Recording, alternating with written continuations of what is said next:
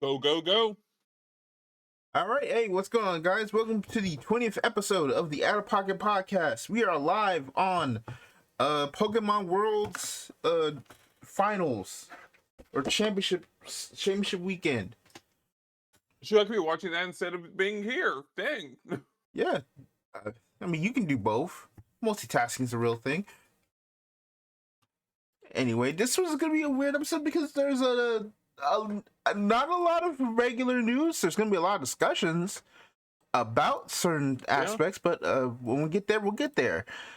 So, once again, we start off with the usual. So, what was your break like, Zeta? I'm gonna say pretty hectic. Okay. A lot of moving pieces. Guess I'll keep things light. My One Piece deck finally arrived. Oh, you actually built a One Piece deck? Yes. Surprising. Well, we're a card game podcast. I have to play a card game at some point. Really? You could have fooled me. Oh my god. Look, at least I can stop pretending I'm a Vanguard player, alright? Sir, you have been a Vanguard player since 2020. Hey, look, I was around for DBT04. Mm-hmm. Sure. Look, alright, I played Service the OG4 for like a little bit, for like a week, maybe. Oh, so you were a criminal. Okay. Okay. You know what? Maybe.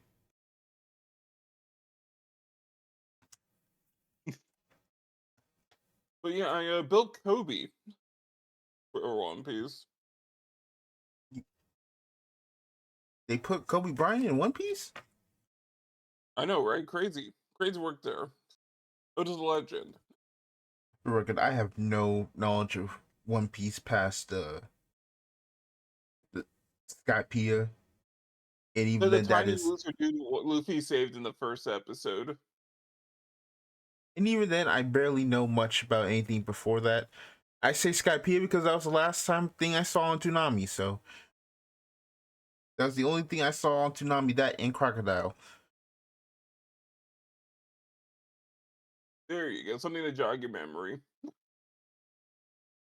I didn't need my memory jogged. I didn't care. I like providing context. Anyway, I mean, full deck was like maybe like $40. Oh well. Yeah, I mean that's shoot. You told me a full deck was like $40, including like including like the staples at max copies. Yeah, I'm gonna buy it. Mm. With the There, locals. right, like there is One Piece deck I consider buying, but its staple cost $15, so no. I mean, shoot. I mean, a place that's still gonna be less than the average. I don't know. You can have a 3 One Piece decks or a one playset of a Yu-Gi-Oh staple. I mean, let's just say I play more Yu-Gi-Oh buying for the exact same price of Sky Striker Zero. So I think I'd rather spend my money on that. I'd spend it on something else later, but we'll talk about that when we get there. Fair. I'm trying to set this deck up. I'm like, oh wait, they're standard size cards. My One Piece, I mean my Vanguard cards. Hey, you flop the sleeves over. That sucks. Hmm. Anyway, go to the store. I'm like sleeving things up right before the event. I job like 1 to 2. Well, it's your second One Piece game ever, so Right. I mean, the first time it was nerves. First time playing the deck IRL. Of course, I'm gonna make some blunders, right? mm-hmm. Second game, it's control versus control. unfortunately. Oh, it's a control deck. And it's like aggro control almost. The gimmick is being able to use a bunch of your characters can attack other the opponent's characters on the first turn they're played. You know, it's like soft rush, right? Uh, Pseudo haste. Only for combat.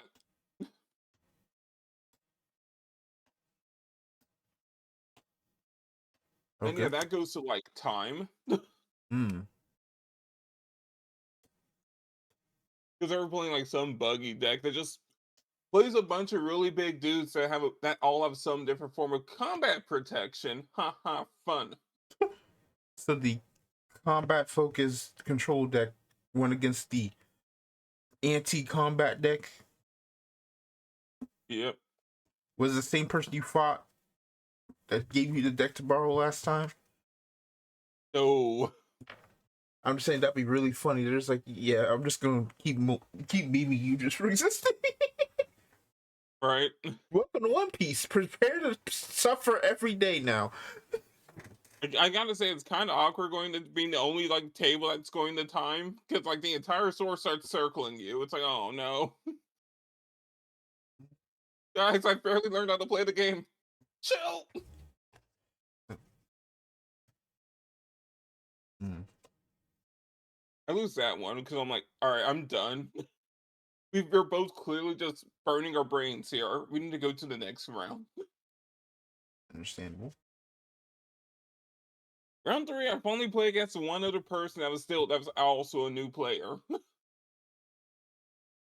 And then my deck finally does what it needs, you know, actually Ah, able to play the deck properly. I see.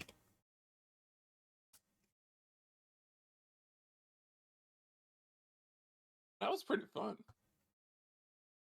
Definitely probably need to make some deck adjustments. Also, like two of the promo cards I need should be coming soon. Hopefully. Mm. They come out soon. Bandai, I'm begging you. It will show up. Like now I'm stuck in the promo hellscape. It's like here's a magic card that just fixes half your deck's problems. We'll get to that. Oh no. This is there's a topic about that coming later. Oh, I had a hunch. Anyway, Other is good news. Started playing a new gotcha game again. what game? Uh, Mekarashi. Mecha what? Mekarashi.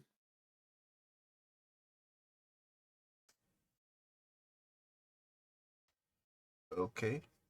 Anyway, so fun fact, apparently Square Enix was in fact working on a new front mission game Mm. with some developers. And then apparently, Square Enix pulled out because they wanted to make the game a thinly veiled metaphor for the current Russia-Ukraine conflict.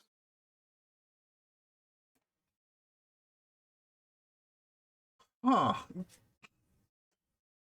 It's very thinly veiled. And so yeah, they just Square Enix just dropped it. Let them keep the devs could work on the game. Just took out the front mission title and like just change designs a bit.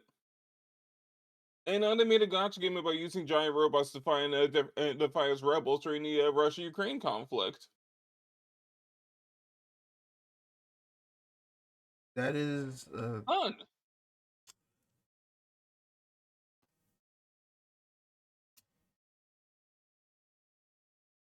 um The main villain faction is the UN Security Council, but they swapped the acronym to be Council Security.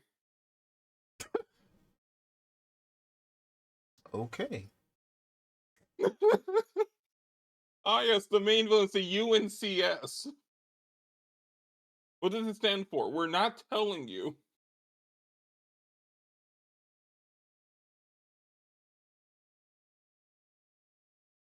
Honestly, pretty fun for a gotcha game. Can be surprisingly difficult. I mean, it's for a mission. The Fire Emblem of giant robot strategy games. Classic Fire Emblem. Had to be clear.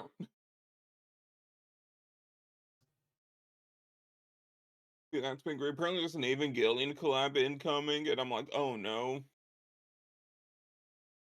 Uh, Fall Fun Games still the Ava collab.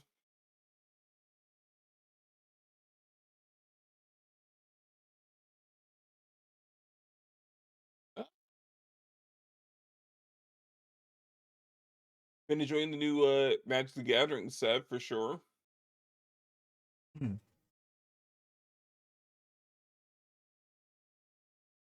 Yeah. Like it's such, I don't know. MTG in space is still kind of weird. It works somehow. Hmm. Uma Musume is still a brick wall of information overload. I have no clue how people are that good at the game.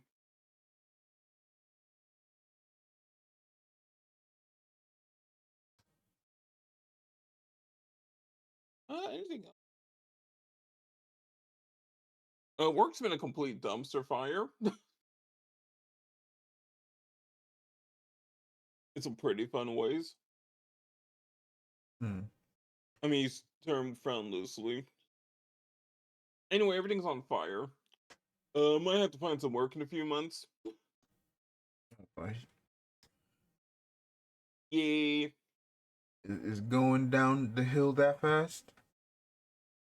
Yes. Everything's fine. All right.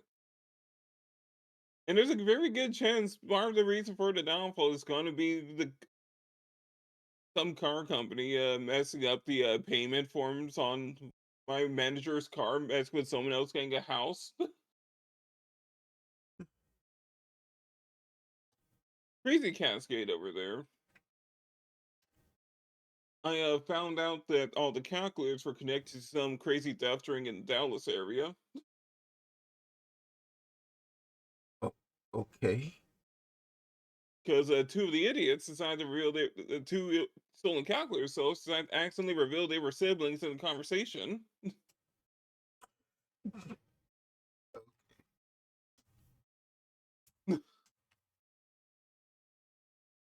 I can't wait to see how that situation develops. Like, hey guys, I found some leads to like some like year-old stolen calculator case.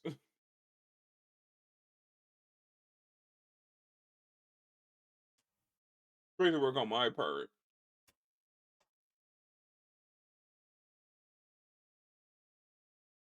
Also, I've now discovered there's definitely some MetaQuest Pro theft shenanigans going on. There are people coming in with these things almost every day now.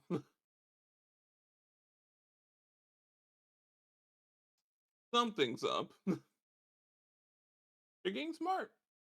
They're sending a bunch of people, of different people each time.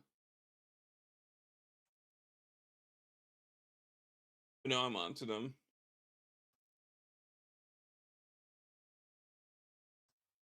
We've had two new people handling the shipping, and they've been losing laptops and iPads left and right. I don't know. Things have been kind of meh. Like things are slowly tumbling down.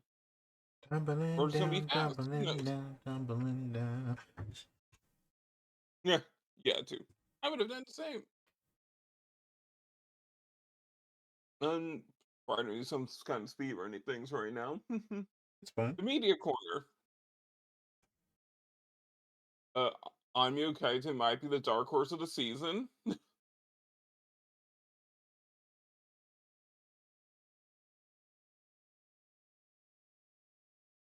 Uh, it is completely whatever the show I thought it was 2 weeks ago when I first mentioned it. I was wrong.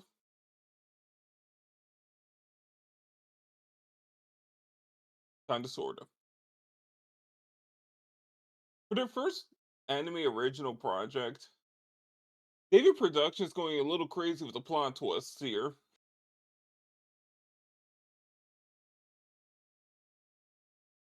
It's like a really good pretzel. The twists are just at the right angle for consumption.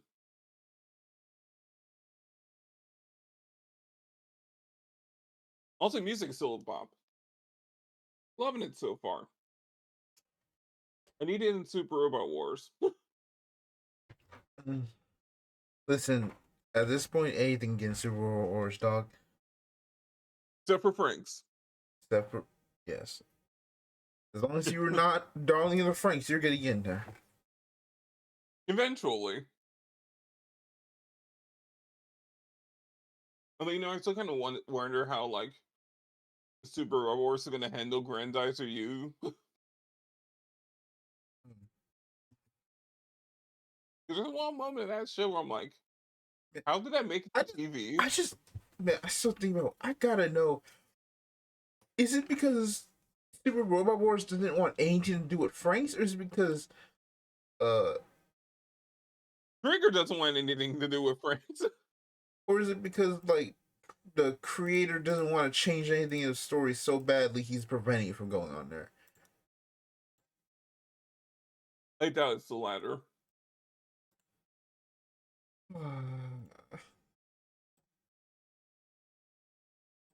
The weird part, right? Like the isolated plot, and that's the only argument you can make with Franks.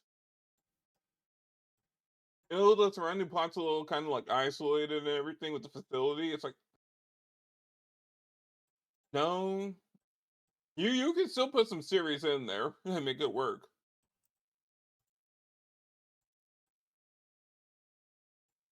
Heck, you could have easily done with Super Wars Y in particular. Which from Mercury's in. The main battleship is a giant flying city.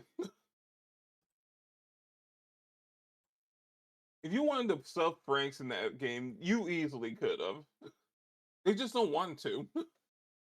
I doubt the creators care that much about like changing things. I mean, they've changed kind of right. They changed The how many manga, things about Seed Seed Destiny? right? Heck, they showed the newest trailer. We're getting a brand new mech for Dynazenon.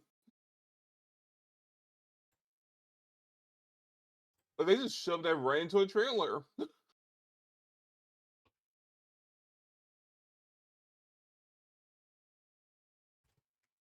They left that one a secret.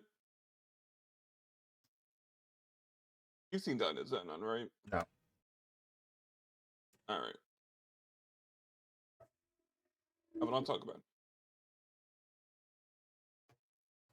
it. Yeah, I mean, kind of great show. Also, I just realized Super Wars is coming out in like 9 days. There goes my money. There goes my game budget. Oh no. At least you can play. At least you can play your game. Two games I was looking forward to. Sky doesn't happen till uh, Sky doesn't happen till late September, and they just announced that the Trails of Sky fighting game got delayed because of some weird issue they couldn't get past. I'm like, are you serious? Crazy. Like, this game has been ready to go for a while, but all of a sudden now there's an issue. Better not try this game. Always something. Always.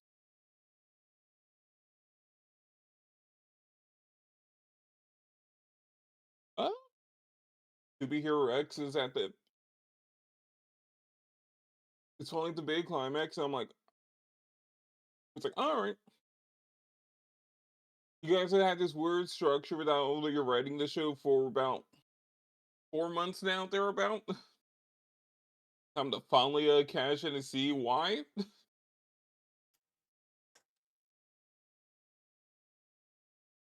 But then what? Cause like mapping it out, it's kind of crazy how that show's structured. You start at the end, then they go all the way back, and each arc is just lurching forward, going back a bit, lurching forward, back, forward, up until we're supposed to get all the way back to where the series started.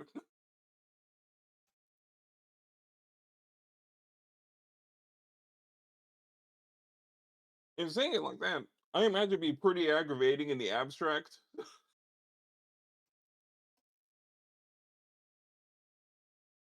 Like I feel so bad for people that were like, really in love with the first character,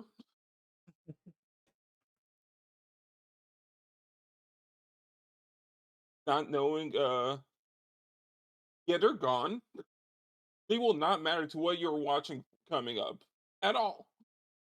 Completely irrelevant. They do not matter. That was filler. It wasn't real. I love this show. If only had a climax.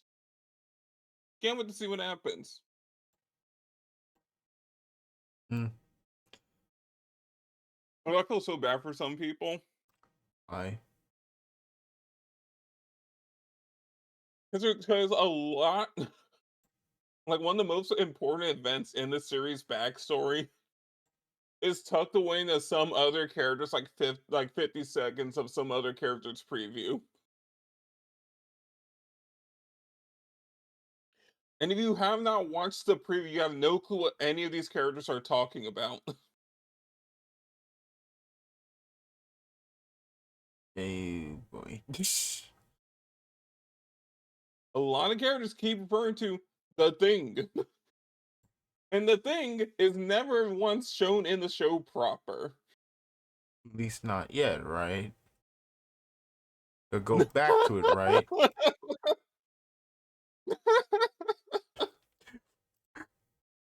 Why are you laughing?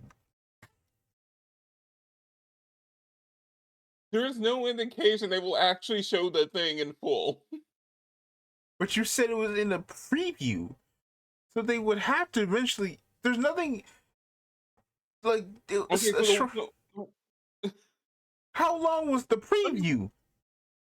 this show has had many previews. Are we talking like Honkai Star Rail, like Firefly backstory type of thing, or Yes. Uh-huh. So every major character's had so there's been like 5 like trailer preview or whatever, like the big ones, right? Standard like TV series what were like trailers. huh? Actually, there's more like 8 now. They've been making a bunch of these shows started. Anyway, there's like 8 of those. And then each character has 2 previews. I still think they're gonna show it later. They have to, right? They just have to. Or you can watch the one of like 20 something previews that actually has the incident mentioned. I don't want to. I could get spoiled. Don't see that's the best part about that specific preview. That preview is not even about the character it says the preview is about. Okay, move on.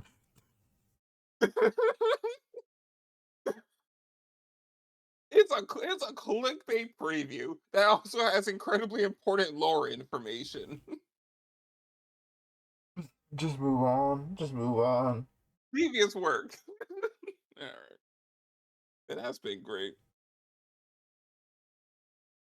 I don't think I haven't been following much other like anime. I've been falling off the anime train, which is unfortunate. I've had no time. Nothing's interesting. But yeah, I haven't gone back to watch Penny and Stalking. I'm pretty behind. I've been meaning to. I'm like, they finally show off the new characters. I'm like, are you serious? Like, dang. Mm,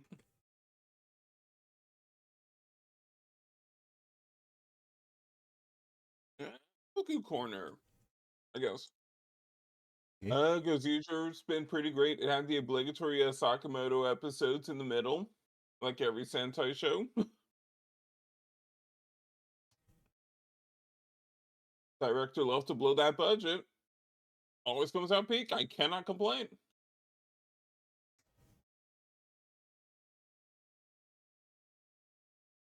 But I'm kind of waiting for like any for like the main plot to kind of kick in Gozuger. I miss Most of the week episodes have been great.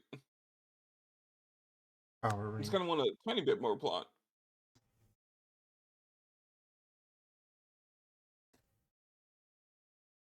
We really Disney somehow did long-term damage to Power Rangers. We just let Sakamoto with no show. There was with no show because Disney wanted to end Power Rangers. There's no We work just for went right back to Sakamoto to do, Japan. so he just went to Japan, and now we will never get him back. All will matter is the stock footage we use if we ever use it again. God, like he's an amazing director for sure. They need him back on Power Rangers. We're never gonna get a new season. It won't happen. Just won't. Or they need whoever directed that Power Rangers trailer for Fortnite. Right? Like, how that Like one that that had true. more aura than half the seasons Nickelodeon and eventually Hasbro got. Yep.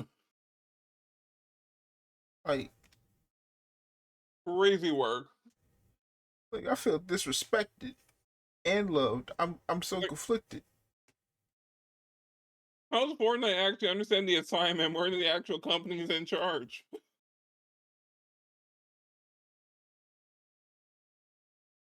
I don't know. Crazy.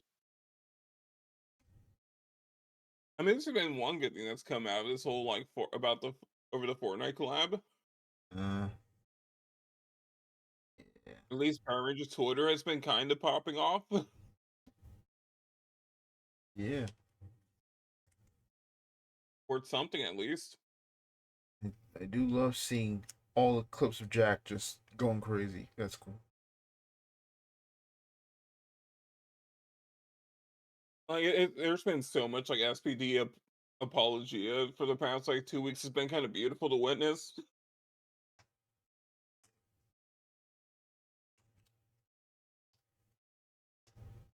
And I mean, they're kind of right.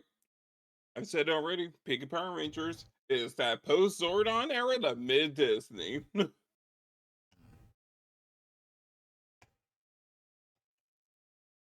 Like that, like 6 to 7 show stretch of Ninja like Storm, Dino Thunder, SPD, Mystic Force.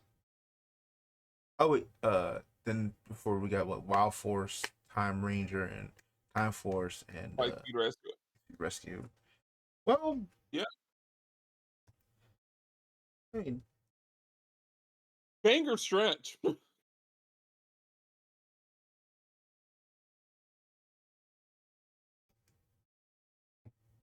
depending on who you ask, it is very much a thing. But like, yeah, dang, it really do be, the fact that everything went right there. Mm-hmm.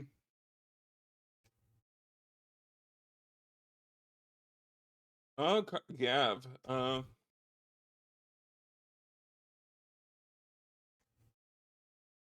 Good, I guess. It's doing the assignment. Doing the assignment until you eventually say, "Nah, the show isn't good." I've been lying the whole time. I got deceived you. No, it's not a show I can call bad. The problem is I'm not excited. to watch it.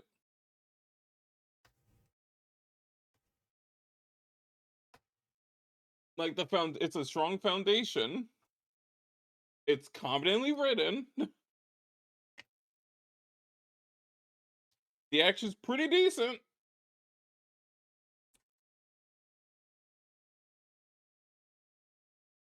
But it's nothing like that will jolt me out of my seat. Like I'm not going, wow. Doesn't happen with Gav. In See. fact, I'm looking at the show's biggest sins in this stretch of the show. Making a bunch of the main villains dapper gentlemen in suits, and then giving them ugly monster forms and don't have the suits on. Hmm.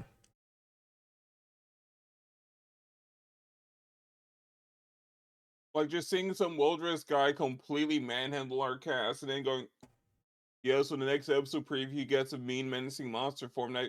It's like, oh, come on. It ruins it. This just ruins what we could have. And probably the idea is like, oh, if he's not in a monster form, we can't just outright destroy him. He still has a monster mask on. It's not the same. No, I want a dapper rich guy being the shit out of our main cast. Oh, sorry. It's a very basic need.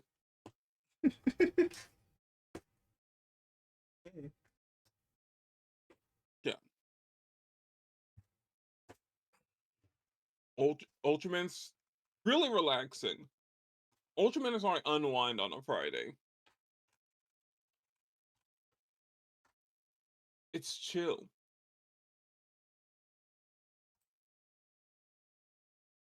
It's deliberate. They're trying to play up the secret identity angle.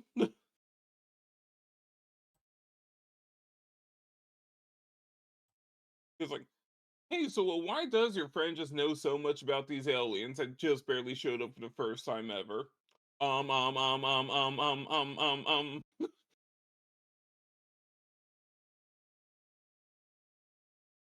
Good question. Silliness.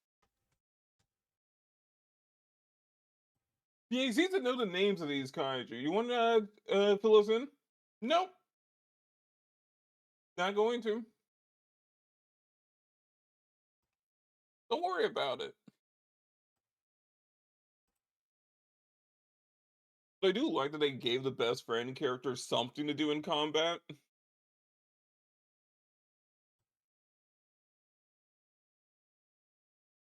It's like there's always this like thing in Ultraman shows where it's like the military seasons, great, because the military Cat's part of the military. The military gets to, show off and do some cool stuff and help out. It's a bit of a struggle in the non-military seasons. We're just kind of wondering why is the main cast even here besides the Ultraman? I can probably see how that is an issue. And it's not like a writer where it's to the ground, right? Where it's like, oh yeah, you can probably do something more reasonable, I suppose. Yeah, it's kind of hard when like most of the enemies are giant monsters. And there's only one giant in the per show for the most part.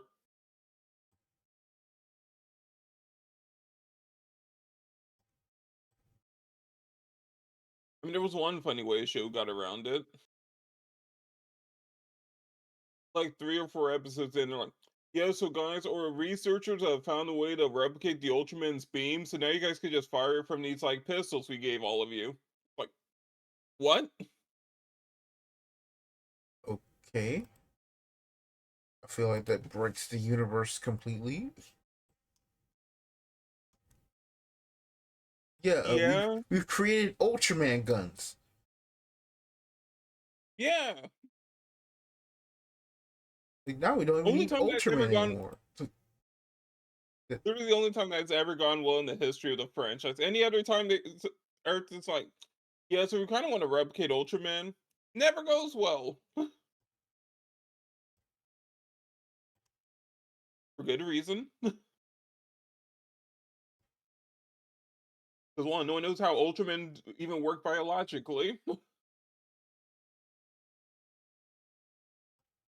Or why they could turn their hair into throwing weapons.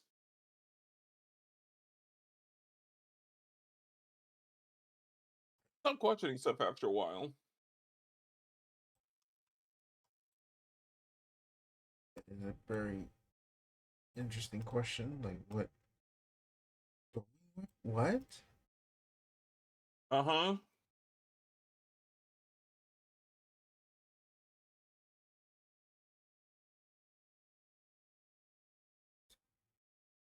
See if I can find this.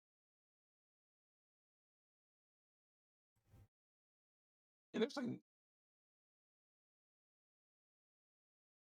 dude, I know good gifts of it, but yeah, the horn pieces on several Ultramen, they can just take it off and use it as a blade. And it's confirmed to be hair. Okay. The only Toku series where someone is being smacked by the wave.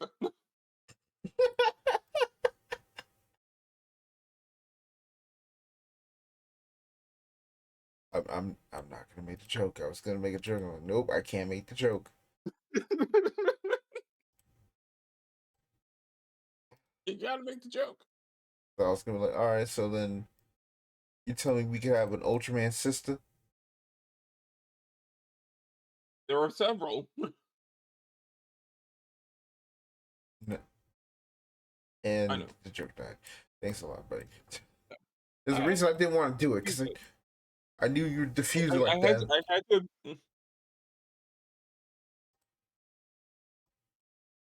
I think that just about covers my 2 weeks. Things were pretty chill. Card game fun. Games fun. Work messy. Hmm. All right. Uh, as for me, weird 2 weeks. Uh, I have been playing. And I use the term loosely. Showers Worlds Beyond. I haven't played that game in a minute. Oh boy, I I can I can confidently, considering how I think I read someone on Twitter say this, and I completely agree with them. They're probably the reason why they did this quote unquote enhanced schedule because they pretty much were like, let's just divide the first set into 3 sets because Yeah, my feels that way for sure. goodness, it feels so boring.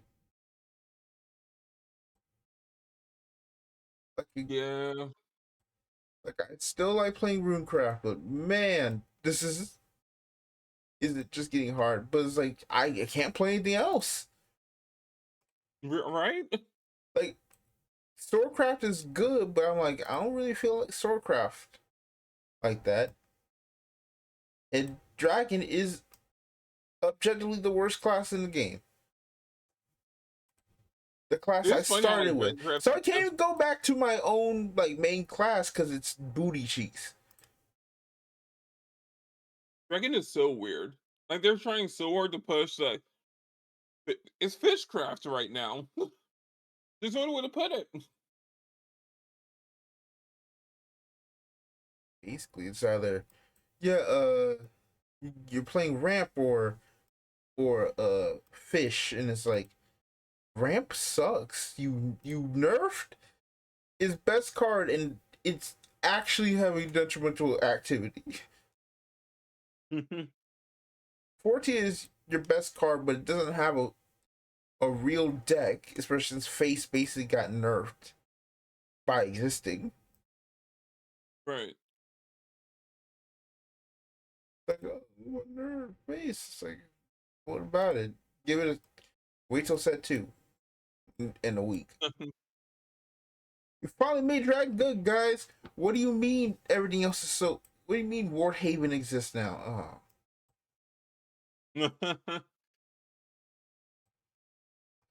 So it's like all I can really play within reason is just like I can just play Rune. I still think the game's biggest sin is making Portal boring. Oh, it is. I'm so shocked how I just don't care for Portal anymore. I was so hyped for Portal. I'm like, oh, Oh, I can make this gigantic oh, thing. Oh no, that's actually, it. the that's all I can do with the And I guess you this. sell me copies. What was that? You mean tell me the best way to play it is the best way to play Artifact Portalcraft is to create ships? Okay, anything else? Oh, the second best way is to shove in a puppet card still?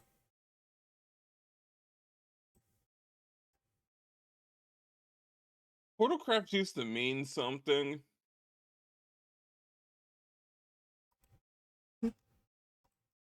It I just I, I miss Yu-Gi-Oh Artifact. I miss it so much. it's just dang, man. It is so tragically boring. The state of Showers to me, it's like dang. What happened to the game I love? I'd say is someone who barely played the original Shadowverse past a certain point. Like, this is the base set of all time. It really is like that third second coming up. And if that set's not good, then I definitely feel like the 2 month wait's gonna be abysmal. Yeah. Because now we're out of accelerated release schedule. Could you imagine if this was just every 2 months? This game would not last much longer. You know what would have probably helped? Uh, Dungeons, Fishing, and Mahjong. Mm. Now, You know, something to distract from the main gameplay.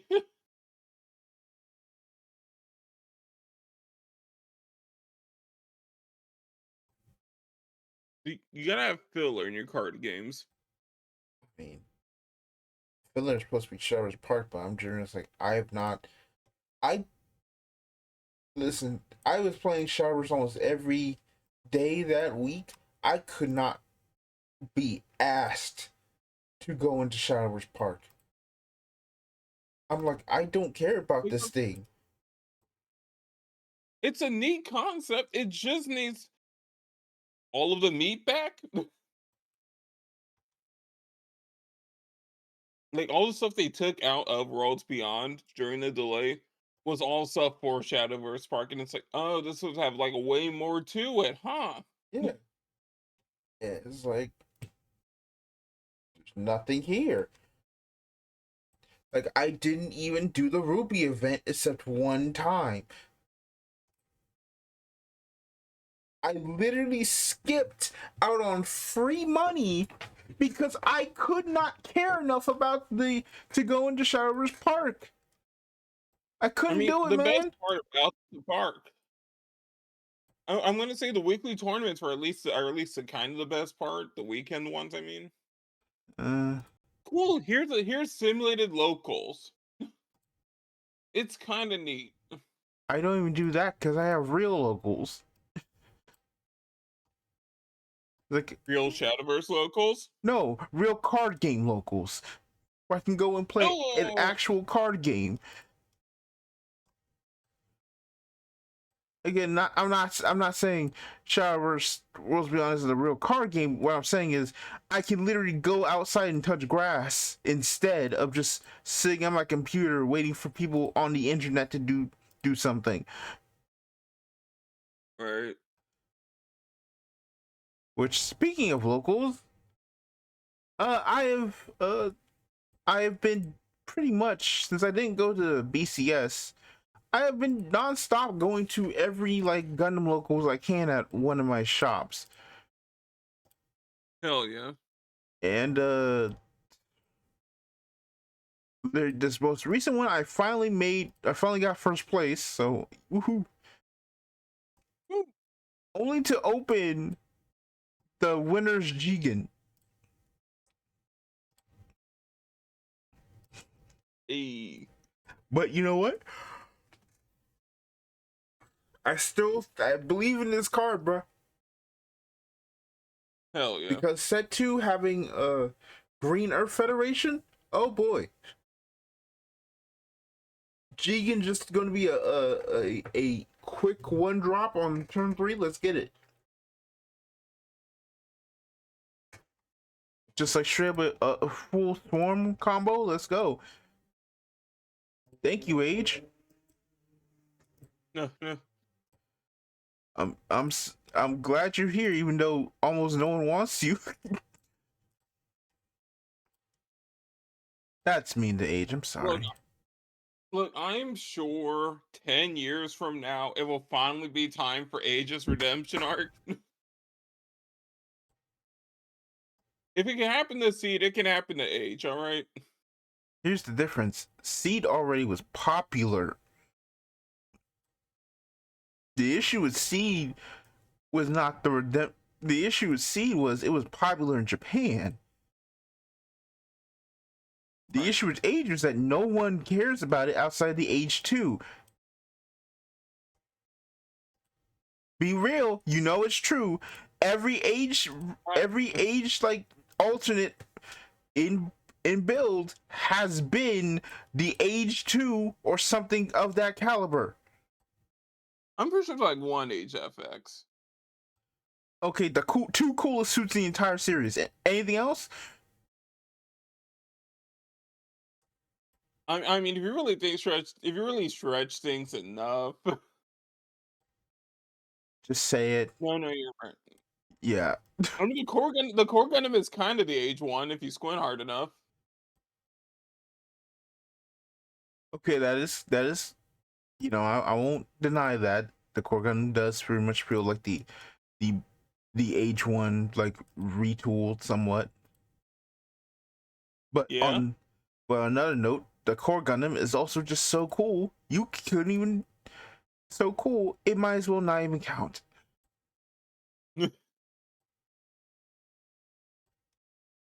Fair. Like, honestly, they hit it out of the park so hard with the core Gundam, it's kind of ridiculous. It got completely shafted in Gundam Breaker. Yep.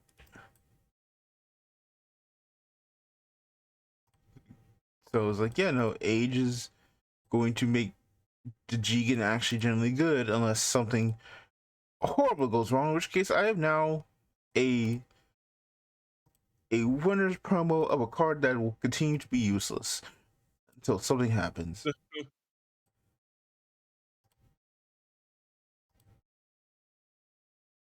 But that pretty much just played a bunch of games. Ironically, the one time I won, I finally actually used my blue green quote unquote freedom blocker deck. And every matchup I went up against was zapped pretty much. Was either zapped or Xeon. I'm like, okay, this is just funny.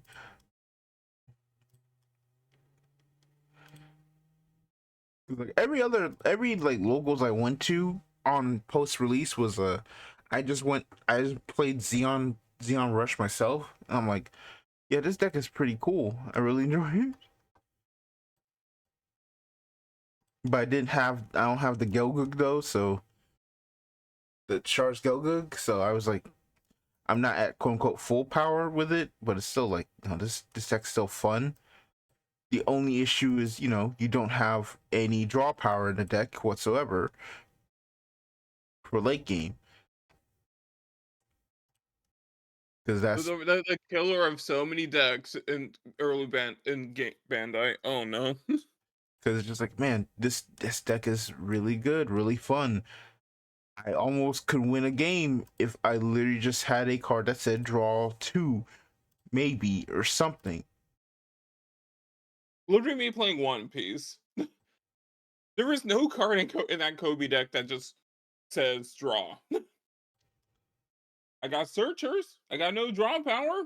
Yeah, like that's anything. Search, draw, anything, right? The only searcher in that deck is Zaku 2, and it's only when it dies. The reason I'm after that promo, it's like the promo literally just says you have less than 6 cards in your hand, draw 1. It's like I'll take that's it. it, right? Unattack, draw 1, done, done, perfect. All I need. Yep, wrap it up. It's all we need. But that's it. That's all it is. That's all it needs to do. Just recurve my hand some way. Anyway. Right. Especially in a card game with blockers. Like I need draw power. Everything needs draw power. So I did it, but I kind of was like, I want to do, like, freedom is really cool. I like freedom. I don't have unicorns. So I'm just going, I guess the com- community colloquial name is freedom blockers, but what I just did is like, I don't want to play no blockers. I want to just play completely blockers. I added like a playset of GMs in my deck and said, you know what? We are no longer freedom blockers. We are now freedom strikers.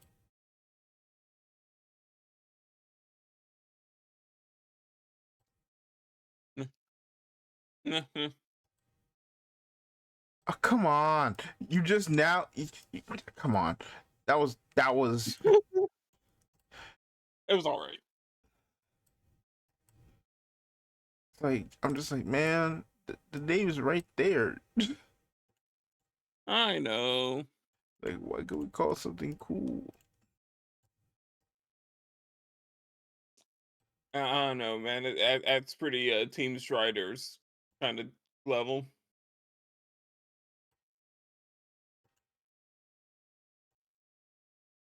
Well, no, shut up. Anyway. Anyway, so that I have not played a single game of Vanguard, but I have finally gotten the cards I needed to update Ava again. Also, shout Nice. out Set 10 for giving the best Ava and Archive card ever imagined. That card will be $30 on release, and I need 8. Jesus. I mean, I remember Different Fight was talking about it in his video when pre-orders came up. The when like they did original pre-orders for like splits, like the split for Brandgate was what, 140 or something when it was announced. If you bought that split, you basically made about another, like, you basically got like a free $60 off of that. I don't remember exactly what thing, it was like close enough. Right. So it's just like, dang, card is exceptionally good. And it's like, yeah, I have to actually spend money on a set that I don't know. Even though like uh this set is like pretty like good, it's also so boring. It got bored of them. Like, I said it on in proof cord. Like, the moment I mentally checked out the set was when we got the restander for Impolio. And I was like, oh, okay, Right. I'm done here, bro. I'm checking out. Like Like the question being though is like, what makes a fun Vanguard set? I think just something cool. I think just like you just gotta have some spice in it. Like, cool, Liel gets a new upgrade. That's cool. Uh, did you decide to reprint Gabrielius in it? No. Okay. Well, again, we'll talk about it later. No. Okay. Well, then Right. this deck is out of reach for anyone who didn't buy a playset of Gabrielius, even though the only deck that ran it was Rezio, which only ran it at 1 to 2. Right. Like, okay, what's his name? Jejuled? Jejuled apparently is not even good. Oh no. Like, you're better off just using the grade 3. You're getting the ride line. You take the grade 3 and then the one of grade 3, and then you just call it a day. Call it a day, still run the grade 4 package and keep going. Like, okay, so the game plan didn't really change, it just became better for a deck that already was annoying as hell to fight. I mean, I feel it's kind of like we are hoping for almost a lot of Vanguard decks legacy support. Well, they still do the game plan, but better. I mean, that's fine. Give me something else. Like, okay, cool, Jack. Or the resender. Yeah, in Polio, yeah, here's a restander for a deck that honestly didn't need it. Like, it could have used anything else. It can use a way to interact with the auto mod gauge differently. It could have used anything else. Nah, here you go, a restander, but it has to attack first. It has to be the first attack of the turn. Like, what is this way? Ideally, but she should be going ham with set orders and crests, but they're not. Like, I'd be okay with this if, like, I don't know, you actually like made blitz orders good. Like, yes, I know But we just limited one, but that's not the same. It's limited because it's limited not because it's already a good blitz order, which it is. It's limited because it's also in the issue is the best deck in the game also can run it multiple layers and be perfectly fine with it. That there's some really good decks that can really use that blitz order, and some really good blitz orders like the Brantgate one that just goes for each rested one, but it's like those are like 2, maybe 3 if we count the Regalis piece per card, but like, right. out of how many orders and how many years that this current setup of orders works, that we only had a grand total of like maybe 4 bangers. Like, come on, the deck literally has a skill about focused around blitz orders, which is Lascaria doesn't even care. It's just an aggro deck with blitz order. Everything in Vanguard is aggro. Yeah, but it's more, you know what I mean. I know, but I It mean, doesn't that's kind care of like the about an problem. actual like defensive game plan. It cares about just straight up beating your head in with restanders until with crit Vanguard with a bunch of restanders, and not like grinding out your opponent or some other thing.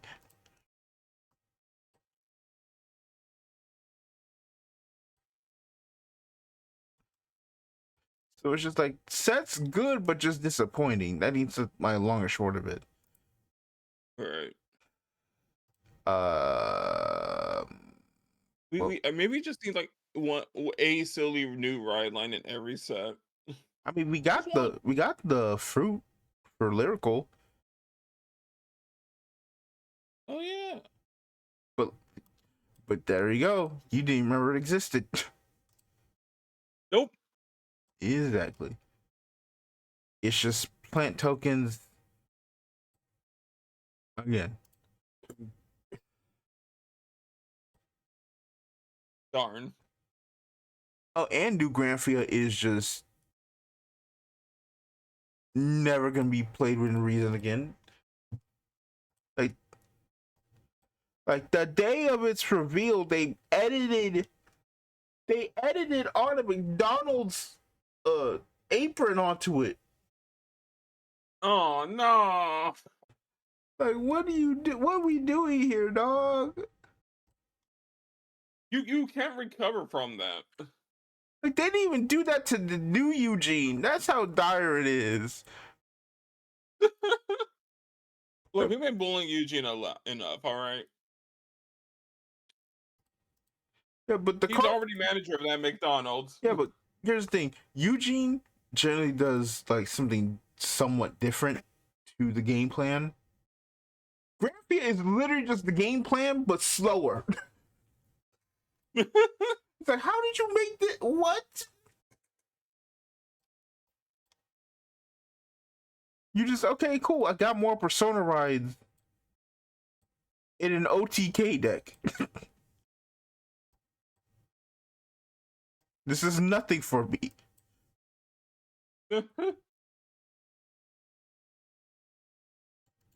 Allegedly, I don't know how it's gonna be in like full the actual tournament thing, but it's not looking good for that. So it's just dang, how do we get to like what are we doing here, dog? And I say what we're doing here as we eventually will get to that. Yep. And we got a little breadcrumbs now.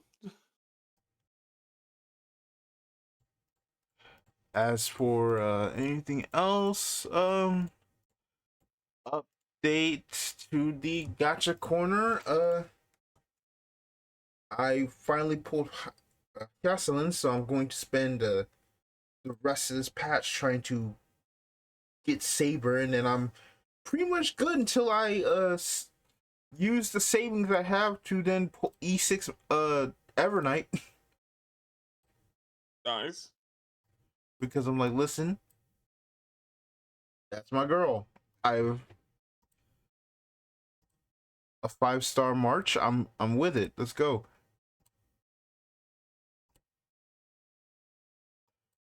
And also Don Hung update too. But you know, he gets a 1-up pull. He's coming into the squad. I'm just saying March is getting the bulk of the resources first. Of course. I didn't think we'd get Dong 3, but you know.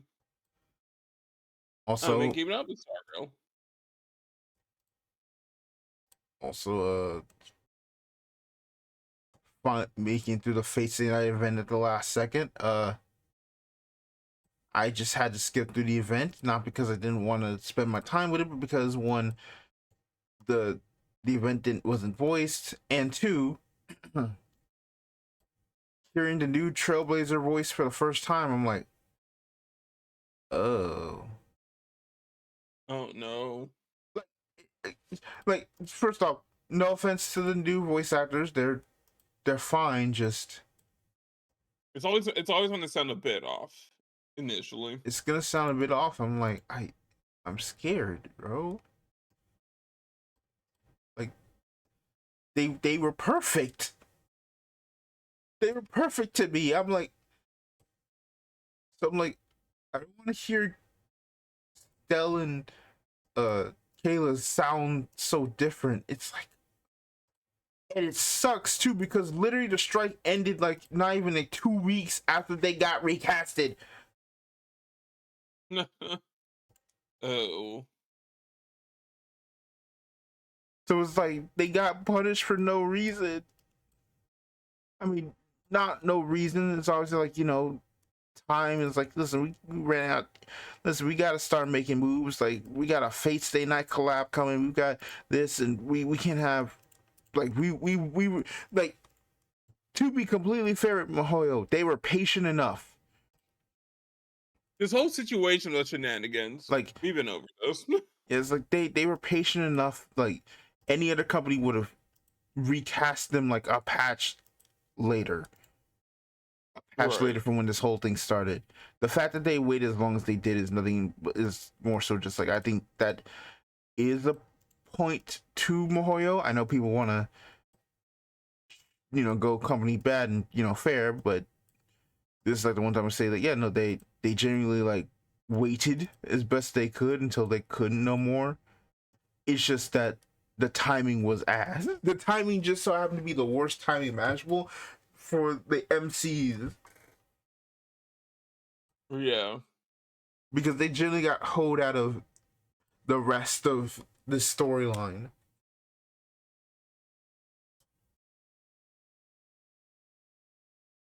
You know, people give MiHoYo a lot of shit. I'm like, I don't know. They haven't done anything crazy evil as a company.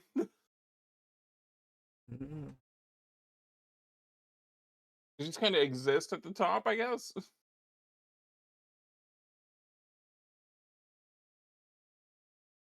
Meanwhile, the competition's doing a whole load of shenanigans all the time in the background. They shout to Nikkei for releasing a patch with two voice chapters and a voiced lore event, only for all those chapters to be high pitched on the English side. Like they just tuned up the pitch. Like you could tell like characters who already had like higher voices like Maxwell and a niece, but then you have like the ones who are like voicing like deeper. Like Rappy is like, oh man, you hear Maxwell talking, she sounds normally fine. Then you hear Rappy talking, and she sounds like her child version. I'm like, Oh no. and considering I've already heard her, seen her child version, I'm like, this feels like I like someone said best, like I feel like I should go to jail. Oh no. It's that bad. Jeez. And it's not like, oh, this isn't like, oh, this is natural Rappy. This is a horny Rappy that exists now. So it's like, oh no. Oh no. Like there's literally a moment, small spoiler, but there's literally a moment where she says, all right, she says to somebody to the players, like, all right, Commander, you heard her get smacking. Like, what? It's like, what?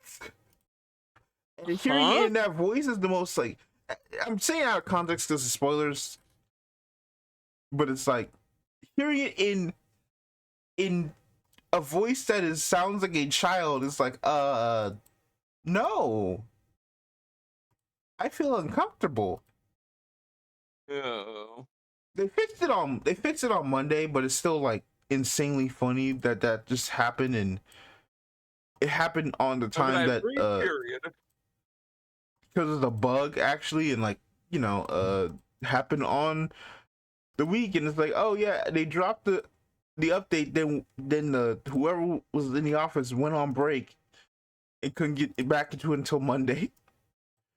What kind of like bug sets the pitch to +10?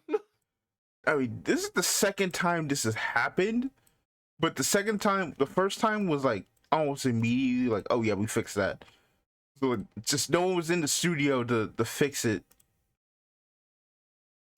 this time because it's summer. So like, all right, you get like a just patch it and ready to go. And so I guess they were just like, all right, listen, I'm just patching it and gone. We'll fix that when I get back. If anything happens, we'll fix it when we get back. Mm-hmm. So it's fixed now, thank God. But it's still like Right. PTSD hitting different. Um, and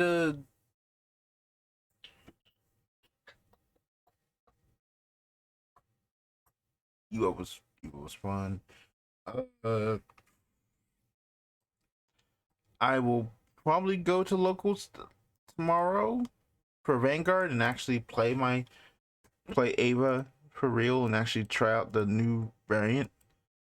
I assume that when we go to locals, people will actually just go up with a new ban list, which we will get to.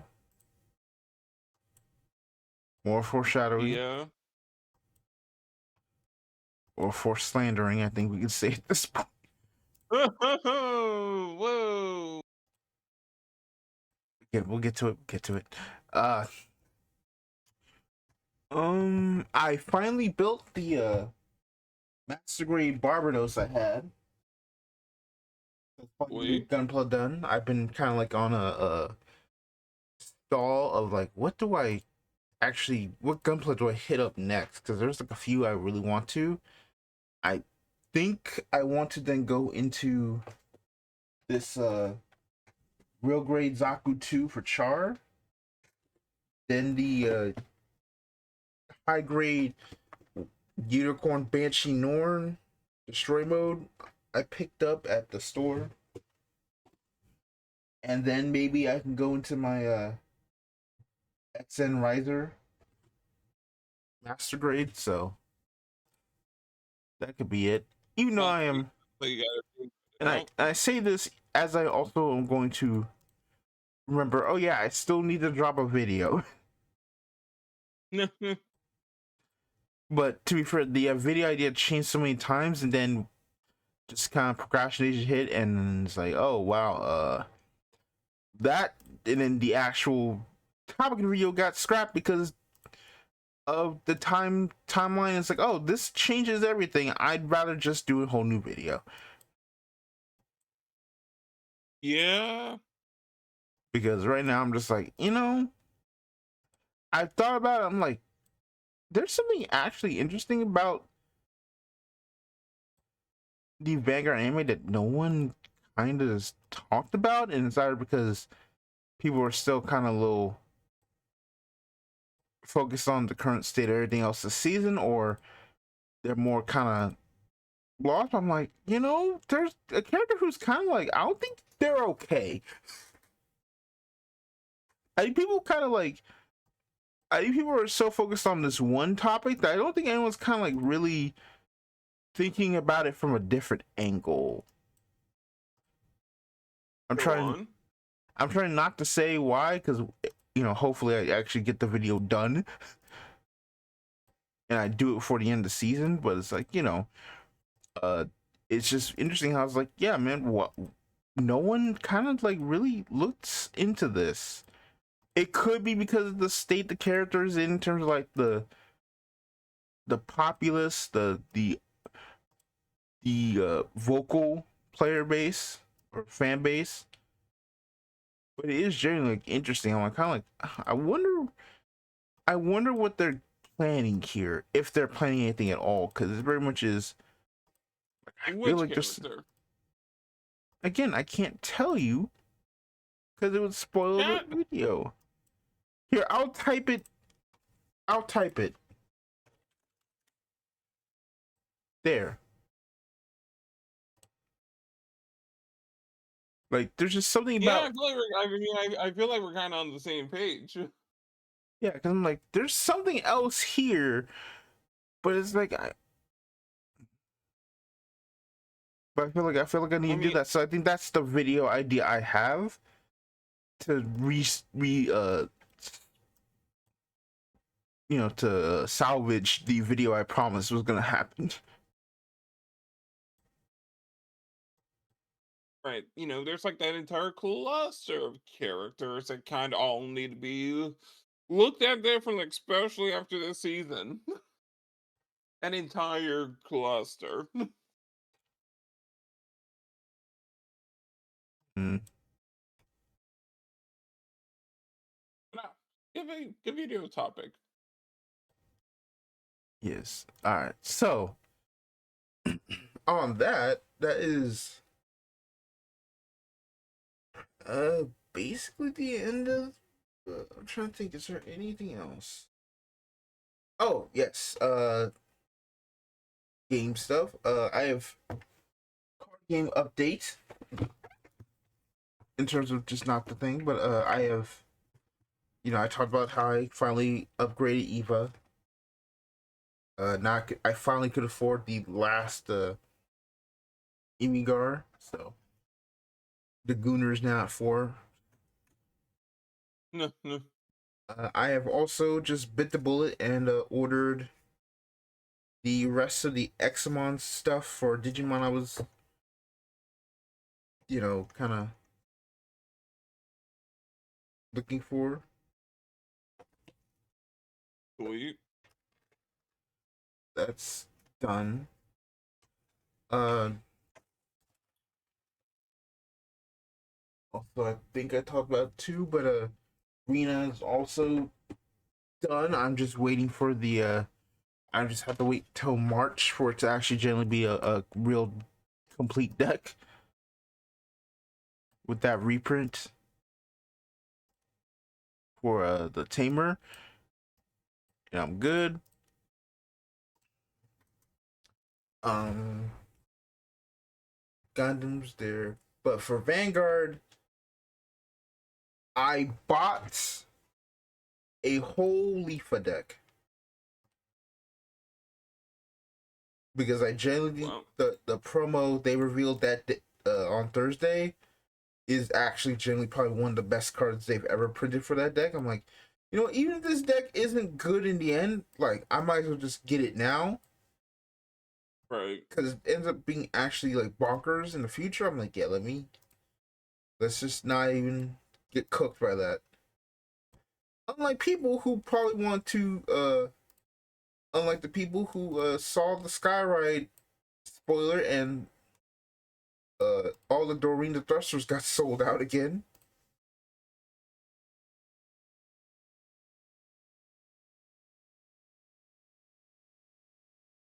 So yeah, and I was kind of like that too until I realized, wait a second, I hate dark irregulars. What am I buying this for? I'm like, wait a second, I don't even like this deck though. Considering the boss, Man, I'm like, I don't even like that boss. What am I doing? I'm just trying to buy for no stuff for no reason. Get me out of here. man, Dark Irregulars is so cool until it isn't. Like, There's no way to put it. yeah, I think that's the best way I can put it. It's like Dark Irregulars is a cool. I think Dark Irregulars is a cool aesthetic deck. Like aesthetically, Right. I like the feel of that deck, especially its past versions. I could not be And then bothered to G play happened. anything outside of like end of G Shaharat. I could Like, I not. feel like Late B did so much damage to Dark Irregulars. I mean, it's still paying for it now.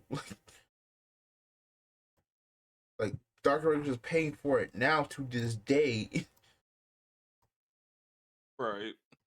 because it's just how it's like, oh yeah, let's make Dark Irregulars good, and it proceeds to print the most insane cards known to man. Oops.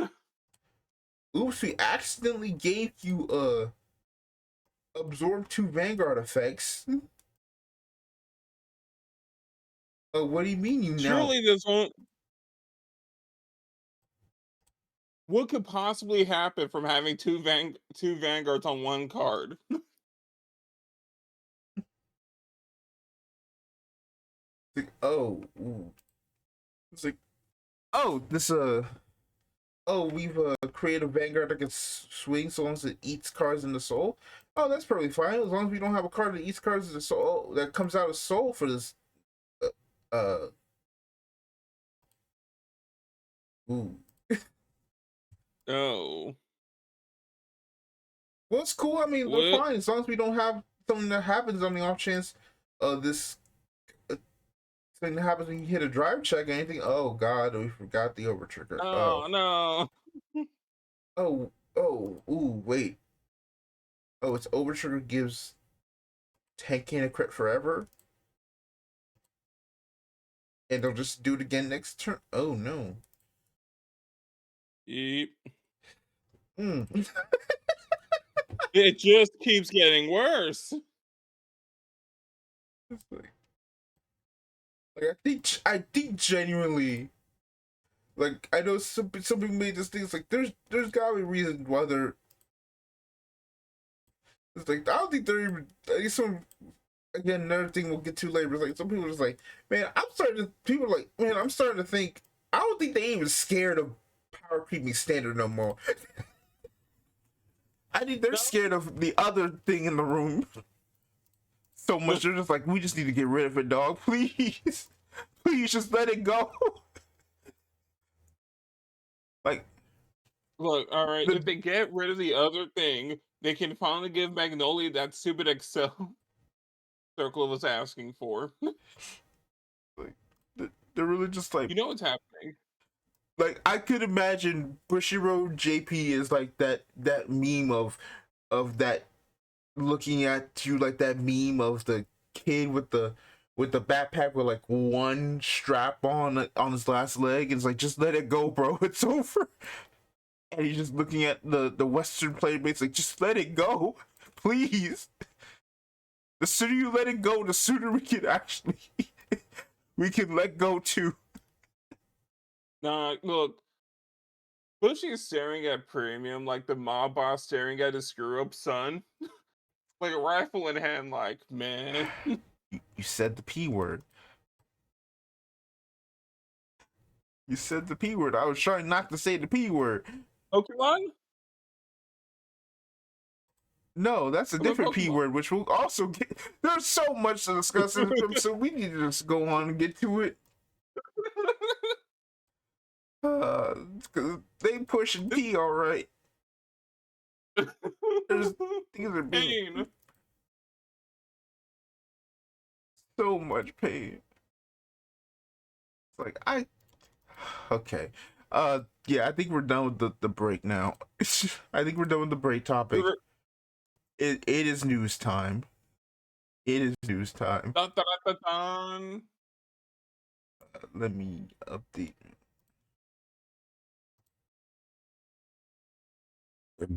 Oh, excuse me. So news time, baby. Yeah. Which isn't really a bunch of news, but it's gonna be some big topics to kind of talk about here, you know. Yep. For the record, once again, and also like I said, I am also banning any discussion over that fraud odd game. So we're not talking about it. We will never talk about it. So until I see end of service or something along those lines, we move on from that. Come on, you don't want to talk about a hit new card game that's going to be changing the world soon? It could change these nuts. Grand Archive? I mean, Grand Archive is a real game. Yeah, and so is VCard. You said the word. You said the V word. All right, news. Starting off, with Ripbound. This is how the news is. Officially announced Set 2 Spirit Forged will launch in December 2025 in China and February 2026 in English.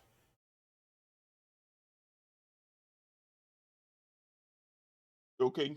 And the preview image has Irelia, Ezreal, Lucian, and I don't know who that is. This is a problem because it's not Katarina. I mean, I'm sure we ran down the list of pink-haired League characters who'll eventually find out. I'm like, it isn't Katarina. I'm trying to remember who this is. I'm like, what pink character is it? Because it's not Seraphine, because Seraphine's not like that, like serious. It's not Vi.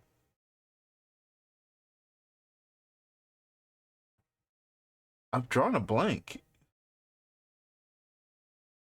Hold on. Huh. Hold on, let me check something here.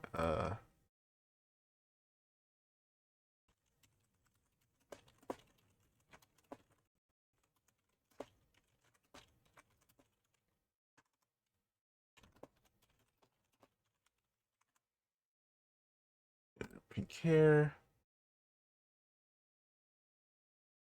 Not 10 years ago. Jeez. Okay. Um, it's not Ari. Uh, it's not Annie unless they're about to try and do some weird plot twist. Hmm. It's not Zyra. Is it a skin? That can't be right. Why would it be a skin?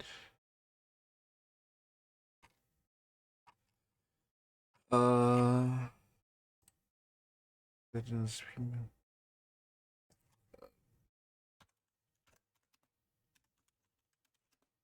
Let me. I could probably like. Let me actually read the thingy. Okay, I just realized there's actually a article about it. Oh wow. After Origin, Spirit Force Slice the Ripbound launched December Chinese. West Ripbound's origin story is told. It's time to become Spirit Forged. This dynamic second set introduces new champions to the game like Ezreal. Oh! Wait, what? Oh, no, wait, that's spoilers for later. That can't be. Like Ezreal, Fiora, Irelia, Lucian, and Rumble. That can't be Fiora? What?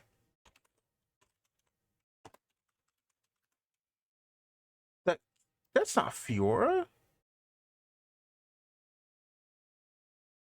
Like this is Fiora. This is Fiora, and she has pink hair, but it's not like she has pink hair, but it's not her entire hair compared to this. Oh I no. mean, I kind of see the black in the back. Yeah. Oh, you know what? I do kind of see it. It's just like Right. it's just because it looks like a shadow, so I didn't know it was that. Okay, so it is Fiora. Okay, you know what? Let me fix my face. Okay, so it actually is Fiora. It is Fiora. Okay. It is Fiora. My bad. So champions of Ezreal, Fiora, Irelia, Lucian, Rumble features 200 new cards, 2 new champion decks you can pick up and play right out the box, and a whole lot more. Nice. And that is it. So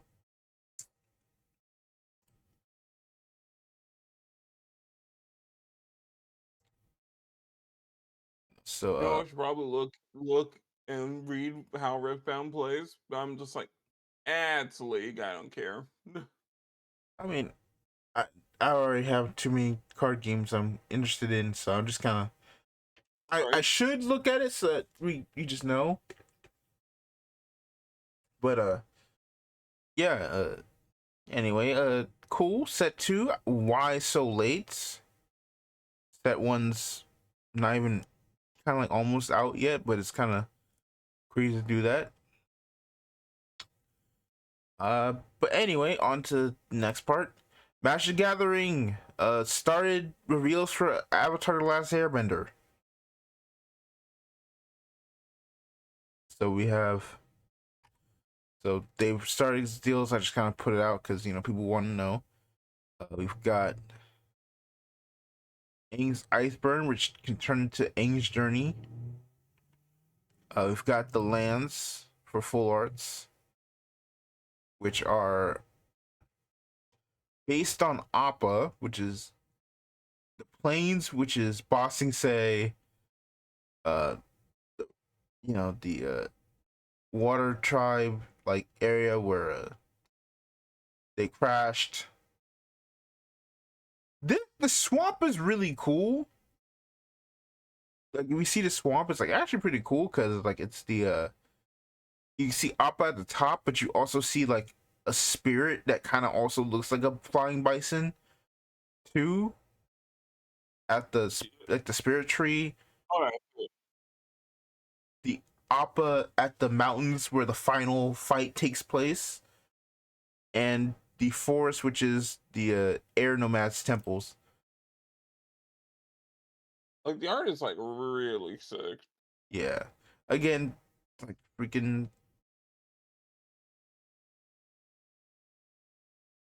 This is really cool. It's like then you have Avatar Aang, which he has Avatar Aang, which is like, oh, he gets a fire. He has red, green, white, and blue to play.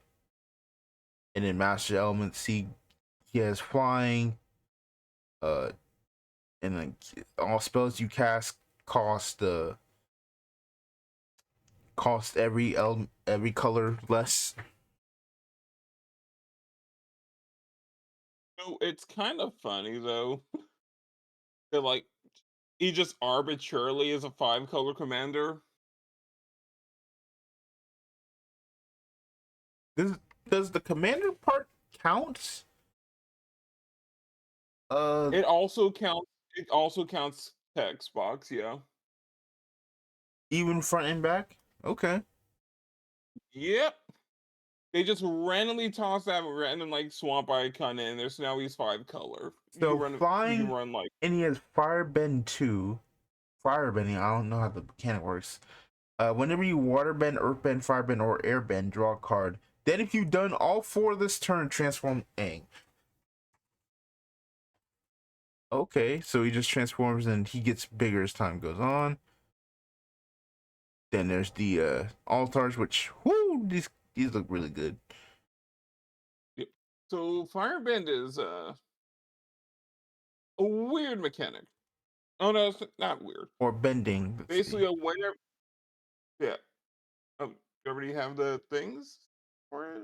Firebend X, Oh, when X is fire lords equals power. Remember this creature attacks at X um X red. This man's so I think so it's is boring. It's waterbend. While paying a waterbend cost, you can tap your artifacts. So firebend is you just get two fire. So you just get on attack gain mana. yep. Gain 2 red mana, only usable during the combat step. Earthbend 2, target lands you control become a 0/0 creature. Haste. That's land and put 2 counters on it. So the so earthbending is the earth becomes a creature. Firebending's there. Firebend. Wirebending, but I don't see where airbending is. Warbending is convo. It's a really interesting convoke. Let's Part see. of that also includes artifacts. It is kind of crazy. It's like, the only airbender doesn't have airbending as his thing. I mean, I feel like it kind of makes sense in the context of this specific Aang card. That's true. It is like his last version. Let's see. Here we go. Airbending Master.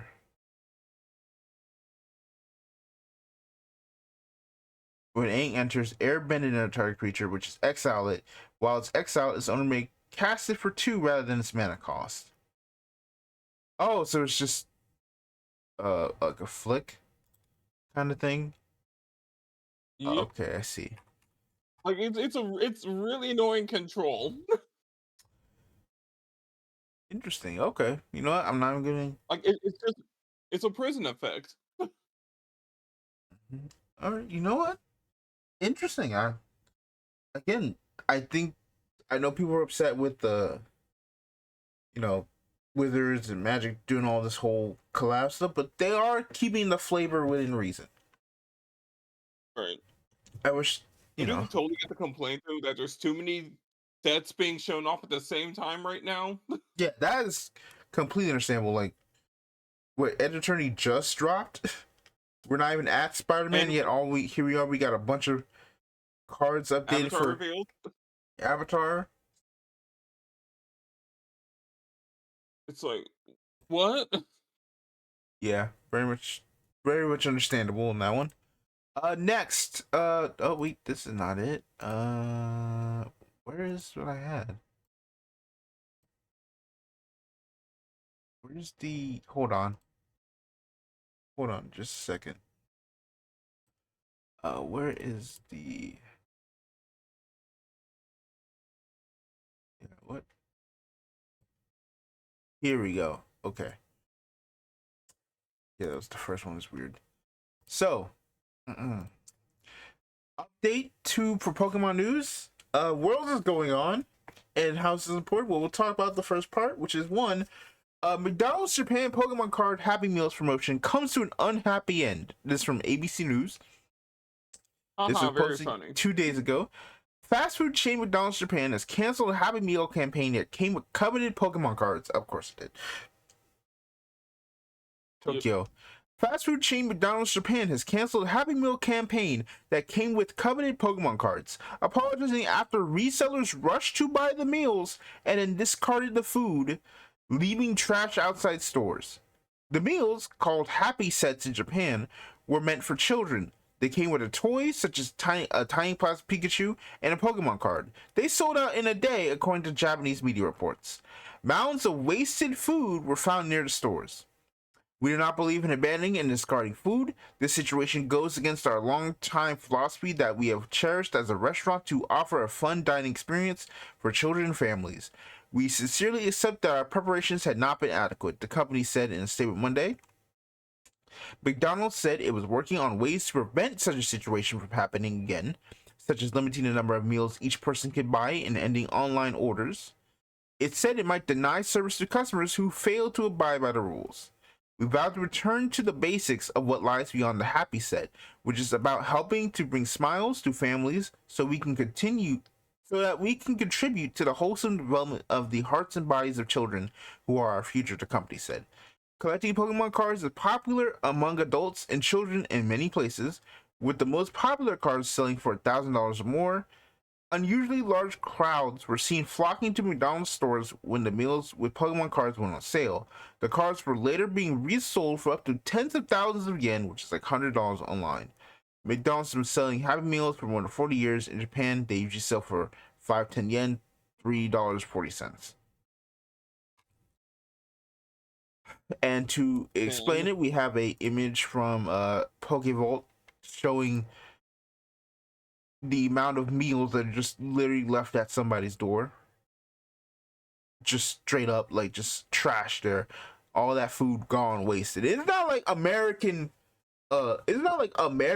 McDonald's where it's like you could probably just throw that in the trash bin. This is like Japanese McDonald's. This is like one of the more healthier McDonald's chains in the world. Yeah. Like, this is arguably good food here, all wasted. And the fact that Japanese citizens apparently did this, or people in Japan, yeah. Because there's no way. Like, at least eat the damn food. Or donate it. Something. Like, they just left it at the door. Like, this is like that door at the McDonald's. There's just a pile of food because they just came for the Pokemon cards. Like, this is one of those situations where it's like, I would be fine. Like, just say, so you can just order around the food for people, right? Like, you want 10 of these damn promo cards. You're ordering food for like the 10 next 10 people in line. I mean, they're just like literally like, hey, just I mean, the whole thing's supposed to be like, yeah, we're ordering, right? It's like there's supposed to be like a limit to the orders, right? That too. So it means like either they got around it by having more, but they also remove online orders. So they got around it by like ordering for like a pickup or something,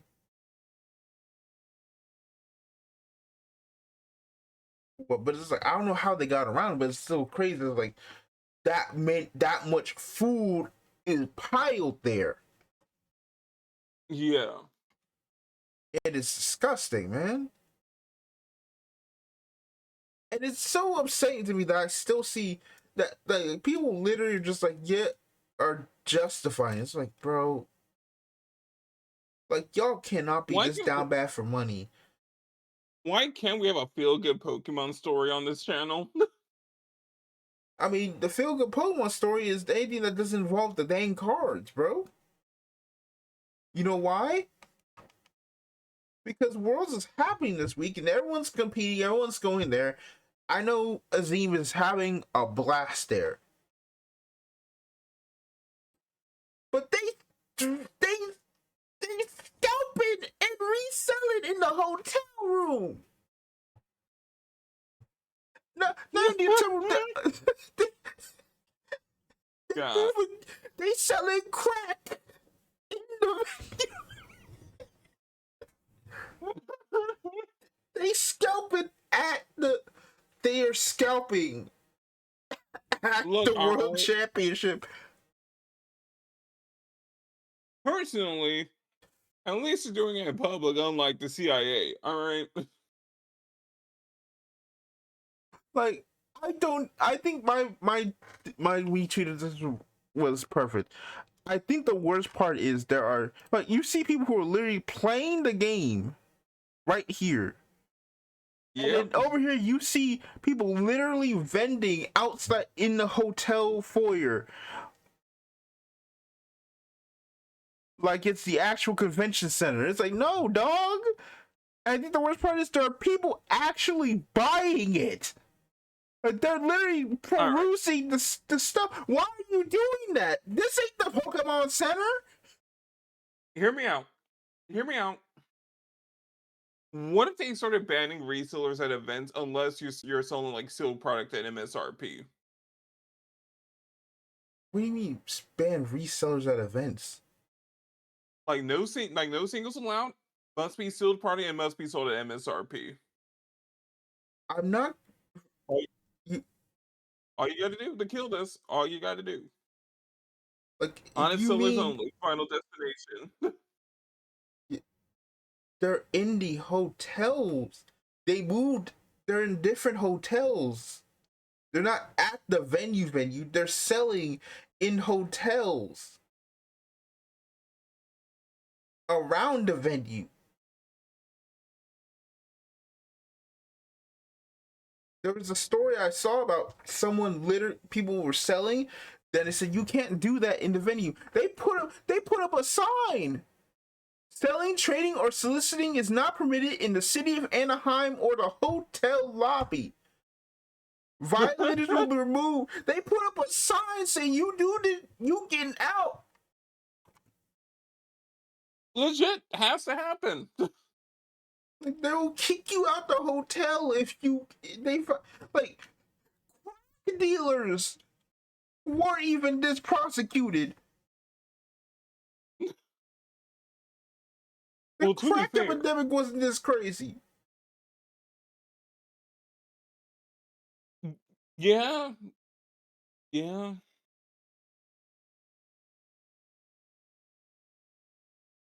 Honestly, crack is probably healthier for you than Pokemon cards. Let's be real.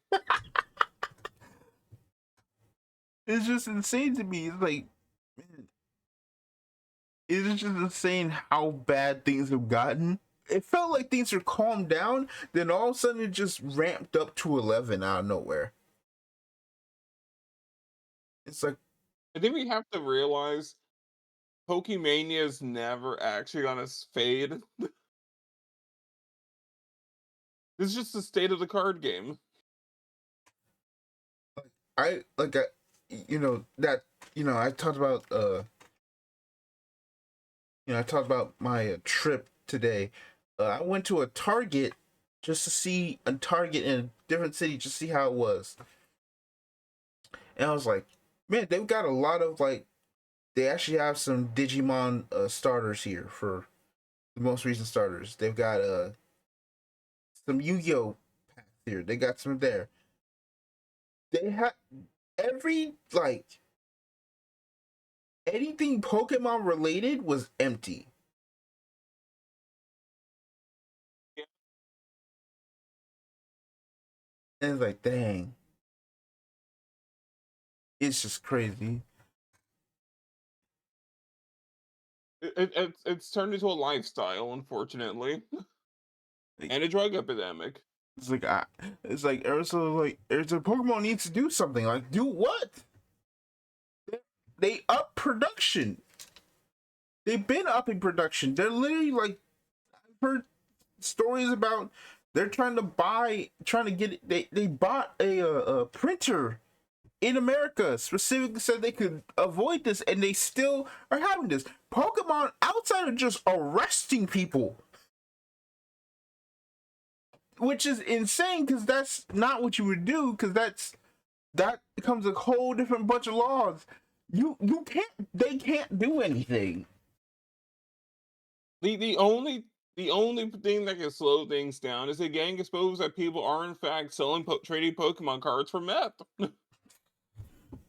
Like, you just gotta sell you just gotta give the creator the resellers crack and just say like, hey, they got drugs, get them. So it's like what, sabotage a certain subset of like sealed packages with drugs in them. It's like You just gotta put a baggie of weed in there and your stuff. Hey, oh, it seems like a scalper's ordering this. Just gonna stick some weed in here. you gotta sneak weed into the backpack. Like, I don't know how that got there. Anyone anyone ordering more than one case? Oh, sorry, one in the bag. One, whoops. Oh, sorry, you swapped one of your boxes with meth. Oh, I just don't know what they do. Just I I don't think there's anything to be done. It's like it's all cooked. Like, Pokemon is just cooked. You can't do anything no more. It's like, 5 cops dead from a fentanyl-laced Charizards in recent drug bust.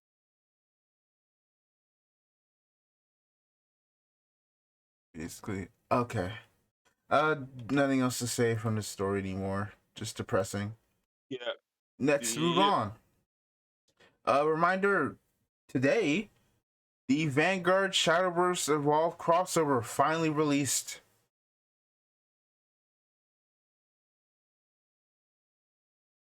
There is something so off about the art, the characters.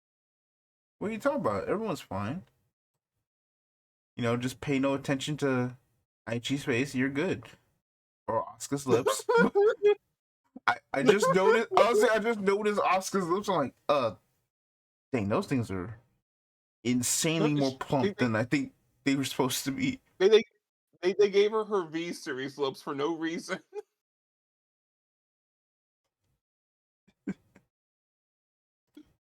Yes, that's just a reminder. Also, they announced that there's gonna be a Princess Connect set coming later. Shout out to different folks for just kind of posting that, so I don't have to look through this trailer. Yeah, We are at least a few months away from an Uma Musume set announcement. another one. Another one.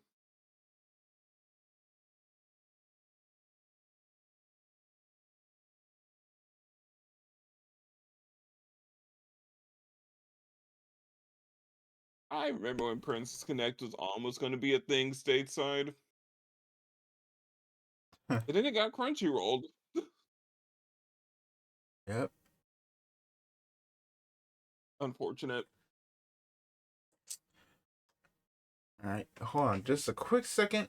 Let me check something real quick.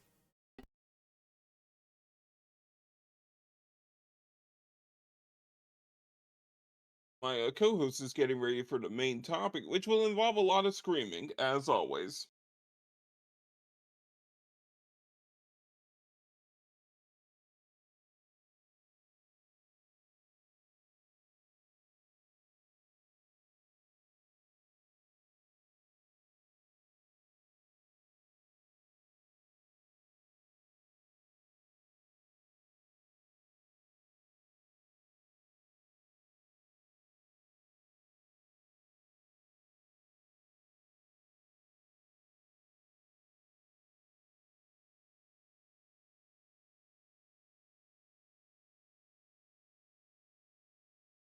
Sorry about that. Had to had to double check something.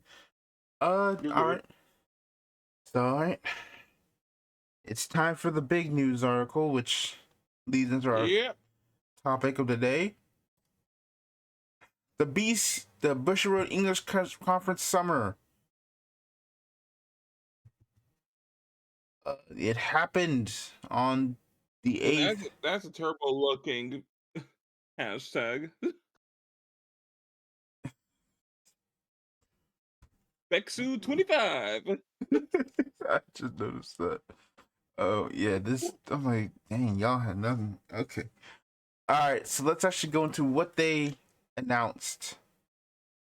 So, English Conference 2025. What did they announce? So, update for Vanguard. Several new tournament initiatives were announced, as well as an exciting new collaboration product. Bravern officially confirmed in Symphony of Might and Bloom. You know, and not the set named after Bravern. What do we do? This, How do you name a set Brave Bang Detonation and I have Brave Bang Bravern in it? and then go 4 sets later. Like, what are we doing? Like, we'll get to it in a second. We'll get to the overall discussion. Holiday Cruise Cup will take place September. Players can participate with ride units releasing Super Brave Detonation, and the champion will receive exclusive playmat featuring Vanguard Defiance characters, which is the championship will have the Ahoy Matey artworks on it. Mhm. October will have Vanguard Day, and participation will be the energy for this character that was in Divine Dear Days 2 that was supposed to represent a vintage fight. This will be the first playmat that cost $0. Like, that is how dire What? things Wait, are. No one played Dear Days no, 2 enough within reason to know who this is. And there are people that wait, no, I think I have the first actual $0 playmat. Hold on. like I watched the W/ video about this. He legitimately, even W/ didn't even know who the heck he is or why he had Alfred. He's the vintage like character. That's his point. Like I have the Destructive Roar V set playmat. I have the first $0 playmat. That's different. That's really different. That's not it. Because Structure War was second set. It was probably fun. All right, moving up. Uh, Halloween Trigger is a new tournament to celebrate Halloween. Team up with teams of 2, and both players receive exclusive energy card with a new illustration featuring Akina and Erica from Divines. The best team will receive 2 playmats of the same illustration. The participant with the best Halloween costume selected by a tournament organizer will also receive a playmat. See, that's a fun event. Yeah, that's actually pretty fun. We need more of these. Yeah, this is actually pretty sweet, and the artwork is actually like entirely wholesome. Yep. Like, this is the first time in a while I've seen a Japanese player go like, man, I wish this wasn't just English exclusive. I will cop this from anyone, please. Like, also now we need the Wacky Hat tournament. As for Weiss, Oshinoko Set 2 is coming. Dan is also coming. And Nice. Too Many Losing Heroines is also coming. I think these are all kind of announced already. At least, Huh? I don't know for English exactly, but also Fairy Tale 100 Years Quest is coming.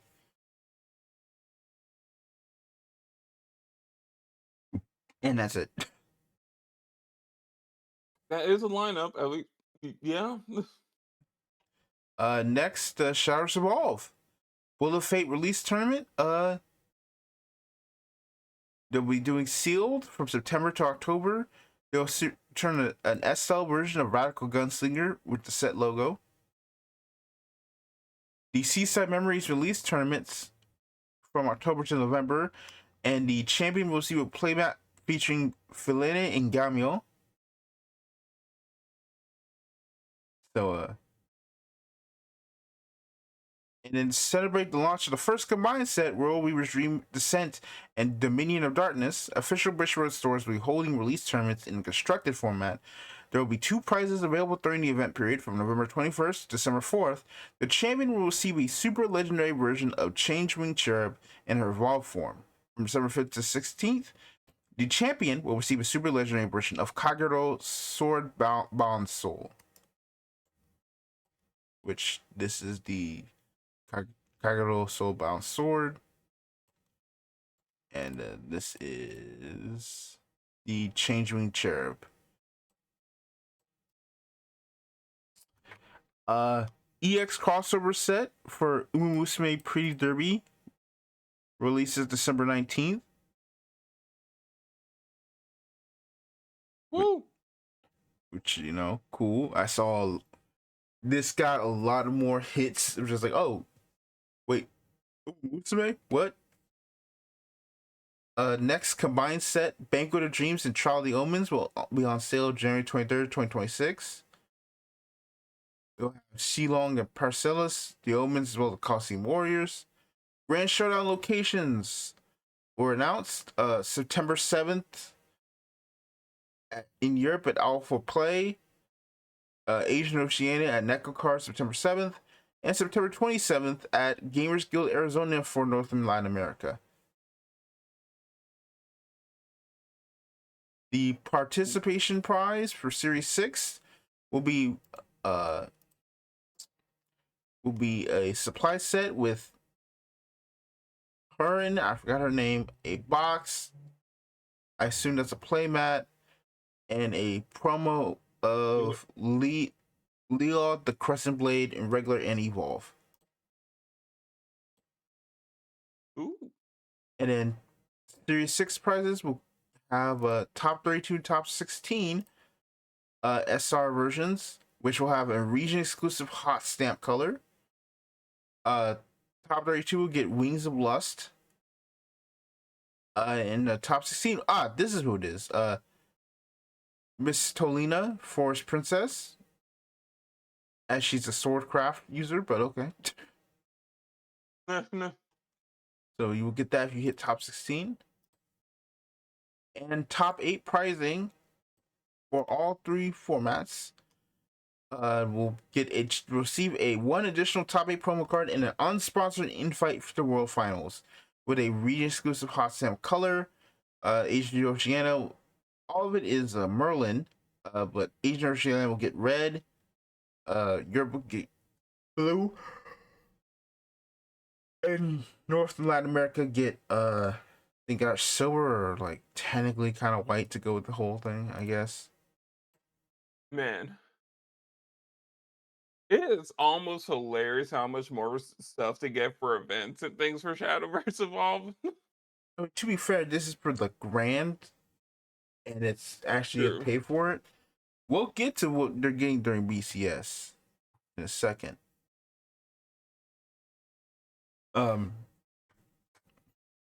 More additional events, more research for BCS and upcoming Bushiroad Expo. So, for example, they're going to be at New York Comic Con, MCM Comic Con, and Color Fiesta Emerald in Vietnam. Oh wow! And that's it for the announcement of the summary. As for BCS itself, Oh boy! So for those of you who don't know, Bushiroad Championship Series, or BCS, is the main circuit for competitive Bushiroad games. And Yep. If you want to see a D1 crash out from Vanguard players, you should have been on Twitter the night this all released for very few reasons. So let's start with the prizes. Actually, hold on, doing go Yeah, that's information. the positive. Actually, whole thing is term structure is thing. The winner, the champion, will get a sponsored invite for Worlds. Uh, the champions from 24-25 will be able to go. Pricing. Oh, and spring world finals be held sometime in spring 2026. Participation gift. Right now it is still loading. Good lord. All right, participation gift. All participants will receive a Bushiroad Championship Series exclusive Shioko Trading Cam badge featuring 7 designs and 1 secret design. So, yeah, you get a design of one of the 7 Shiokos they've used, plus a new, presumably new one. For example, they have one back when Buddy Fight was alive. God. All the ones when Buddy Fight was Wait, alive. Then they have the one that just has Vanguard or White Schwartz on it. They have 3 from when Buddy Fight was alive. Yeah, they have like 2 from they have one One from was when Luck and Rebirth. They have the one from when Luck and Logic was around. God. Then they have the I think the Card Capture Soccer version. So each original one, they have the shop challenge ones. So shop challenges for Vanguard, you will get energy cards for if you win. They've also kicked out the buy cards, so they're gone. Winners for Weiss get a field center. Okay. I didn't know Weiss needed a field center. I mean, I kind of get it. And Position does matter in Weiss. true. Shop challenge winners will get in a special Evo point,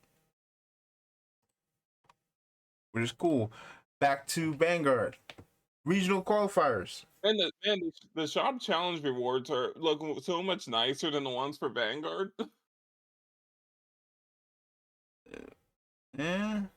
Participation. All Got a participants sequel. of standard and or premium will receive 1 card pack containing 1 of 56 card types.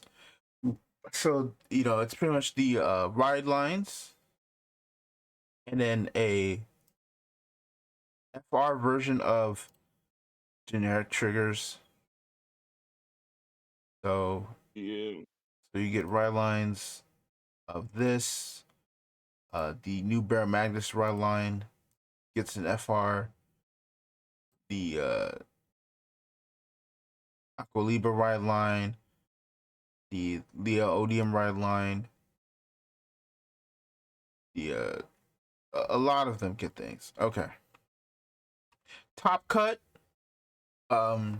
So the number of players in the top cut according to the number of players in the tournament: 120 or fewer top 8, 129 256 top 16, and over 257 more players top 32.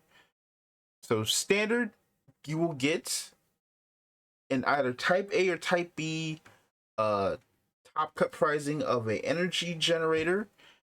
A will have Sybil now, the most controversial villain in this franchise somehow, which is insane. And you will also get the generator for for Hikari. Most controversial villain is a wild statement. Am I wrong?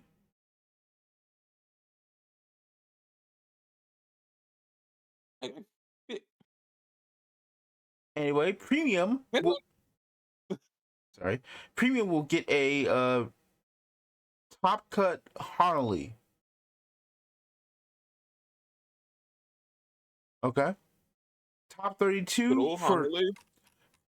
If you get top 32, only for standard participants, you will get a PG, a gold version of the Dragon Empire PG. Only for standard. Top 8 for standard, you will get one of the 2 artworks for the Elementary Sanctitude, which we'll talk about in a second. You will get the alt art on a mat, or you will get the Akina giving you the invitation to the deluxe. That also depends on which location you go to. Premium, you get a top 8 mat featuring a progenitor dragon. I forget what the name is. It's the zoo one. The one that says, yeah, you can't die. And the top 4, you will get a Elementary Sanctitude that are point A or point B. They're the original one, by the way, not the new one. Premium, you get a Megaloma hot stamp. And a champion gets a full art version of the Elementary Sanctitudes Type A, Type B, and Premium gets a full art version of the Megaloma.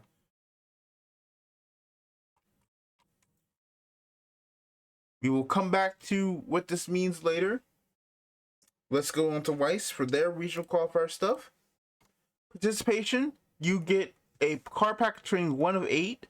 You either get the Licorice Recoil level 0, the level 2 card for Rurouni Kenshin, the level 1 for I think Miku, and the last one is for Review Starlight, the level 2. Or you get a 15th anniversary version of one of the 4, which is Spring, Cherry Blossom Celebration, and Autumn, which they all look nice. Though I feel like it's kind of funny that I don't know what. I assume these can be used in all decks, because otherwise I really don't get why it would kind of I'm matter. pretty sure for all of them. Yeah. Unplayable because, but you know. Yeah, they're not playable because they kind of require the name for your climax combos, so. Right. It's just kind of like, why? Like, they're beautiful, but. Like, could they have been like, yeah, this card also counts as blank. These cards be worth $1,000, like $5,000 overnight. Yeah. They say these cards have all names. Top Cut has the same requirements as Vanguard. We'll see 1 card pack containing 1 to 10 card types, which is the same as before, except now you also have the Love Interest Steam Cup 2025 promo, which is a vanilla level 0, and Music Theme Cup 2025. Okay. They look good, but they are very much promo. Yep. Top 8 will receive a playmat featuring a English inclusion artwork by Duck Kong. And yeah, that is definitely that is a playmat. That is, oh god, no, don't increase. And top 4 will get a promo card featuring that same artwork, which will be Fighting Spirit 2526. The champion will receive the promo card signed by the artist. Gold. So, for the record, beautiful artwork. Beautiful artwork. Amazing artwork. Cool. And I don't know how. I wish I knew how Weiss players kind of felt about it. but I can probably say for someone like me, if I opened up a participation pack or a top cut pack where my pack included a literal vanilla, like a literal vanilla or any 5 of these climaxes, I'd be upset. These do nothing. I mean, here's the deal, though, right? That's kind of how they do a lot of promo cards for other games, though, right? For like winter stuff. But you kind of just get like a promo that does nothing, but it's probably gonna be worth something, or like as collector's piece. I mean, that's true. That is true. But I'm just saying, like, I kind of Like like it's my like it's cards to be Vanguard, where it's like we're holding actual the play pieces. Like, I can play it, this Eldorado in a Review Starlight deck if I so choose, or Hatsune Miku. I feel like the problem is, since I don't know much about how White's players feel, because no one actually responded to my tweet except you. Thanks for not retweeting it, lazy bum. oh my god. You liked it, commented, and nothing else. You could at least retweet it. Okay, I may be a lazy bum, but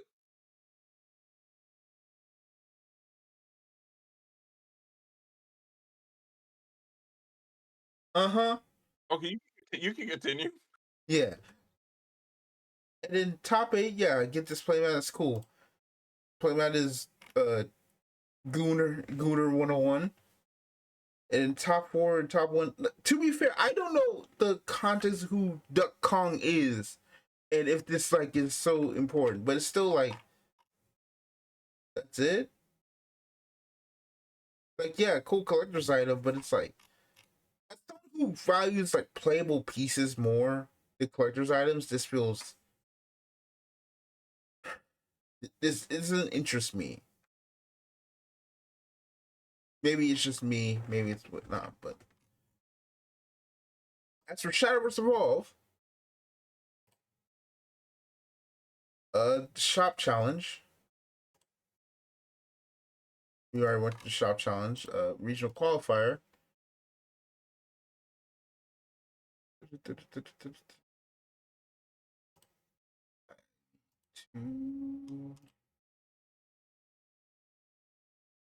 do this real quick. Hold on.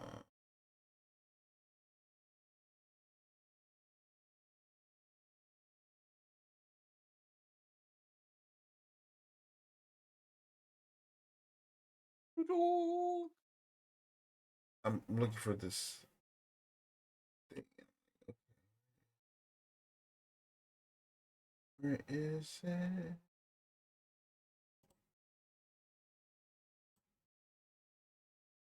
Where is it? Where is it? Where is it? Where is it? Where is it?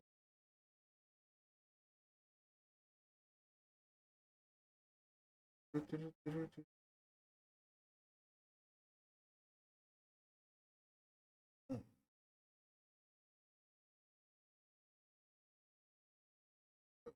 is an interesting thing.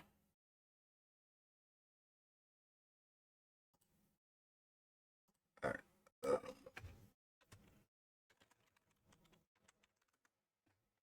Let me find it. It is very important to the context of where we're going. I apologize for taking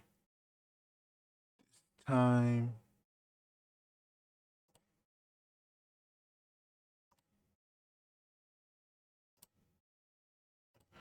Pause right here.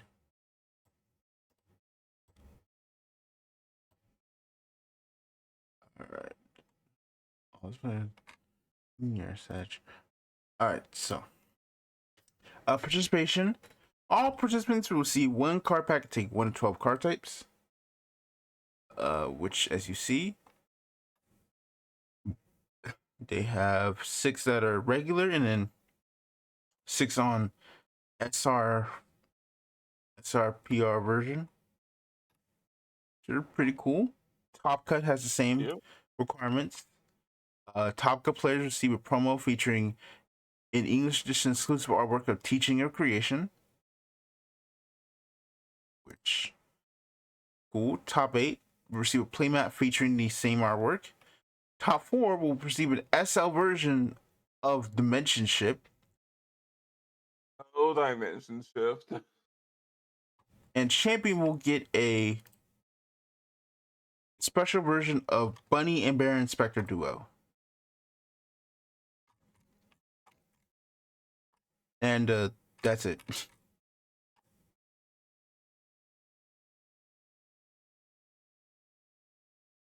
So that is all the games for BCS. They, Quite a they, few games missing here. we'll get to that. Side events. They have side events for Vanguard, Weiss, and Shadows Evolve. More stuff is also missing.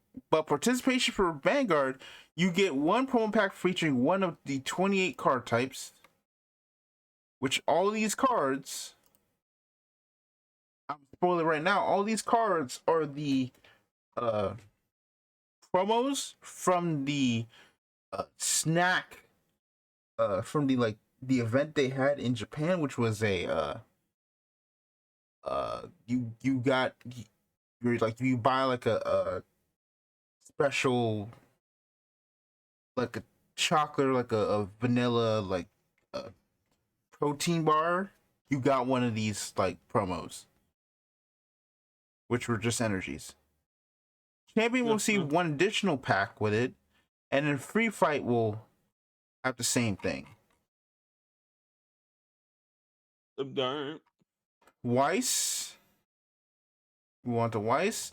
We'll have a Meister Cup, which will be individual format, and it will go by month of tournament. Oh, wow. So, for example, October will have a Gun Gale Online 2. Top participation will receive a copy of Small Cute Len. Top 4 will get the promo, and Champion will get like a ultimate version. Then there's a single elimination tournament, which will get a Luminicesho Pastel promo, and the Champion will get a additional card as well. That's basically kind of it from there. Oh, and Free Fight, which will give you the same promo pack from entering tournament. Oh yeah, and November you get Jailbait. I don't know. And you'll get the same participation champion. In top 4, jailbait and champion, jailbait. Yeah. December, January, February, March are not done yet. Oh yeah, Azure Lane. Yeah, jailbait.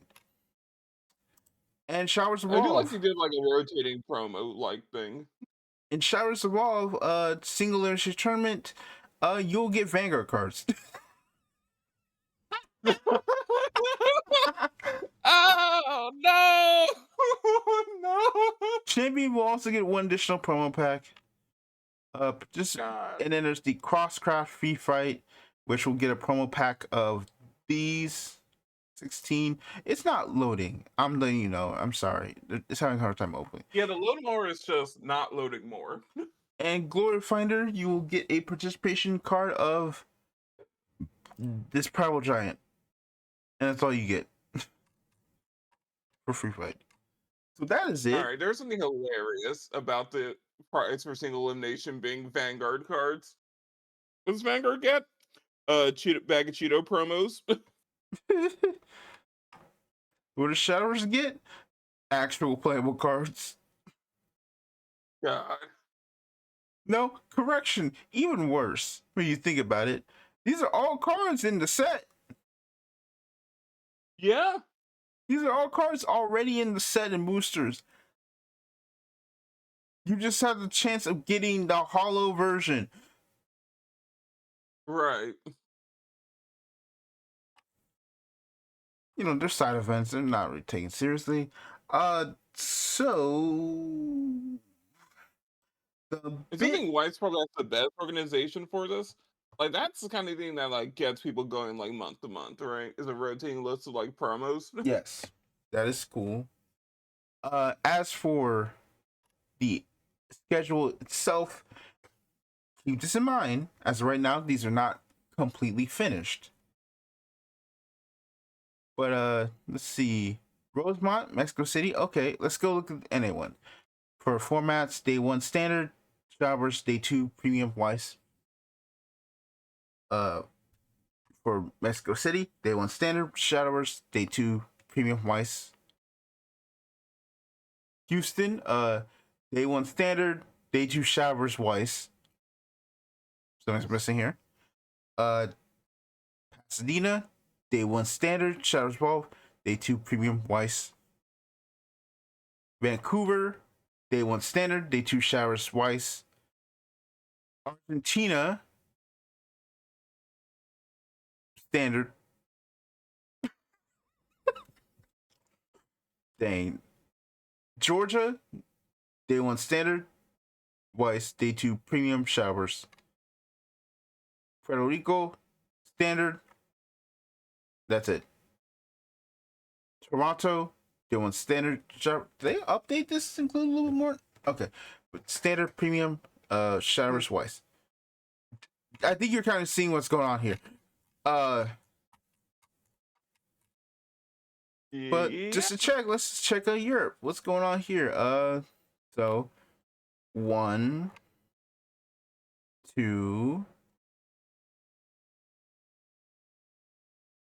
London, Spain, and Greece have nothing. Yeah, it's not updated yet. Jesus Christ. Okay, they ain't got nothing updated yet. But I think you kind of see what we're getting at here. Okay. I think we're just let's go back to the I kind of see the thesis here. Yeah, all right. So why does it matter and why did I have to look up some other video? Because it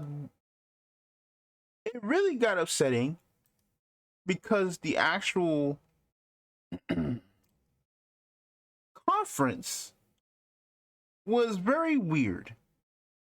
First off, they announced, the Buddy Fight sets like full release date again. November 21st. Gotta show the things.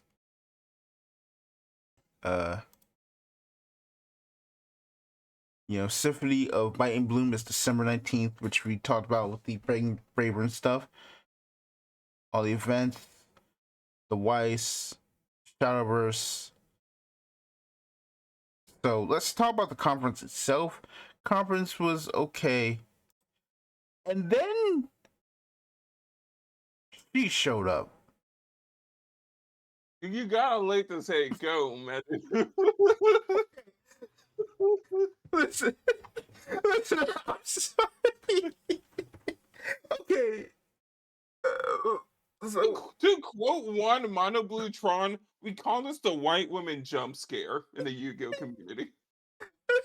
Listen, I have to give this to. I have to get this to Zeta. Do you already have it on your screen or something, or am I tripping? No. No. Okay. I thought you did the screw. Looked at my stream or something for it, but it's fine. I'll just give you the conference right there. So it's funny because me and VTubers, not named Zeta, and certain other ones, I've gotten. So here's the thing: I've started the process of healing from my disdain of VTubers. Obviously, I still wouldn't be doing this podcast with one if that was the case. I still wouldn't have I know what your beef is. I wouldn't have like a good 4 on my 4 or 5 on my Twitch watch list. I wouldn't be actually considering buying a Leah merch maybe one day if it wasn't like, oh, you know what? I'm if I wasn't healing. That being said, Mori is ironically one of the things I've always been like, I still don't know if I can ever personally have beef without you on for personal reasons. And I will say,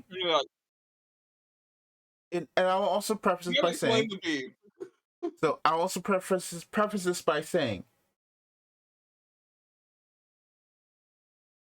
I I have also leaned off of her as well, because I will say, like, at least getting that Castles Ruby's podcast and hearing to her more definitely helped than just the fact that she makes music I don't like. Uh that being said, it is the funniest coincidence to me. And first of all, let me apologize, because I think a lot of people also kind of took this segment onwards to kind of like cooked her for it, which this is not her fault directly. I just think it's just funny to me. And I'll apologize also, because I think a lot of people overreacted, me included. I apologize. But I will say it is funny to me that the presentation went utterly downhill, or wasn't as strong, or at least as complete, the moment she entered my screen. If that wasn't a sign that this would be a very special night of disaster, I don't know what was. Like, to me particularly, if this wasn't the sign of something going horribly wrong, I don't know what else to say. I'm just saying, she did a better job presenting stuff than the actual Bushiroad staff. That's the other problem. So the point is, this whole segment took approximately 8 minutes.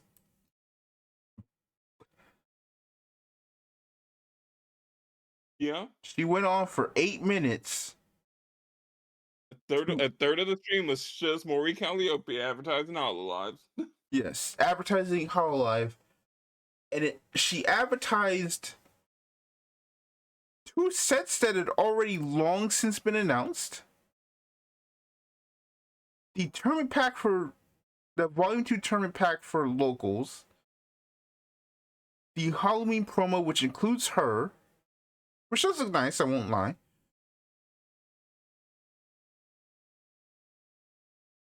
And that's it.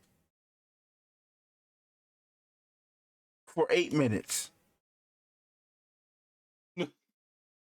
She had just about as much time to talk about Hololive itself than they did to talk about literally every other game before. It did it with more personality and much more like information than I think than they did. Also, the problem here is that she has this thing called enthusiasm. yes, she is very much a goober from the limited time I've interacted with her content or anything like that. She's one of the most goober. I mean, she's one of the famous ones for a reason.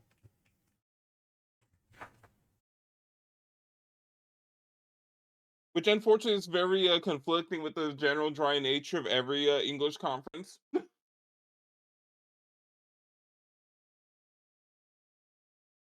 I apologize, but I did really just like by the 6 minute mark of this thing, I was like, oh, can we move on? Because I'm like, I genuinely was like, okay, we actually have hit the time for anything, and it's like, all right, cool. Here's the problem. Where's everything else? Yeah, here's the problem. After she's done, we immediately go into, let's say, so 8:05. We immediately go into the restriction lists for Vanguard, Weiss,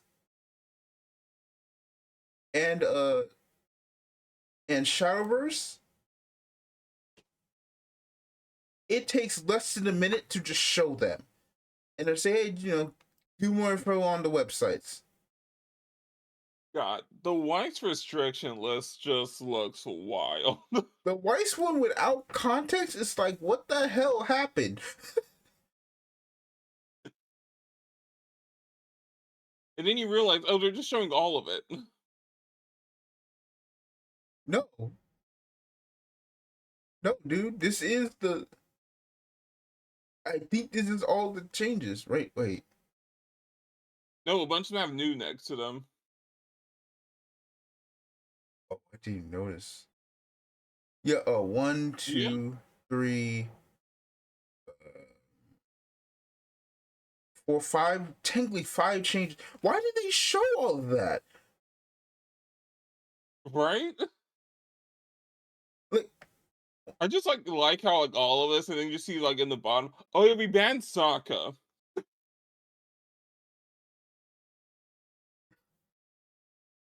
I'm confused. Why did they show all this? Like, did this all need to be here? If all it's not new? Let me see. Hold on. At least I can pull up the entire restriction list. Like, this is just so. I like it. I like how they just have like intern notes on the Weiss website. That's really what they call it. Intern notes. But it is just crazy. Like, wait, so this is the entire list of all the current restrictions in Weiss Schwartz right now, which feels wrong entirely because it can't be. It is actually the entire list. Oh my! Wait, as in the new list, or is it like the entire like official list? This is every single restriction in all of English Weiss in one image. Why did they do this? Like this ain't like the old stuff is not what we're here for. Show us the new stuff that's changing. What are we doing here? Oh, okay. This is going. This made another addition to the discussion happen I even I, worse. I kind of like this format. But it's still confusing, especially since like if you're just looking at this thing, you have to look all the way at the bottom to notice that there's 2 other restrictions. And if you look at it as someone who doesn't know this context, you look at this, you're like, what the hell is happening? Why Schwartz? Well, to be fair, those 2 are unbanned at the bottom. Okay, but it's still from a outsider's perspective. You look at this, and you're just like, what the hell happened in Weiss? I mean, if you think about it, though, right? This is actually pretty convenient, like sheet to have when you're like starting the game out, right? True, you know what? That is fair. So But you're I not feel just like buying you cards didn't. willy nilly But I and feel getting like. hit with. But I feel like you could have that on the. You could have this on the website, but not on the It's on website actual. too. You can have it on the website, but not on the actual presentation. I mean, I guess, but like Like something like this for like a store as well, looking at the I would Shadowverse be one, so like glad. what does it do? They show Gingerbread House restricted to 1. Glory Finder, choice restricted to Eat per deck. Bam, that's all you needed there, right? We look at the Vanguard one, right? It's like all you see is like every card officially changed. That's all you do. Weiss is just everything ever done I guess, currently in the game. I guess he did that to like cut for time because they want to like cut down on slides.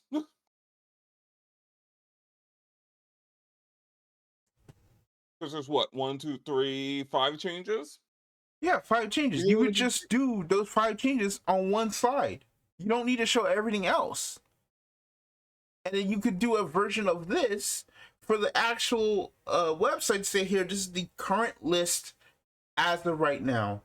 Here's a current list as of right now. Here's a change right there. Bam. You don't have to put all this on one screen.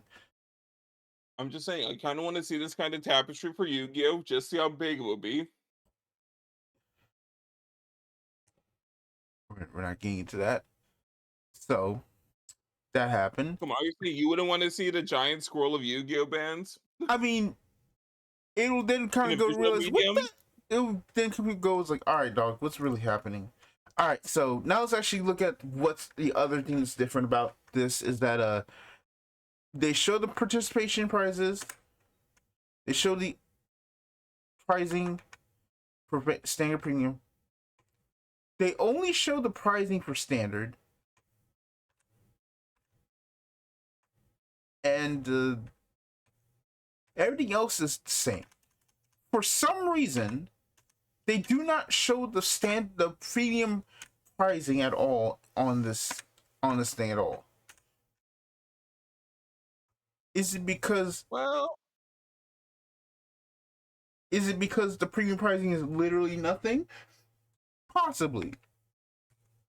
But the fact that they didn't show it got people all confused that they just removed premium, which did not help when the event catalog came through and the schedule showed up, and there were actual occasions that just did not have premium on it for no reason. For example, why the hell does Houston not have premium? It's Houston.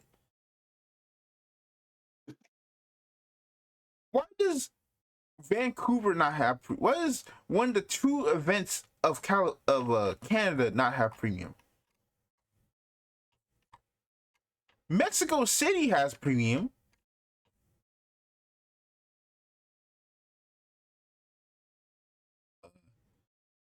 Toronto has premium.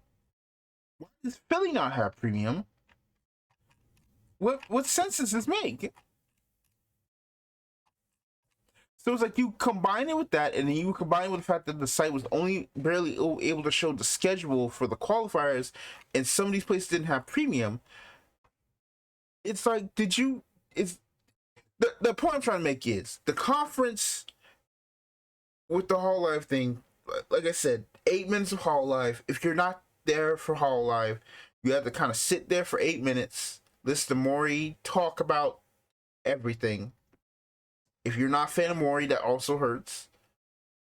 And then you're immediately thrown into immediate, like, 30-second flash in the pan of ban list.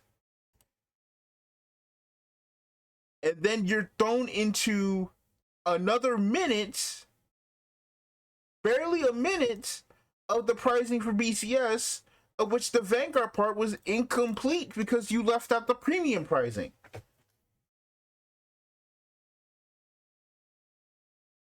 And to top the cherry on this presentation's cake, there was no information for Godzilla. Godzilla was actually left out the presentation.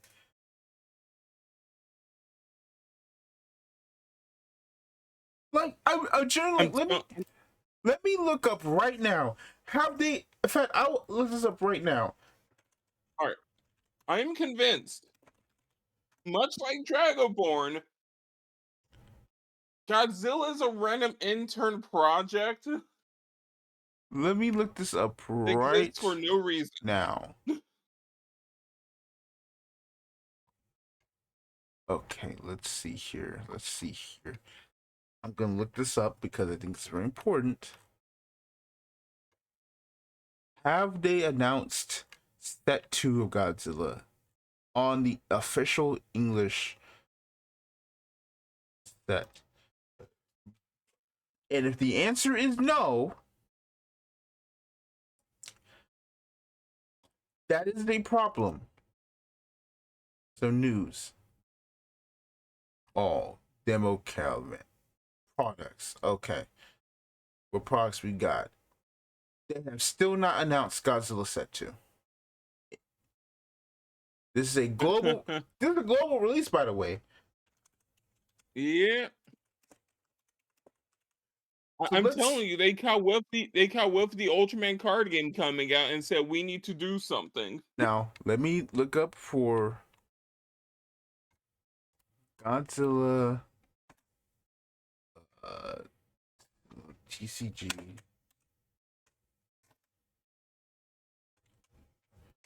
Godzilla TCG. All right, let me look up here. For the record, the thing has shown.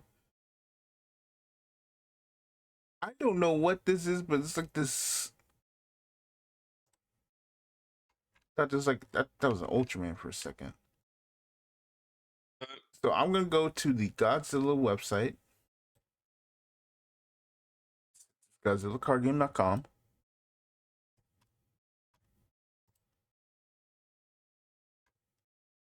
Godzilla Card Game Festival.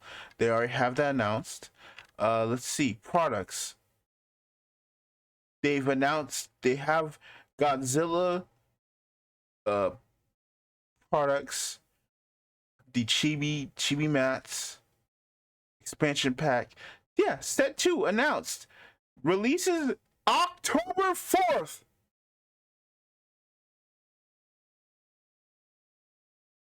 Set 2 is announced October 4th. Cool. Nothing on the English website that announced it, nothing in this presentation that would announce it, nothing on the Twitter that announces it, nothing whatsoever. Nope. The reason I think this is another reason why people were upset at the whole Hololive situation is because Hololive basically took up 8 minutes and then they sped run the last 3 minutes, one of which is the ban list, important stuff for all these games for their competitive integrity. Another one is the main tournament series people were coming here for genuinely. Let's be honest here. It's the main reason we come to this, to find out what's going on with the tournament scene. And then the last minute is literally just, oh hey, we're gonna go to Comic-Con. And that's it. That's it. We sped through everything while Hololive got like this beautiful care and attention. And it's like, if I'd be up, and if I'm a person who plays Godzilla, I come here, I look at this, oh, it's a Bushiroad game. I don't know if I'm getting a set 2. Now let's be real, no one's playing Godzilla. They're playing Godzilla enough to make sure they're selling like play mats. These were all prepared months in advance. That's the problem. Hey, no one cares about Godzilla. But, sir, I'm gonna give you the link to the Japanese site. I'm gonna give you the link to the Japanese site. You can actually like see this for yourself. What you mean? No one cares about Godzilla. They put in more work for Godzilla on this one site than anything I've seen in Bushiroad in a long time. Here you go.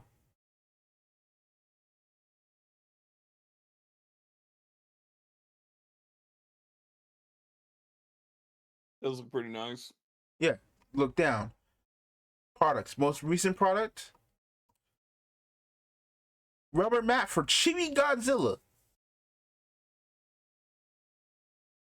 Godzilla versus Space Godzilla. Godzilla versus King Ghidorah. Shin Godzilla. Peripheral products. Expansion pack. Set 2 exists. No news on it. We got news for set 2 and 3 of Hololive by the time set 1's barely out. We got set 2, set 3, and starter product announcement already. Godzilla has nothing in English, and it's a simultaneous release. Oh. Yep. If I'm an English player of Godzilla, whoever you are, I would feel disgraced. Like literally, I'm gonna say this as honestly as I can. If you play Godzilla, drop the game now, unless you want to play Japanese only. Yeah, just drop it. This is their first real foray into doing a universal, like that's what readings are like upsetting. It's like, man, this is your first like worldwide release card game, and you got nothing on the English side?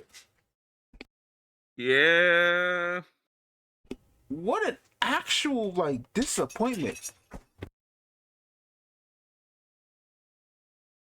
Pretty bad. Like this is the whole thing. It's like this is your your summer conference, right? August, September, October. Probably by the time you have one, it will be in November or December. This was the perfect time to announce set 2 for Godzilla, just so that people already know Godzilla is not only out, but it's continuing. Yeah.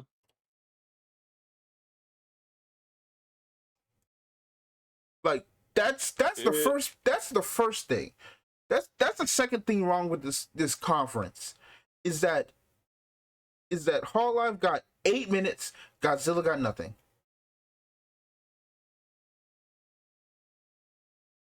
Godzilla got nothing. Godzilla released earlier, but Hololive got all the time and attention for Godzilla, and then you sped run through the competitive update for all your games.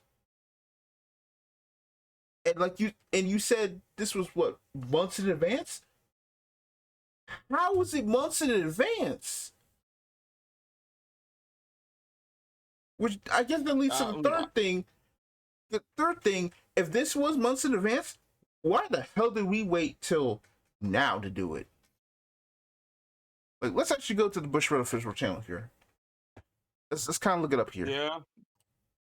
So, update. When was the last conference? 3 months ago in spring. Uh-huh. And now, granted, I'll say this right now. Granted, 3 months ago, spring. Official date was May 13th. May, June, July, August.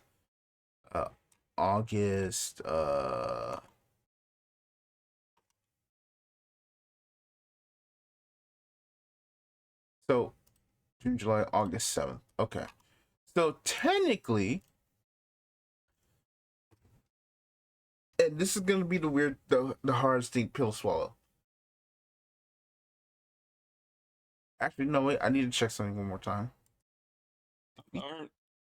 When was the last time we got I need to check something. One more thing with the spring conference, because I'm trying to remember. Did we get a list this time?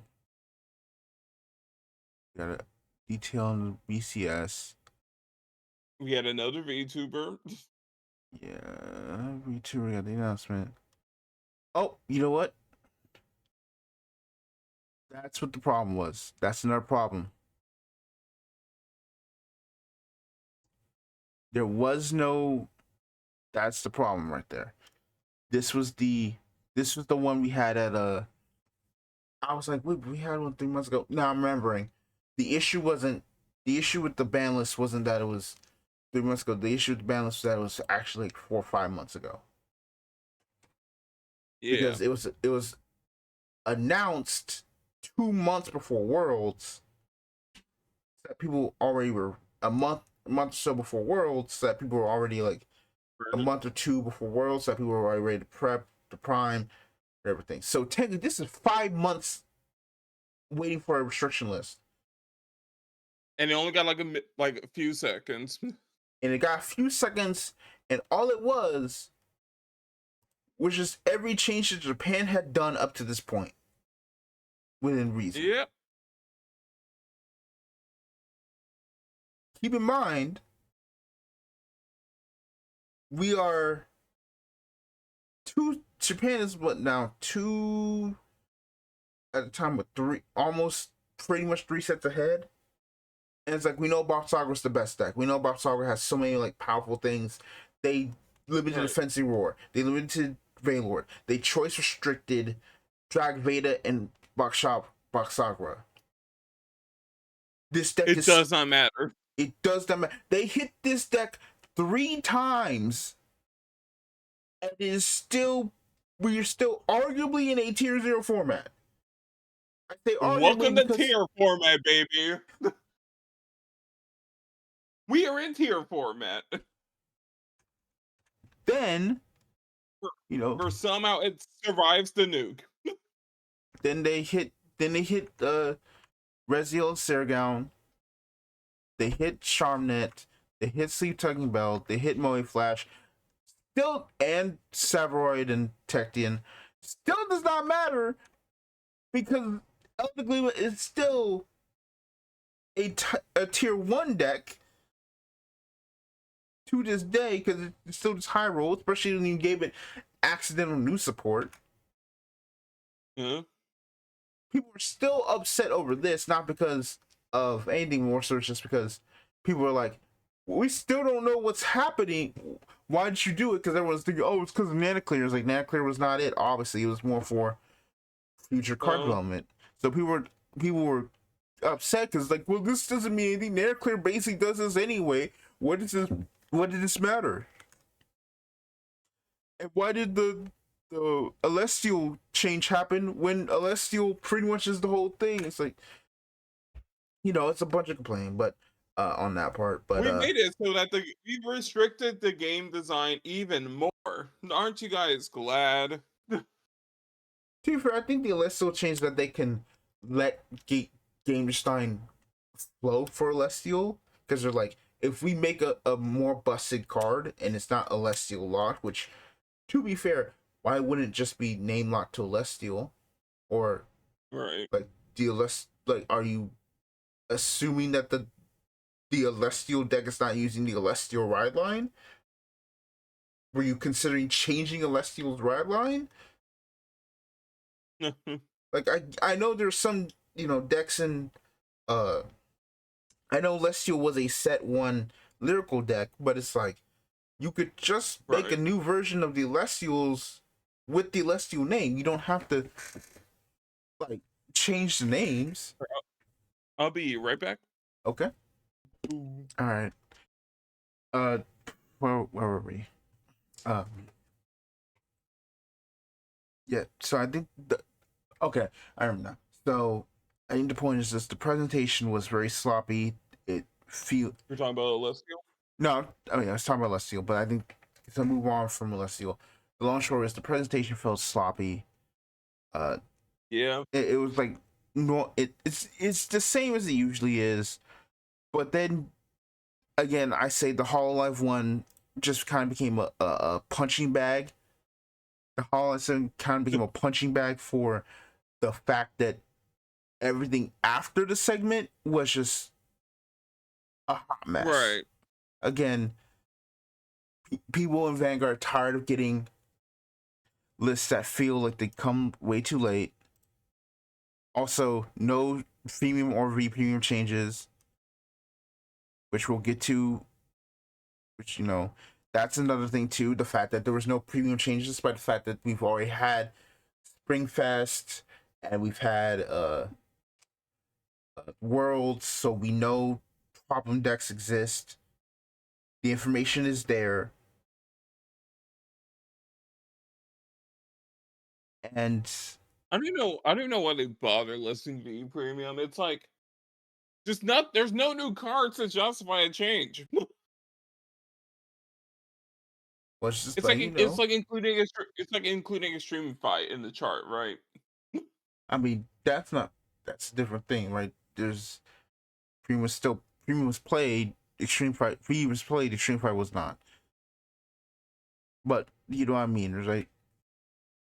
Right. So that's why I say, like, you said like this was done months in advance.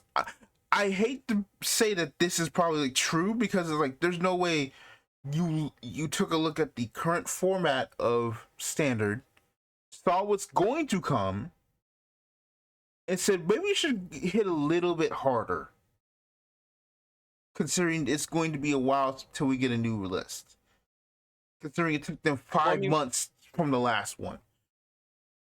I mean, that's the problem though, right? Like, EN is always going to play like second fiddle and just follow whatever happens in JP.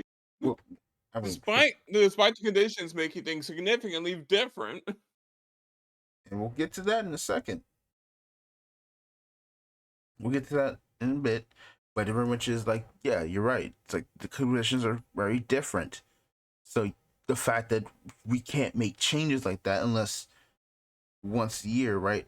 If we're getting 2 restriction lists per year, basically at this point,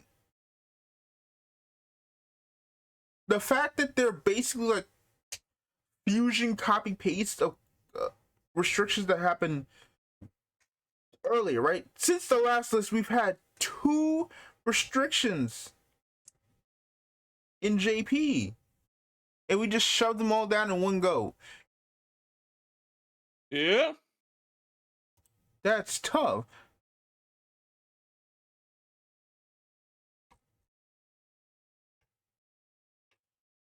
Like, ugh.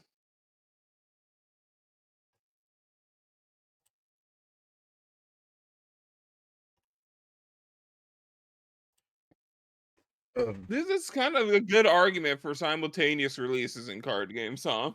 I mean, yes, Like, but then like you it's look not at, Yu-Gi-Oh.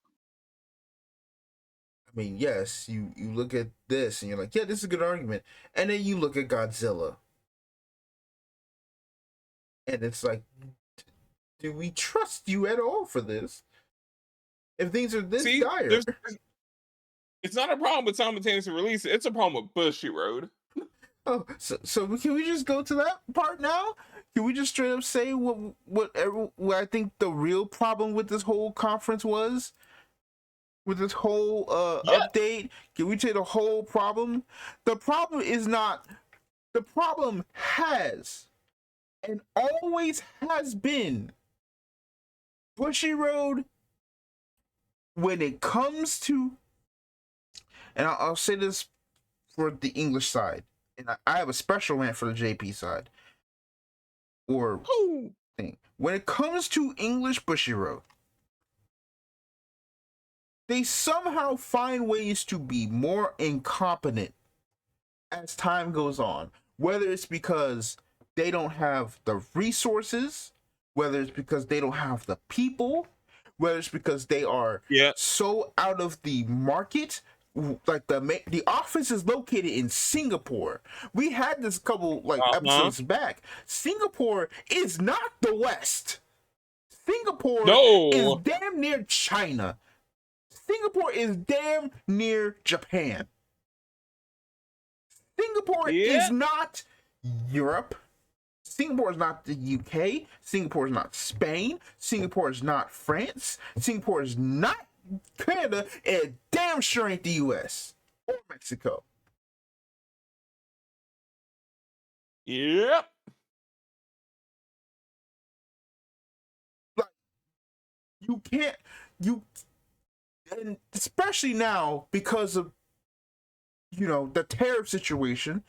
Hashtag not a podcast, not a politics podcast. Right. You now things are even worse because now you have tariffs breathing down your neck, meaning now product is now going up, meaning you now have to have more sales of stuff, and if your games aren't in a positive position and you don't change something or adjust it, you're going to get screwed. Which then comes to the point is Weiss is I think Weiss is weird here because competitively I think Weiss is weird because we just kind of looked at there, it's like, well, you guys are kind of getting hoed on playable cards. Like, I don't, as a collector, this looks probably pretty cool. As a competitor, as somebody who wants to play Weiss competitively, as someone who would probably want to play Weiss competitively, you feels like you're getting hoed because you're getting basically 4 vanillas, right, and 4 cards also, for decks that probably aren't even good. And then if you make top cut, you get an additional 2 vanillas adding to your promo pack. Right. I And mean, then your I get why pricing they're doing is that for a white. literal vanilla that's only saving grace is that's a white-haired girl with big titties. Yes. That's all you got. Again, if you're a Wife player, if you're a Shadowverse player, if you're a Hollow player, if you're a Godzilla player, God bless you. Y'all are going through it. I can only imagine. But if you are, please comment in the comments and let us know, what do you feel about the competitive state of your game as a competitor, as someone who wants to go to these tournaments, someone who wants to play these games. How do you feel about the way competition goes?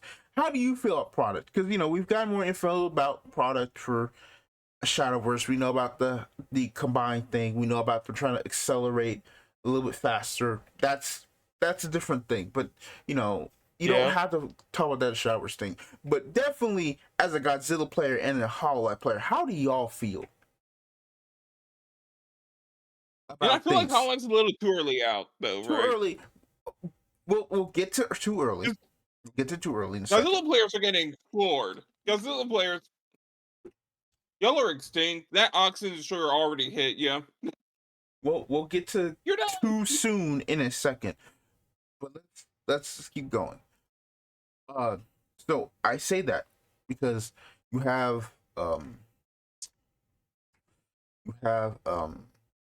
what was it going to, like, you have these games, but then you have Vanguard, who is basically different fight. Said it here. One the two things Vanguard has over most of the market right now is a continuously running TV show anime. It's very much, at the very least, definitely in Japan, if not definitely in the West. Set, which is also accessible, but also the second thing that you have different in the West as a positive is that you have multiple competitive formats in tournaments that people can play. You have a standard format, and you have a kind of I guess a modern format in V-ish, and you've got a legacy format in premium. You've got 2 to 3 competitively consistent formats you have the ability to play with. And it feels like you want to do everything you can to just go down to one, and like that's not what you should do. Like you're trying to remove strengths. You're trying to either trying to move one strength, and you're not really, and the second one is like whatever right now. You're trying to move the first strength is fine, so long as you stick the landing with next year. But you can have a dull season here and there. You're still consistent here. But the second one, which is the multiple tournaments, why does it feel like you constantly just want to get rid of it, despite the fact that you have so many people? Like the data is there. Premium has grown in terms of its competitive scene, despite having no product or very limited product. I agree. I do agree with John still. Like you probably don't need to release a direct to premium like new cards all the time, outside maybe some G guards here and there. All you need to do is just reprint cards.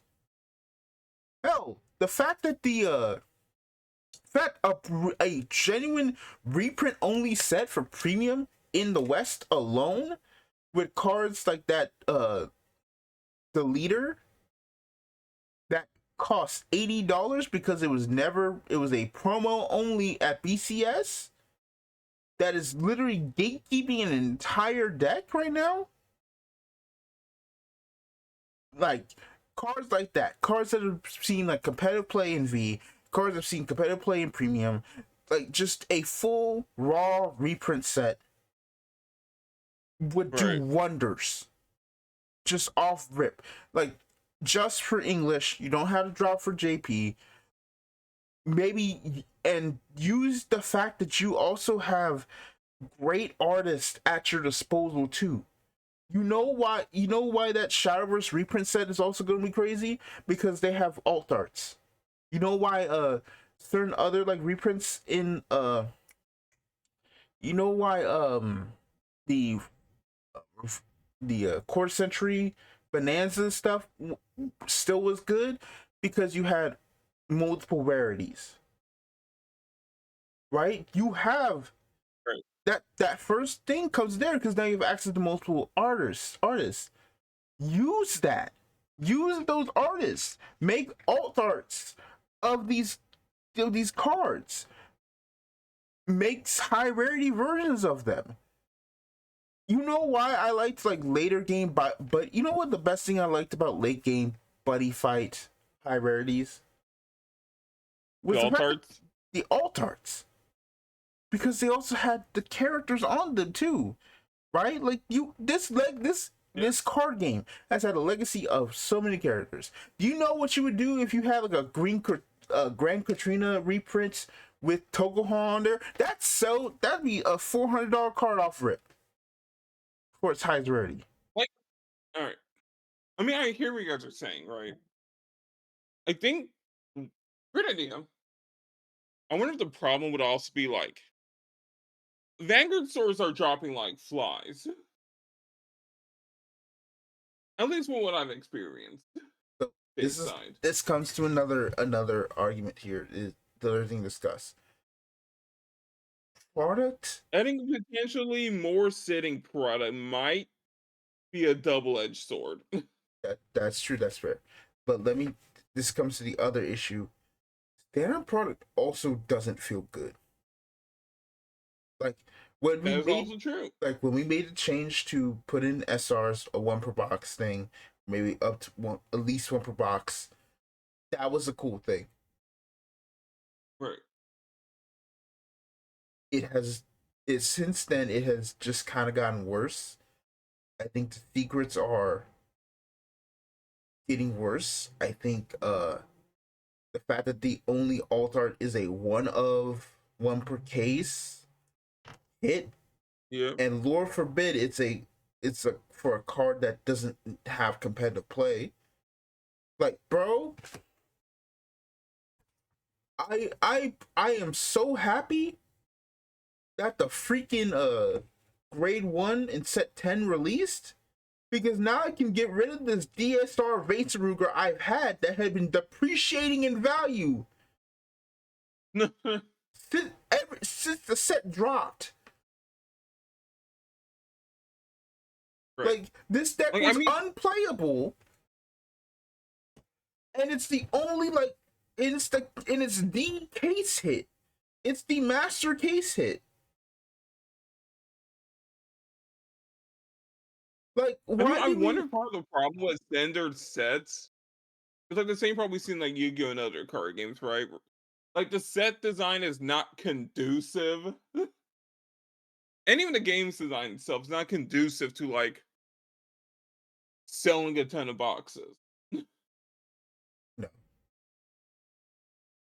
but it very much is like at very least make it interesting. Why on earth?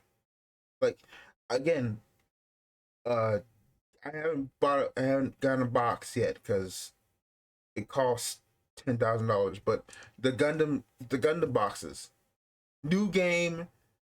I know, yeah, new games, grass green on the other side, yada yada. But let me tell you this: open box ratio, 8 of your effective triple or secrets per box. If there was more product, like, that would basically flood the market of everything. Obviously, why they did Yeah. but it's Also, one market. everything's draftable.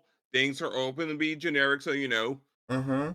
everyone kind of wants to get a piece of everything of like Not to every card not to potentially. mention, every box comes with 2 alt arts, Yep. high rarity alt arts of cards. If you pulled the Lacus, you basically, if you pulled Lacus, you made your box back off rip, because it's such a Right. beautiful art and it's for a very, like, obviously well powered card. You cannot you don't have that chase. Like that's the thing. Vanguard boxes don't have that chase. Right. Like They've also recreated the clan problem like 50 times over. Because outside of the generic like triple R cycle or like double R cycle, mhm. nothing else. There's a good chance nothing else in that box is relevant to you as a No, player. no, because the commons are trash, the rares are whatever, and the double rares only You're kind of depend on how good the deck they're supporting is, or they're generic. right. Like maybe you'll get like 1 to 2 cards in a set. Cool. You're not gonna buy a box. And if your deck is not an anime deck, you better hope that deck is actually good, or else you're basically a Yeah. $2 at best triple rare. Right. And like if you're not an anime deck, you're kind of hoping like what 1 or 2 sets out of the year are for you. Mm-hmm. That's not even including like And decks usually that one in there is are. trash. That's not even thinking about decks like the glitters, which like get support basically like twice a year at best. Yeah. And even then, it's like, yeah, we're kind of done with the story of the glitters, so you better just pray that they might show up. Gotta hope maybe all those use break decks get support. Yep. I mean, I think the most egregious thing I saw recently was the day they showed the Nebula Knights, only to then show that their order card, which as of right now is probably one of the strongest orders in the game, was a promo for the manga. The one manga we Oh, don't have in the West. We don't have being translated in the West, which we could have had translated long ago. yeah. Which comes to another point. Holy cow, what has been going on there? You have nothing. If the one manga we get translated is still having issues with translation localization, like freaking, they showed the first chapter on as a preview for volume 2. There were so many cards, so many effects for Rezael that were mistranslated. Yeah. Legolas piece, divine skill. Some of the mistranslated. Like, how do you mistranslate that for card effects that have existed for 2-3 years? They're using ChatGPT to translate. I don't know what to tell you. Like you like even then, it's a manga. You don't have to do a lot of proofreading. Why? It feels like no one proofread it and understood it. Like, how do you not see this thing? It's like Legolas piece. No, there's gotta be something else in the game that does it. Okay, let me check up what is a Legolas piece, Vanguard. Like, there's a wiki. You could ask the actual like Bushiroad staff. Like, you have so many people you can ask. How do you not actually, like, you're not even trying to proofread? It's You can embarrassing. ask all of them. The problem, there's only 5 people at Bushiroad English. They all have separate cubicles, and none of them are primary English speakers, and they all just translate things completely isolated from each other. So it really does it really is an issue that, and I'm trying not to get heated because very much is like I'm trying to actually make constructive criticism here. We need Bushy USA. We need Bushy USA back. We need Bushy EU back. We need you to actually expand past being next door to JP. We need Let it to be do known that that we again. do not actually hate Singapore. It's just entirely in the context of Yes, please don't understand. It's not Singapore. It's the context of, if you want, Hidani said he wanted Bushiroad to become the #1 TCG company. You can't do that when you don't even have genuine like people who speak the language of the people playing your game. That sounds wrong. Excuse me. You can't do that when you're not on the ground of the places your games Right. are being played. I don't know where I was going to go with that previous thing. I'm sorry. You just can't. It doesn't work that way anymore. Or rather, it can't work that way. Whoa. It can't work that way while Bandai is out here got uh, Digimon, One Piece, Gundam now, Union Arena, Dragon Ball. Dragon Ball. Dragon Ball is still somehow still alive. That's 5 games in the West that are They are doing summer assaults over Bushiroad right now. they are. Not to mention, if that Battle Spirits reboot actually pops off that they're trying to cook up in another year, that's another game that just like still gets more longevity. Imagine being Bushiroad here since like 2011. And Bandai just shows up in the 2020s and starts spinning on it. Yeah, it's like Bandai Bandai understood their mistakes. Like, you know, RIP Bowser Saga, you were the one where you were the one unfortunate tragedy in all this. Gotta be a sacrifice somewhere to appease the gods. But it's like, if you're going this crazy, you need in the West, you need to make sure things are there. Are there issues with Bandai? Yes, there are. But I can also pick up a pack of One Piece cards in a Target and feel good about it. I literally picked up a couple packs of Digimon just the other day. Now, granted, it's harder for One Piece than like a Digimon thing, and I don't know what the heck's going on with Gundam. Like, that's still crazy. But Dragon Ball's still on shelves that can still be bought in recent sets. That means, but it's still alive. It's still doing enough to still be around. Like, if they're still supporting Masters, Yeah. Like, for as much as they got wrong with Bakugan 2, at least Spin Masters understood one thing. Retail, retail, retail. Mm-hmm. It's like the strategy has to change now. It's not like because you said you want to be number 1 TV for 2027. Then the strategy got to change now. You're out of time, dog.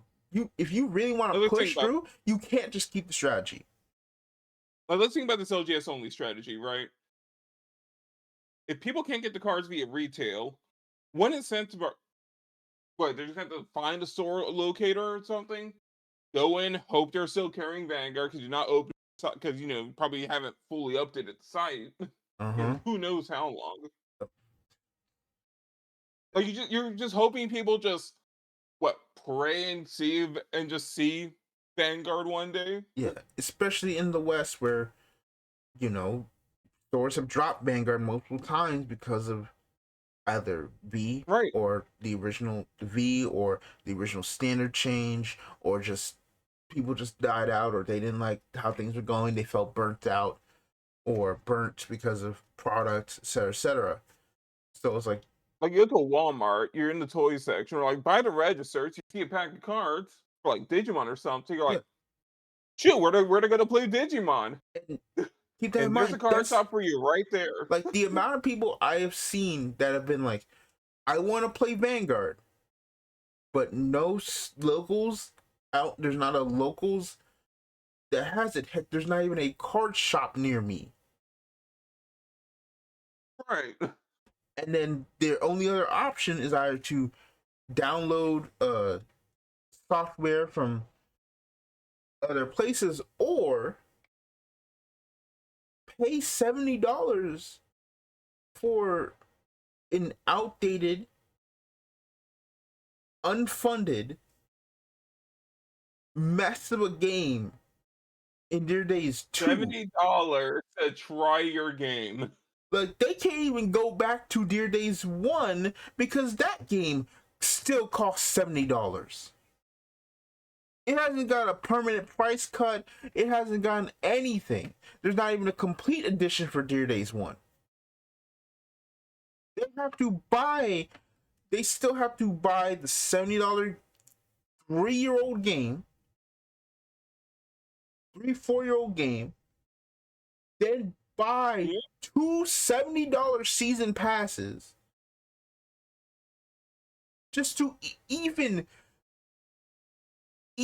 consider having all the cards up to that point if they want to. And even then, if you do, and then even then, if you do Dear Days 1, you're still not playing the real game because Dear Days 2 is where all that thing does, only to then basically have to do the same thing over again. Yep. And we're about 6 months out from Digimon Elysian coming out. And I want to say this too. There's nothing wrong with having a game like Dear Days exist. But you have mishandled this game twice. There's nothing wrong with it existing.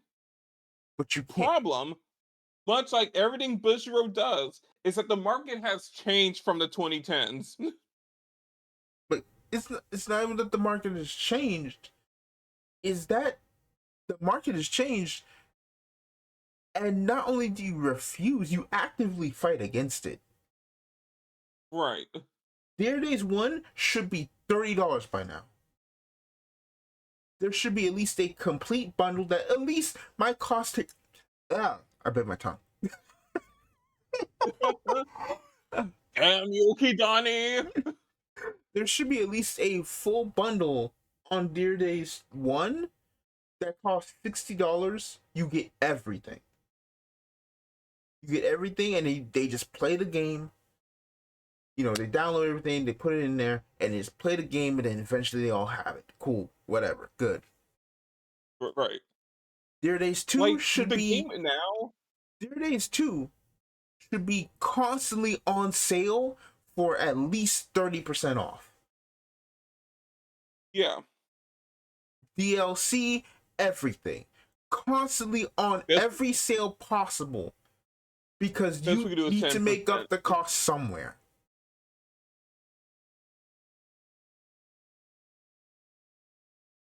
Like, the problem Bushiroad has right now, more than anything, is that cost to try something matters a ton.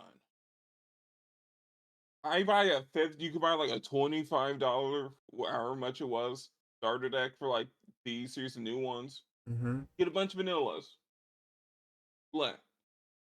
I've tried to pick up One Piece. You know what they handed me? You know what the starter deck is? I mean, the demo deck to try the game out is? They give it to every player for free? A full set 1 red green Luffy deck. All 50 cards, all your energy. That's the freebie pack. Just a full set 1 red green deck with effects and everything.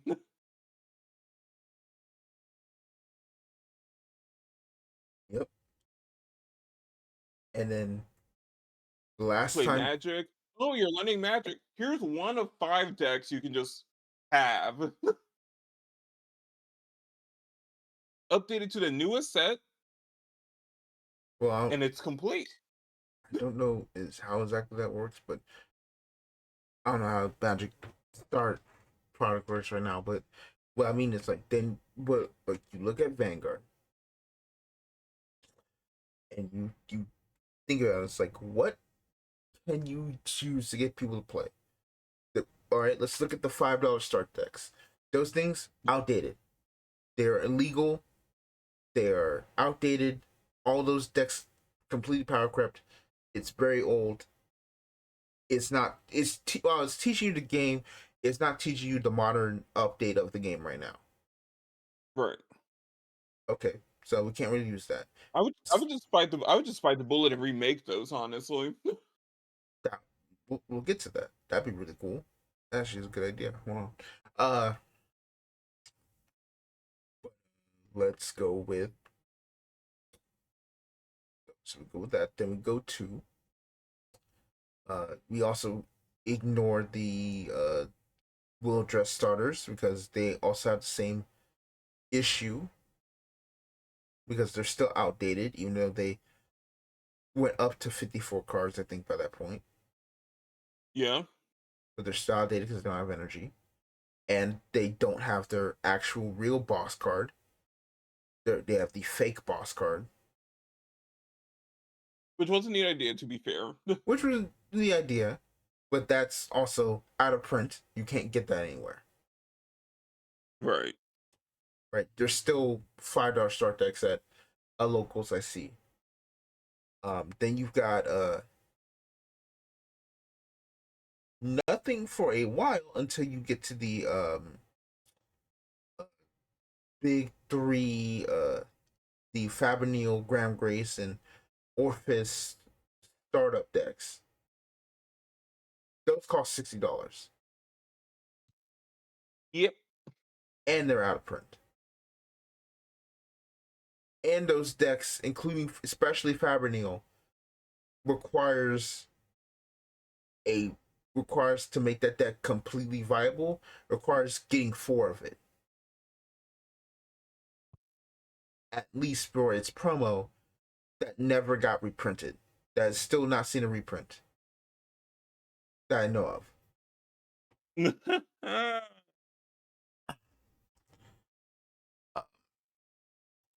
Then we have let me see if I can find a good shot to kind of sit this on. So then we've got after that, then we've got thinking.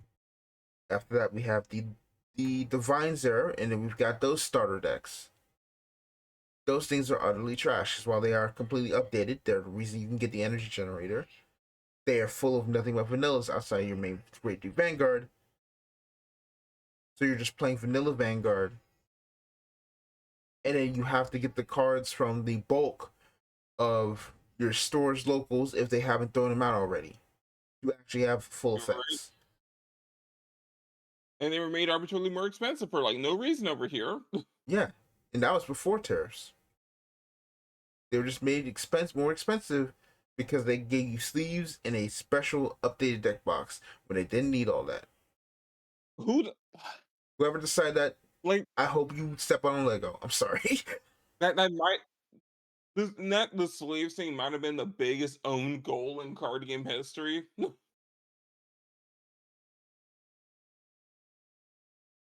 We'll make this more worth it. Oh no. Like that was not the way to completely misconstrue the entire purpose of that deck. That was not, the purpose of the deck was a $5-7 deck because the end is weak over there, so obviously they would probably make it a little bit more pricier to try and recoup some costs. And it's $25. Yeah, $25. 30 if you go to the few GameStops that stock Vanguard for some reason. It's like it ruined the entire saving grace of that product over here. I do kind of like that retail stores operate like that. Like sometimes there's like one manager allowed to stock product that no other like store carries in the chain. Yeah, that's funny. So then we have probably the best starter product up to now, which is the Virgilla one. That one is now also out of print because it basically got bought up by everybody because everyone wanted Yugi in the Sky. But otherwise, it's a pretty good starter deck. It feels like the old V starter decks in a way, where it's like it basically gave you everything you need to play the game, and it gave you incentive to probably buy more because you had like a chance for a higher rarity card. And it has real cards in it.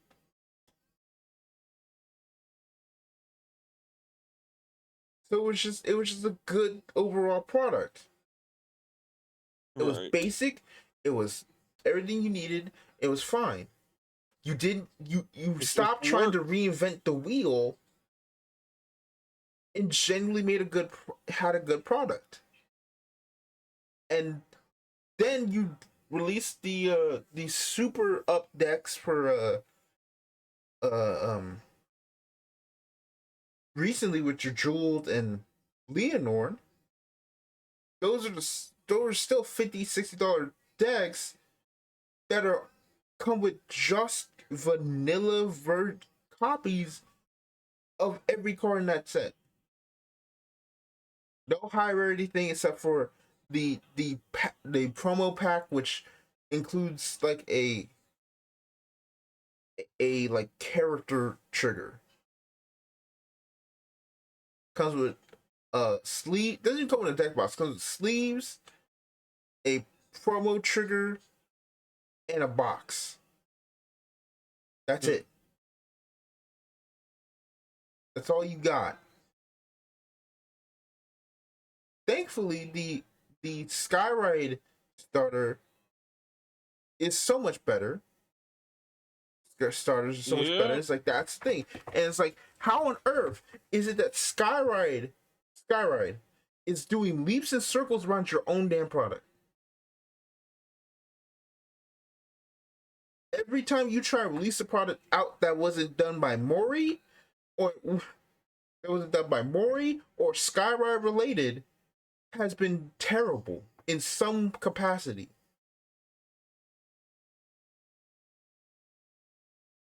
Mediocre at best. Right. That's Now I will embarrassing. say, you know what product I find interesting in this whole discussion? What is it? The Korokoro pack. It's a deck build pack box, It or is. you want to call it.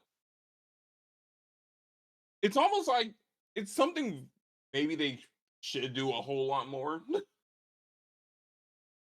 And I'm only saying this because the card shop owner is challenging me to a Korokoro fight next time I show up there, and I'm kind of worried. What? That We are is. going to buy the Korokoro boxes, and he's offering me packs if I beat him. I'm like, oh no. What in the anime? Okay. You know, I'm having my own separate anime arc in the background, don't worry. But you're right. It's a deck build pack, right? It's like you still like the whole concept conceit of that thing is like you buy a box, you can just build a deck out of that thing. Obviously, You get is your it gonna be triggers, you get your spell optimal? reprints. Is it gonna be optimal? No. But you know what you can do? Draft. You know what you can do? Yeah, Excuse me. You know what you can do? Draft. You know what you can do? Uh, field. build a deck. You know what you can do? Get reprints of cards with alt arts.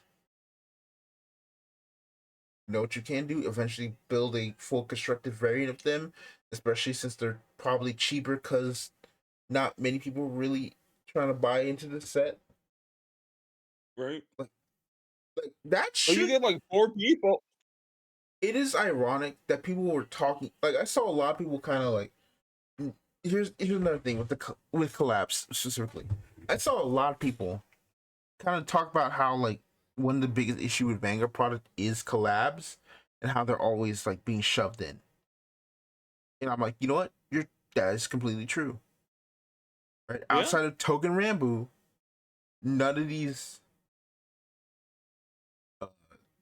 whole things really make any sense. We're on on our fifth Bang Dream collab.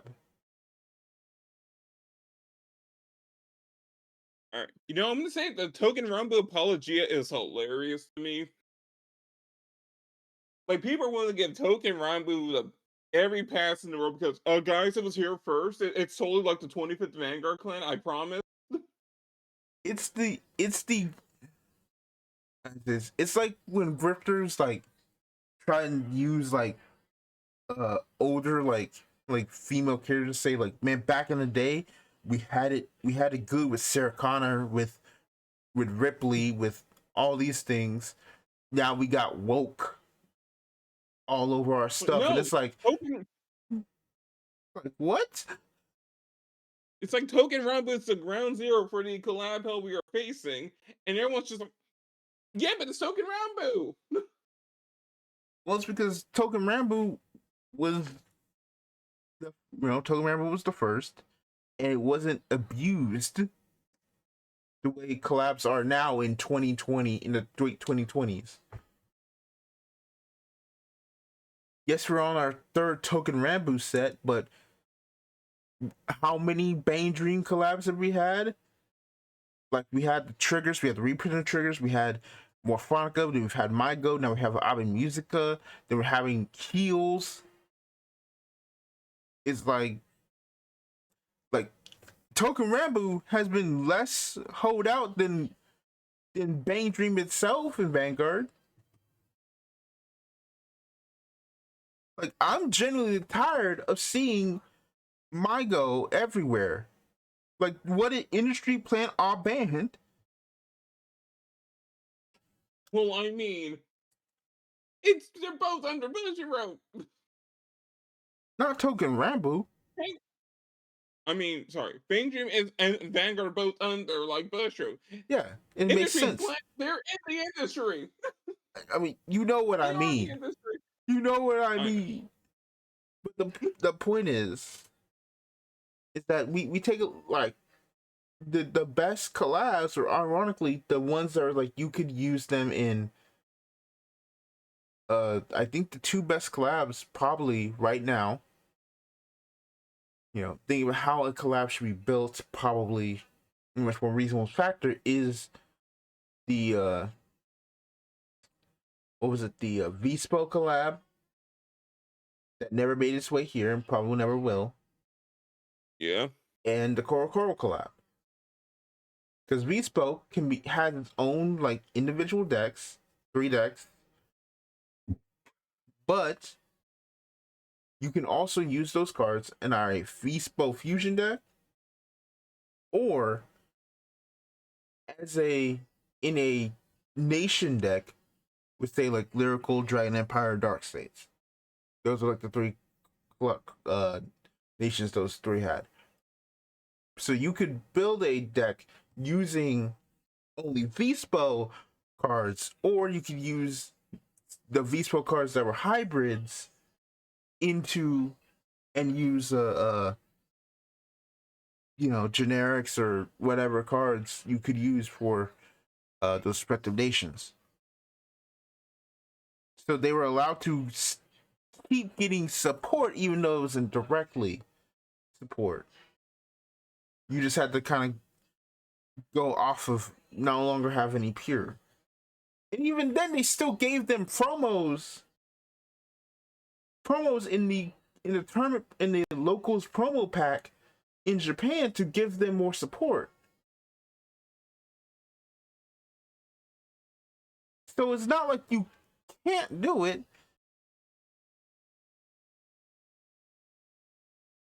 Koro still had like 5 like things in there too to actually get there to before they even started releasing the whole thing.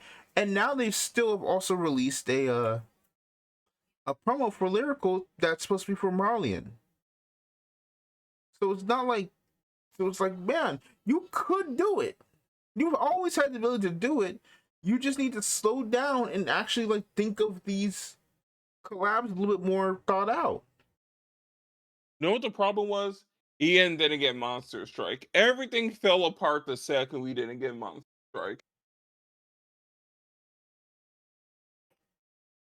You know what? True. Like, it all fell apart afterwards. But I think that's another issue. That comes to the other issue is collabs are too late or don't exist at all. Why? Yep.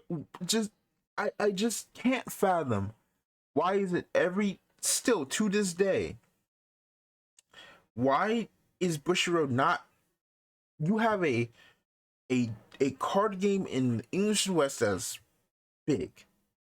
Why do you not choose collabs. One, why don't you choose collabs that work for both regional things? I know it's probably harder, but another thing would probably help is two, why on earth, why on God's green earth is it that you don't have an actual like thing set up for the whole like systems? Like, this collab will be in this set for both English and JP, and you do both of those and you write them up and you get the actual contract set up before you announce their release. So that way we don't keep having this issue where we're having to put Bravern, like, let's go up to Bravern.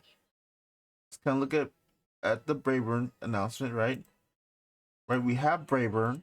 This was the whole thing. The whole point was supposed to be Brave Dead Nation, right? The whole thing was supposed to be collaboration. They're supposed to come in the set that's literally releasing in English in 2 weeks. In Japan, it's going to be in December, August, September, October, November, December. 4 months later from its original supposed to be printing. By the time it comes out, those cards are useless. Those cards are irrelevant. Yeah. That's horrible. But not only that, that's an Obari show. He was on your stage. Why did it take you that long to get this on here? Like, you did that whole anime promo and everything to show, like, hey, putting these two guys in the set together, and then split them apart. It's disrespect. To me, it feels disrespectful to the players, to the fans who want to wait for this.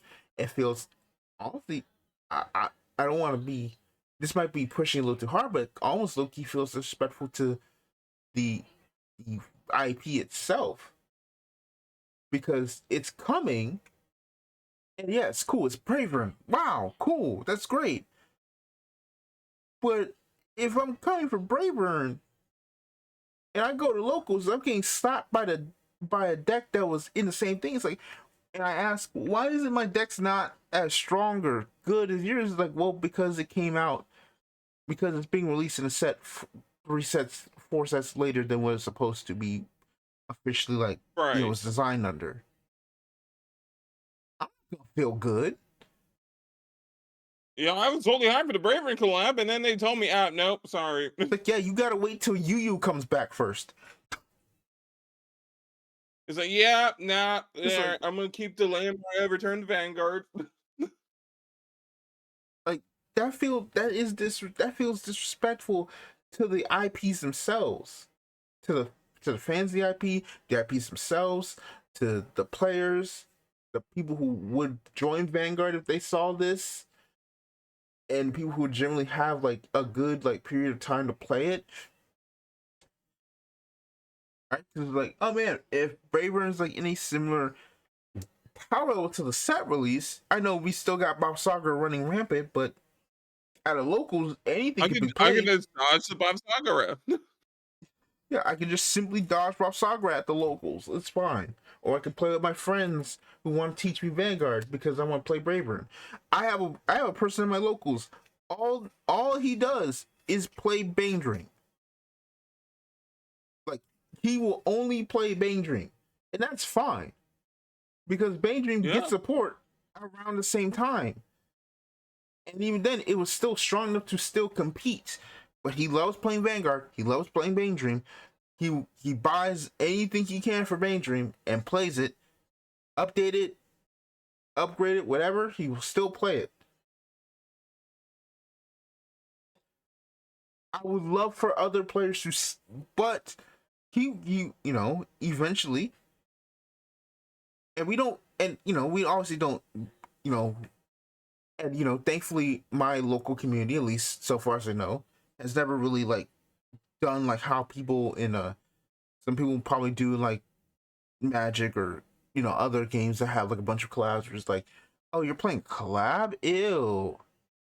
Like, no, we just were like, oh, cool, you're here. It's like, hey, you here, bro? Let's go. Like, 25 players. don't start that. Uh, but what I mean is straight up, like, it's like having people in the ecosystem at all in the right place, right time is more important. So that's why that's the whole thing, Right. right? So it's like they gotta clean that up, otherwise it's just it's a disaster, Like, and it can't keep happening. nope. Like, again, look at this, December 19th. The set that's supposed to be in drops in a week and a half.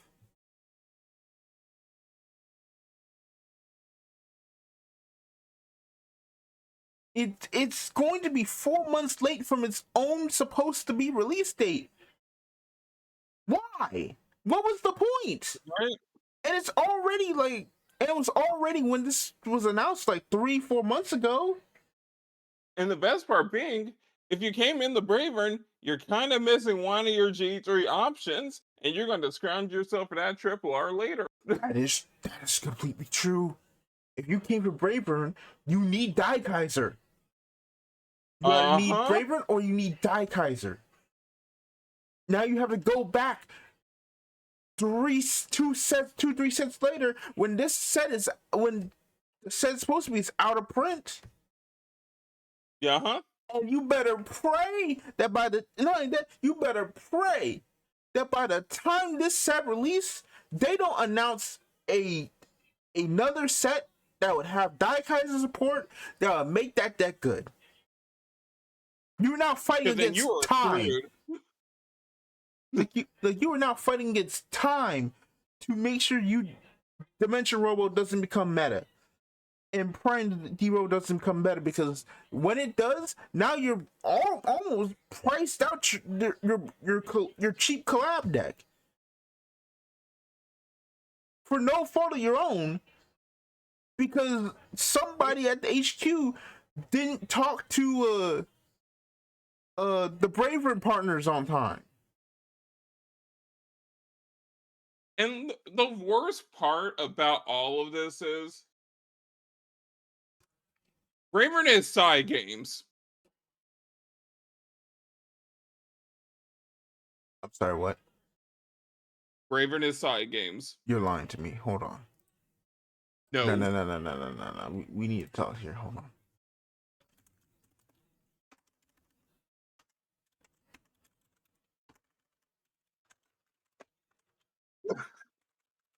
No. You're out your damn mind. Hold on. Let's see. Created by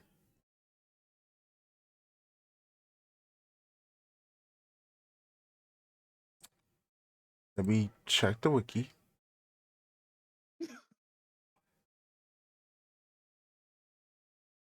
Brave Bang Bravern, also known as Bang Brave Bang Bravern, is a original Japanese mecha animated television series produced by Cygames, animated by Cygames Pictures, and directed by Masami Obari, with series composition by Keigo Koyanagi, mechanical designs by Maruga and Mitsuki Sakura, and character designs by Koichi Motomura based on Kamo Comics' original designs.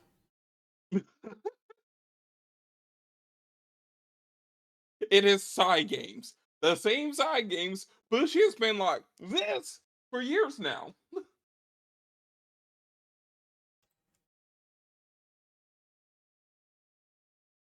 The only rights holders are side games and TBS. So side games.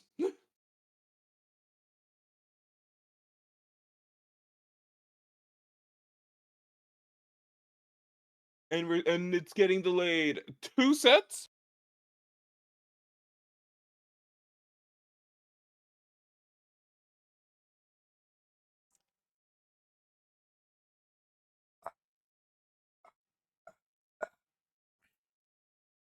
I'm trying, man.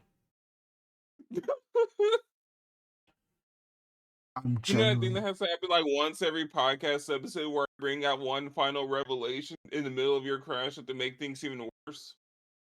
I'm trying so hard not to cuss these people out because they just doing their job. They trying to do their job. I don't know what's happening. I don't know what's going on. I can't be being mad at them for this. I shouldn't be, but hot damn. Is it hard to even to keep trying to be reasonable? As I literally look in my face that side games, the same people Bushiroad is working on with for Shadowverse Evolve, their third Western card game. The same people they are constantly they basically have been at the hip for once. And Yep. they can't get the goddamn gay robot on damn time? It's homophobic.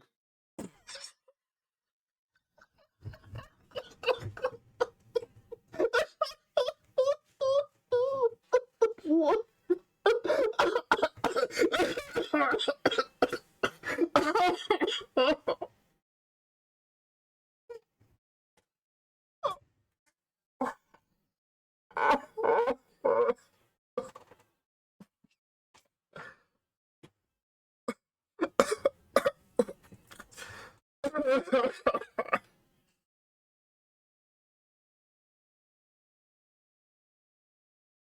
You good?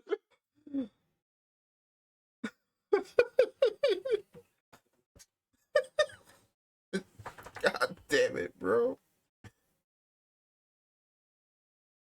Oh, okay. Good. Okay. So let's go back to the bush. So what we talked about? Collapse of Vanguard are so late it's not even funny. Like we should probably go by Yep. each game and kind of go by this. So, by Vanguard, product is sorry. Product has become sorrier with each time. It's gotten expensive. Rates are atrocious. Again, like I said, Yep. like 4 triple rares, only 1 SR, no alt arts except the one per master case Right. by Clamp. The Like, like I was thinking about this I think a night ago. You know what would have been really cool by now? Why what? is there not like an alt, like, you know how Premium Bandai has like those things, like for example the Premium Heron set uh that's gonna come out volume 2, where it's like it's just like you have Yeah. all like these anime characters, these characters like anime characters, game characters, you know, having alt arts. Their main units have alt arts. Like, you know what should have been a thing by now? Why do we not have like a destined, a faded one, like special, like set Album. thing? Whereas like you have like alt arts of uh the faded ones. You have like their signature, like, you know, the famous like orders they use. And this one kind of more works for like the destined ones, because they have they have unique orders for each of their decks itself each time. You know, but it's like, Yeah. you know, use that, make alt arts with the anime characters on them. And like, why have we not done anything like that? What? But that's what I mean. It's like, that's why I say, like, Chris is right. it's like they for some reason don't want to actually like be uh Chris's like right their biggest strength is that they still have an anime going on. They still have a bunch of legacy characters they can use. They still have current characters they can use. My Hmm. problem is they never want to use them for anything creative. All it is Yep. sleeves, some little like small merch. They never want to actually go anything higher than that. Which is funny because they consider themselves the boutique card game, and that's been biting them in the ass for years now. It's like you only have one figure, one genuine figure, and it's for Minerva. You've never done anything since. You've done like a couple Nandroids for Aichi and Kai, and that's it. Like, why is it so hard to make alternate anything for Just your make games? merch. Like, holy cow, bro. Like I said, like I keep saying, like I know Zechs wasn't popular here, but the fact that Japan keeps making like figures for like series like Arc 5 for uh, Zexel for 5Ds GX. Like I know the Yeah, Akiza and Crow figure are still MIA, but they still have the Yusei one. The Aki and right. Crow figures are still being made. They made one for Yuma Astral and Tori. Tori doesn't even do it. Tori is irrelevant, but they still made one for her. To be fair, she wasn't the only character in every single episode. True. But you know what I mean. She's not like a plot relevant character outside of being like Yuma's like emotional support waifu. Right. But it's like everyone kind of jokes about They at how they least keep on like capitalize on using things. now. It's like why have we not like I just think I was like why have we not gotten a Tokura Saki figure, a Tokoha figure, uh like a Rin figure, or like a figure of units like Asha, Altmile, Chronojet, Gavril, or Amaterasu, right? For the legacy thing, new stuff. Now figure should have been made, been like officially like yeah, it's in production now. A now figure in production. I'm A I'm Megami shocked. figure. A a, uh, a Leonor figure, something, anything. Damn it! Why on earth? But not only that, you have Weiss. You have Weiss. You know what characters in Weiss have? Figures. You know how many figures Asuna from SAO has? Too damn many. But how do you not have connections with any of these companies to get figures made at least on the cheap with some quality to be like this? What like I have multiple figures of what are they called? Not Figmas, right? Right, Figmas of I have a Mio one, I have a Uni one that's like I don't know if it's released yet, I don't remember, but it's like Figma one and a Uni one that is on its way, and I assume there's probably gonna be like a center A one for like Xenoblade 3. Uh you have those are like pretty like $50 and they're posable, they have multiple things in, etc. etc. Why on earth do we not have at least something like that? Like people say See? now is the money girl. Why have like if that's true, then she making no money because she ain't being creative with the money. Because I don't know what else you got wrong.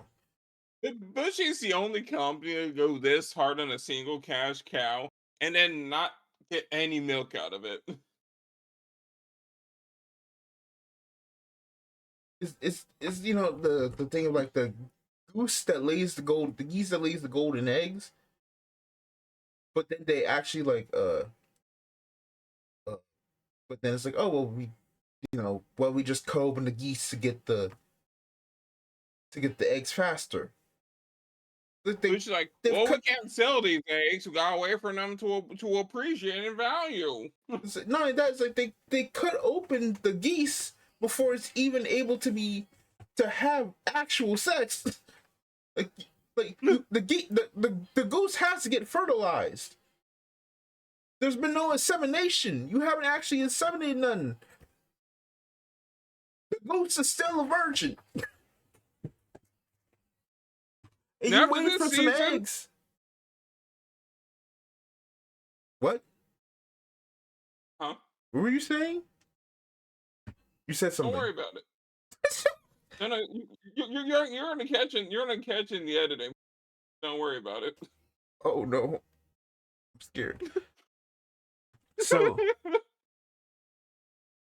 So which now comes kind of to the whole thing, right? Like, look at this. You have all these like all the things. It's cool, but it's like, why have we not taken an like? That is the biggest problem with Bushiroad.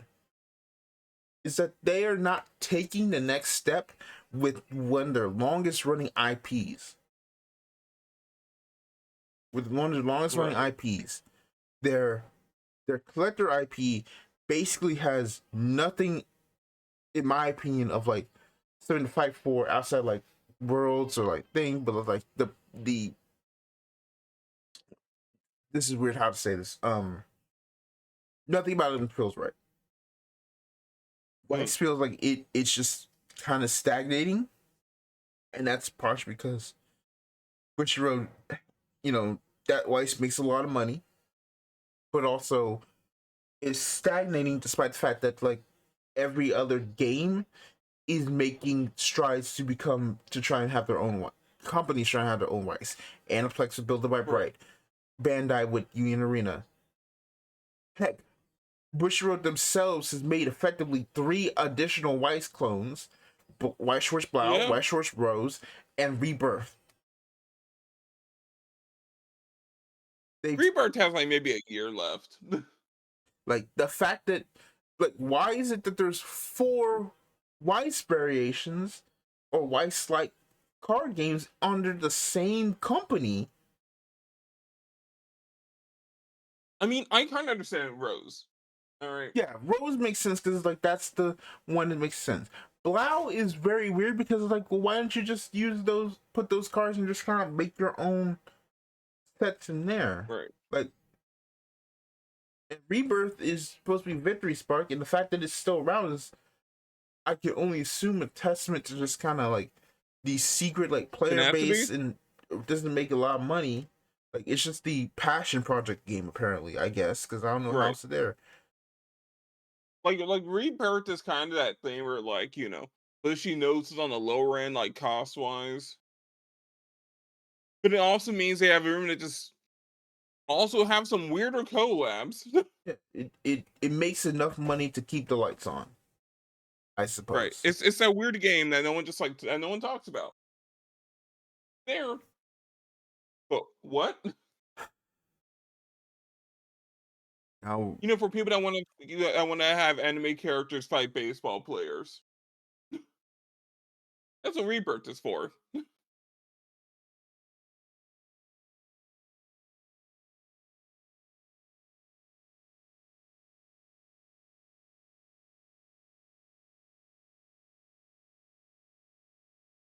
Like, I feel like Weiss is in an interesting spot, right? Like, it's kind of that game that just perfectly sustains itself. Mm-hmm. It's like, Sure, the problem now is that like everyone else is catching up. Build by Bright, fairly a factor. Let's be real, but Union Arena. Yep.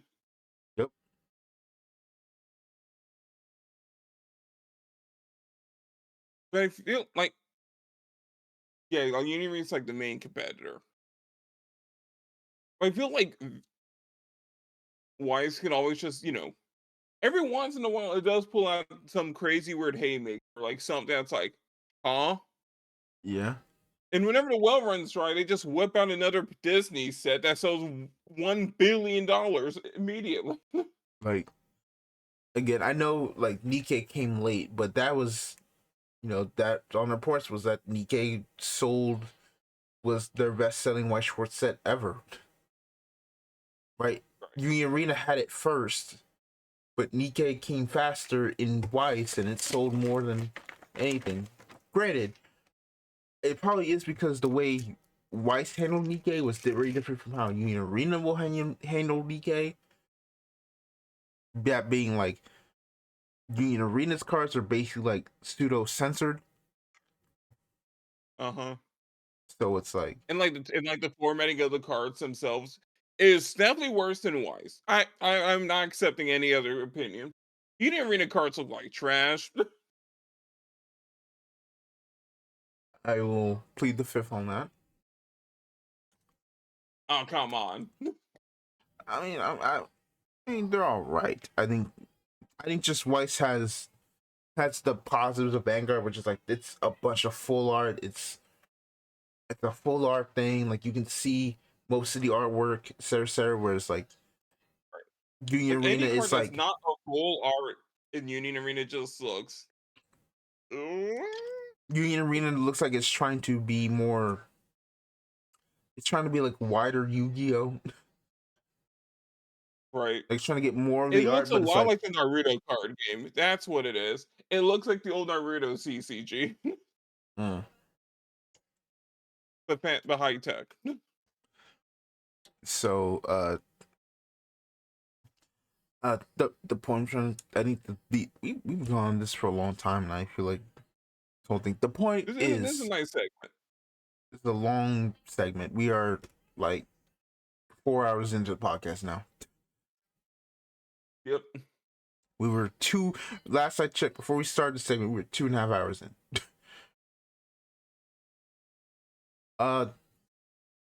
The bushy block is always the longest one. Yeah, but what I'm trying to point out is people are getting constantly tired with Bushiroad.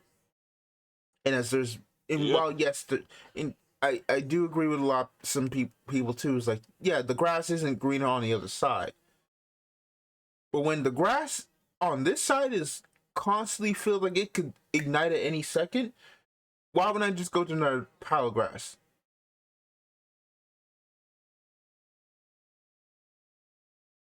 Yeah. That's what I mean. Like the market is bigger. Is it saturated? Yes, but you have how many? Uh, um, but you have like how many games out there? You have Flesh and Blood. You have, the big three: Magic, Weiss, Magic, Yu-Gi-Oh, Pokemon. You have the Bandai games. You have WeCross. You have, which is still around somehow. You have Grand Archive. You have Flesh and Blood somehow still around. I think I already said Flesh and Blood earlier. Heck, you might even be desperate and go play what was it called? Gate Ruler. You might Which is just somehow leave. still around. You might just leave physical altogether. Go to Hearthstone or Shadowverse. You might play Master Duel Online.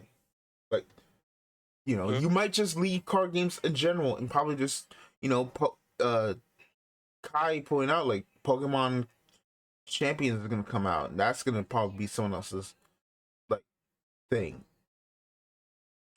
For sure. There's gonna be a potential fighting game that might come out and probably take them. Right? There's so many live service things or like big hobby there's things. alternatives for everyone. Yeah, it's like you only have so many times to mess up. Right? And I think that's and his point. There's Vanguard players and by extension Bushiroad players in general have a lot of patience. They have a lot of love for the game. They have a lot of love for their series. They are very patient and they are very loyal. But at a certain point, there's only what probably got a lot of people upset here is that while everyone else, it's again the picture of SpongeBob and Patrick frolicking outside while Squidward looks through the window, which is ironic because the idea of that is supposed to be that Squidward's happy to be inside because he's not around them, but he's annoyed at them. Right. Uh, Yeah, no, that format's completely changed meaning.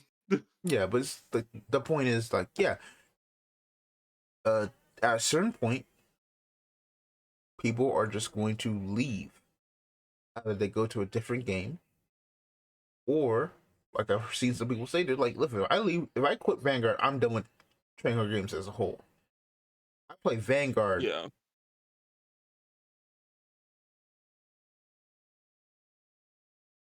Like TCGs. If Vanguard dies or I just have to quit Vanguard, I'm not playing another card game. I'm out. Like, I'm not going to another Bushy game. I'm not going to another other game. I'm just out. I think that's valid to feel that way.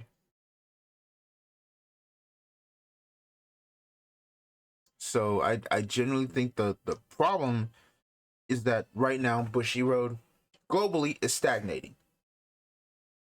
Not only stagnated, has been stagnated. It's like they make changes here and there, but then they just don't push. They don't push, and this is another thing I say for JP, and this is the point of JP. It's like that you do not actually want to improve, because if you don't actually want that number one spot, because if you did, you would have been working hard. You would have given the West more resources. You would have given a little bit more effort to try and think.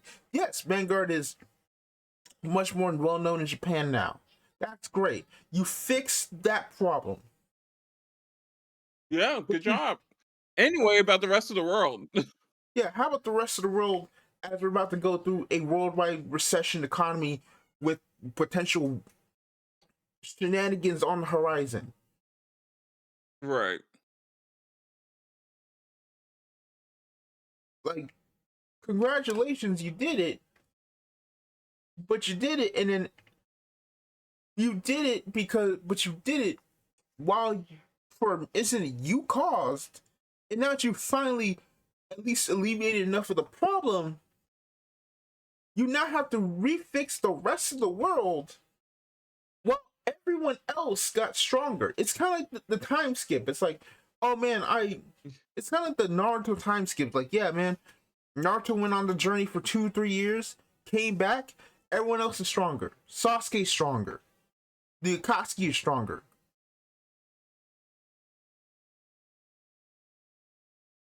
Yeah, nice training you did. Unfortunately, everyone else trained too. Mm-hmm. It's like you trained, got yourself a little up there, but now you still got to deal with everything. Yep.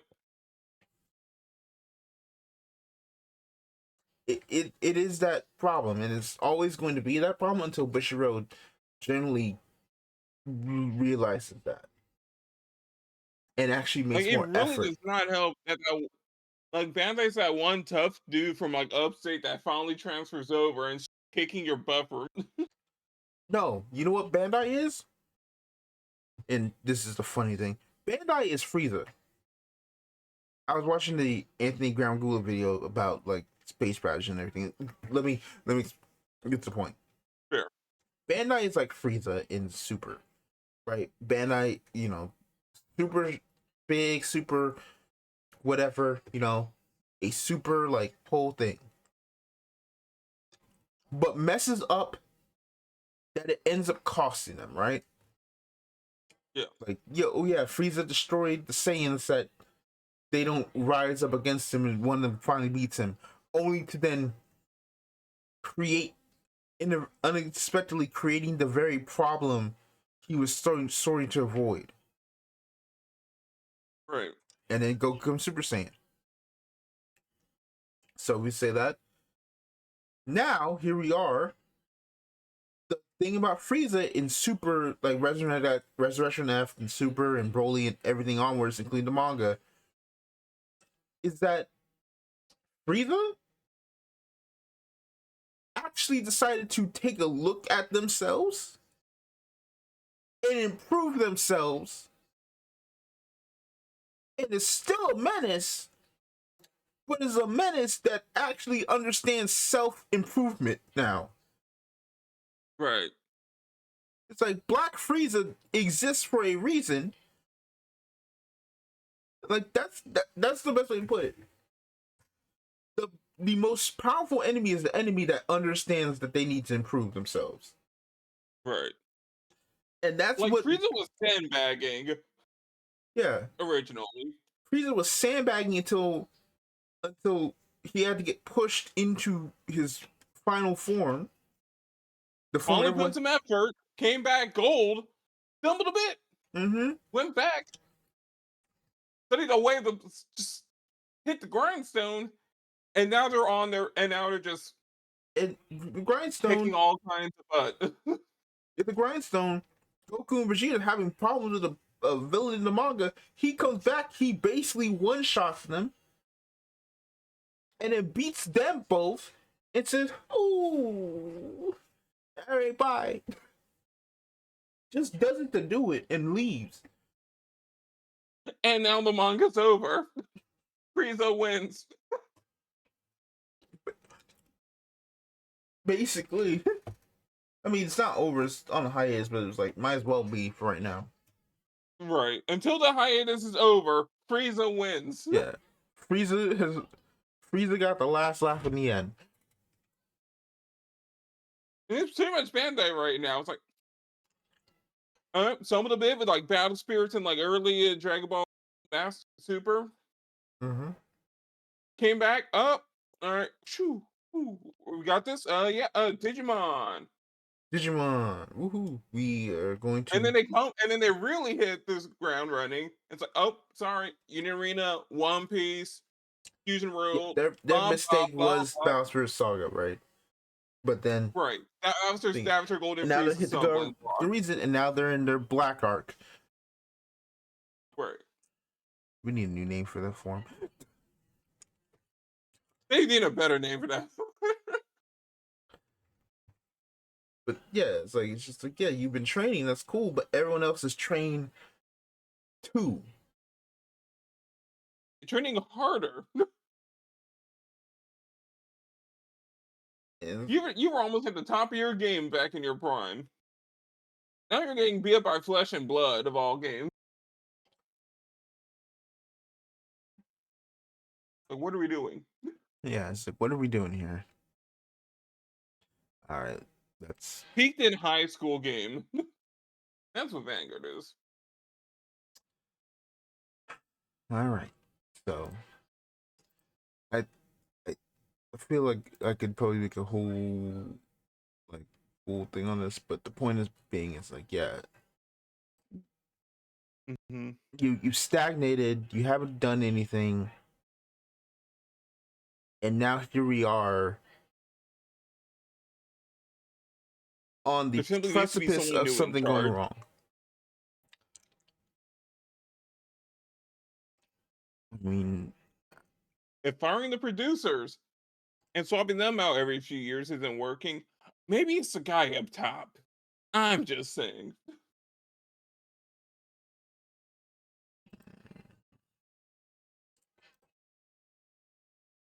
Balancing the founder is always a pain in the butt to do.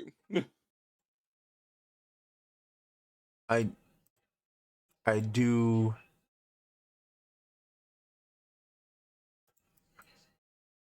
A leadership style needs to change. I'll say that. Because I feel like whatever is happening right now is not making people happy. So something has to change.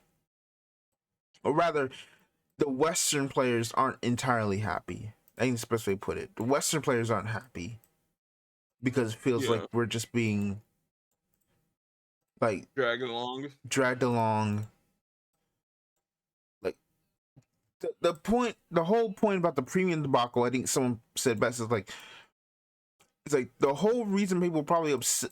You know, I think it was earlier. It's like it's hard to not feel some type of way when the format you like to play or you're more likely to play is constantly like teetering on the edge of whether or not it exists still. Yeah. And again, like I said, I still said, it's like, listen, I understand you. I still feel this way, and John, I'm sorry. Like, you can get upset with me and say, hey, you know, hey, whatever, all you want. But I still stand by that statement of if people aren't careful, what happens to V is going to happen to premium. Did I say it in the right way? Probably not. I'll admit that. But I was still right in the theory and the idea. Because once they realize they can get away with it the first time, they're going to find ways to try and keep getting away with it. Yeah.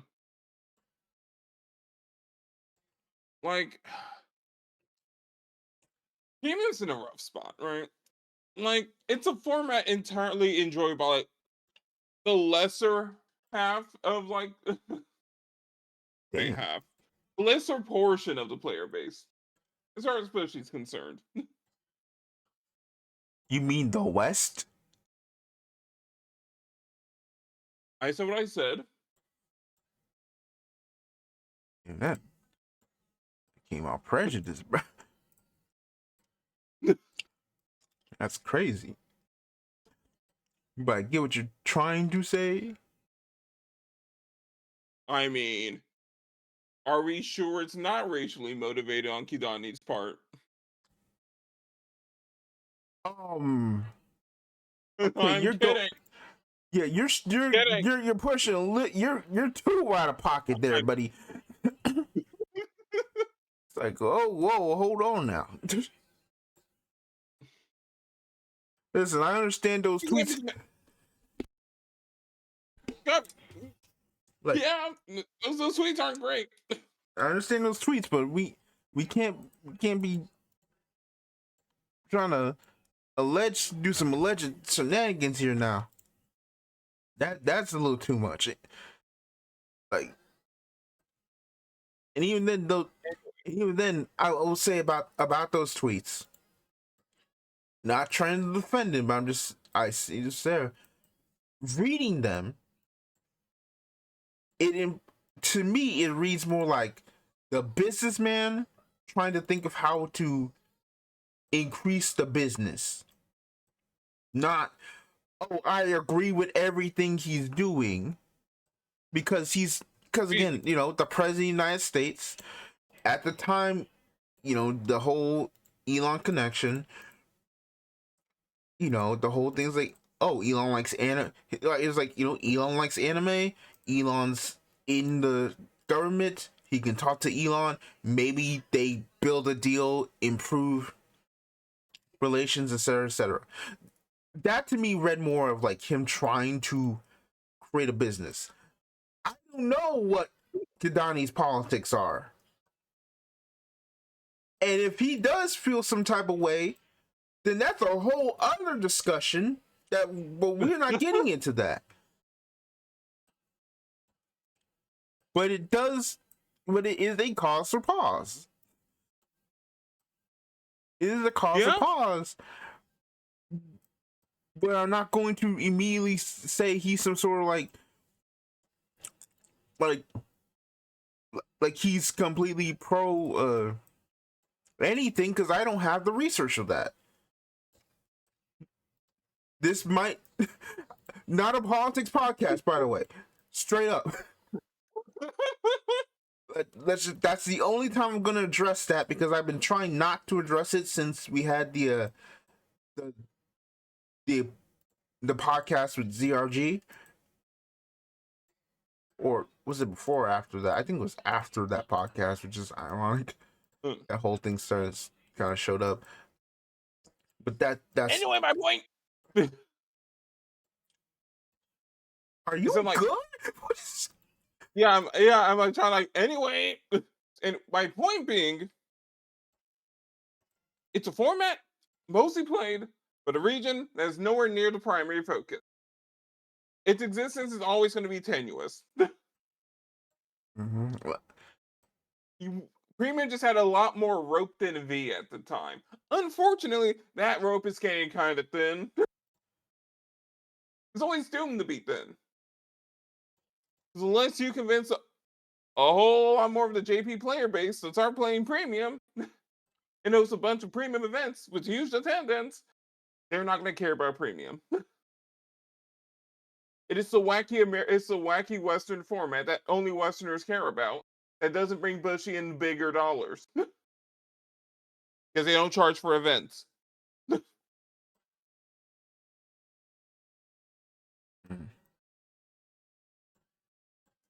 Like it's an excess.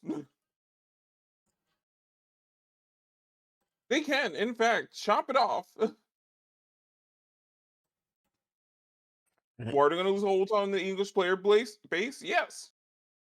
How much of that English premium player base is buying cards actively right now? And if they're not paying for event attendance, and their only value is in buying new cards,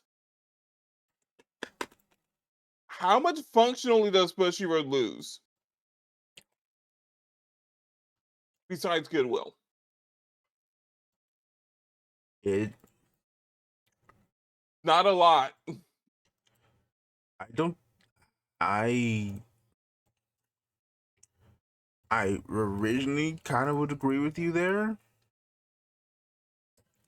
but as I've seen, like, you know, Robbie Cole like actually start to make standard content, a lot of the you know I'd say pretty much like, I mean, this is kind of the point I'm probably say here. It's like I feel like nothing I can. I don't want to do this. Okay. Every time I try and like think of how I can say this without coming off very like weird, I keep on trying to say no, because it's like this is a very bad way to phrase it. I can't phrase it in the way I feel will be right. Right. I'll put it like this: if there were big content creators, or rather, content creators like the size of a, if we had more like, when I say this, I'm gonna go this way, and this is probably how it makes sense here. Uh-huh. We are not the Yu-Gi-Oh community in terms of content creators, where So we have a Farfa, we don't have a Farfa, we don't have an MBT, we don't have a to an extent, we have a lot of, like lower to the ground content creators, right? We like a Robbie, kind of have a ironically. CMO. What? We kind of have a CMO. Yeah, we have a CMO, but that's all we got. That's what I'm trying to make. We don't have a wonky quartet. We don't have a DZ. We don't have a Nim Nim. We don't have Farper. We don't have a MBT like that, where like they're Right. big and their words can actually like make a difference in the community, or Yeah. can like carry a weight that like Konami, or in our example Bushiroad, can generally listen to and be like, you know what? he's big enough. He has a following. He's speaking for this community. You know, we probably should have that. The closer we have to that is, uh, you know, Solemn. But Solemn Right. is not a content creator like that. He is, oh, that's right, Joshua Schmidt, right? We don't have somebody like that who is, we our influence is pretty much one guy or bust. Yep. And I don't want to keep this things to put it. I don't want to keep putting all the pressure on one guy to keep Right. like talking for the community. Same. And it sucks. See, it really is only the one guy.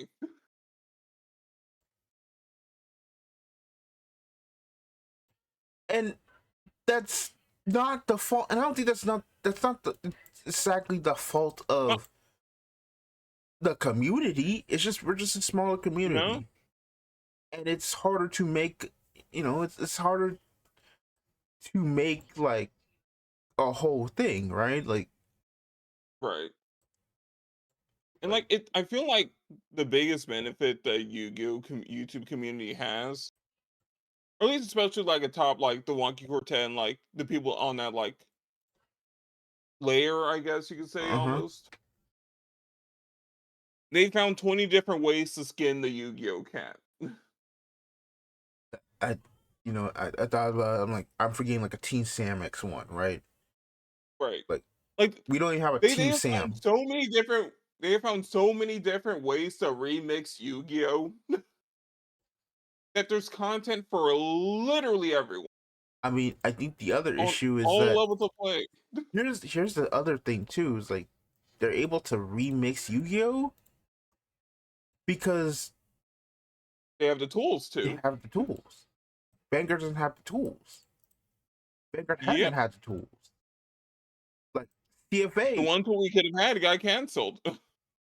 yeah, the one we have got canceled. The other one and the tool we could use cost the price of a AAA game, and it's not a AAA a game.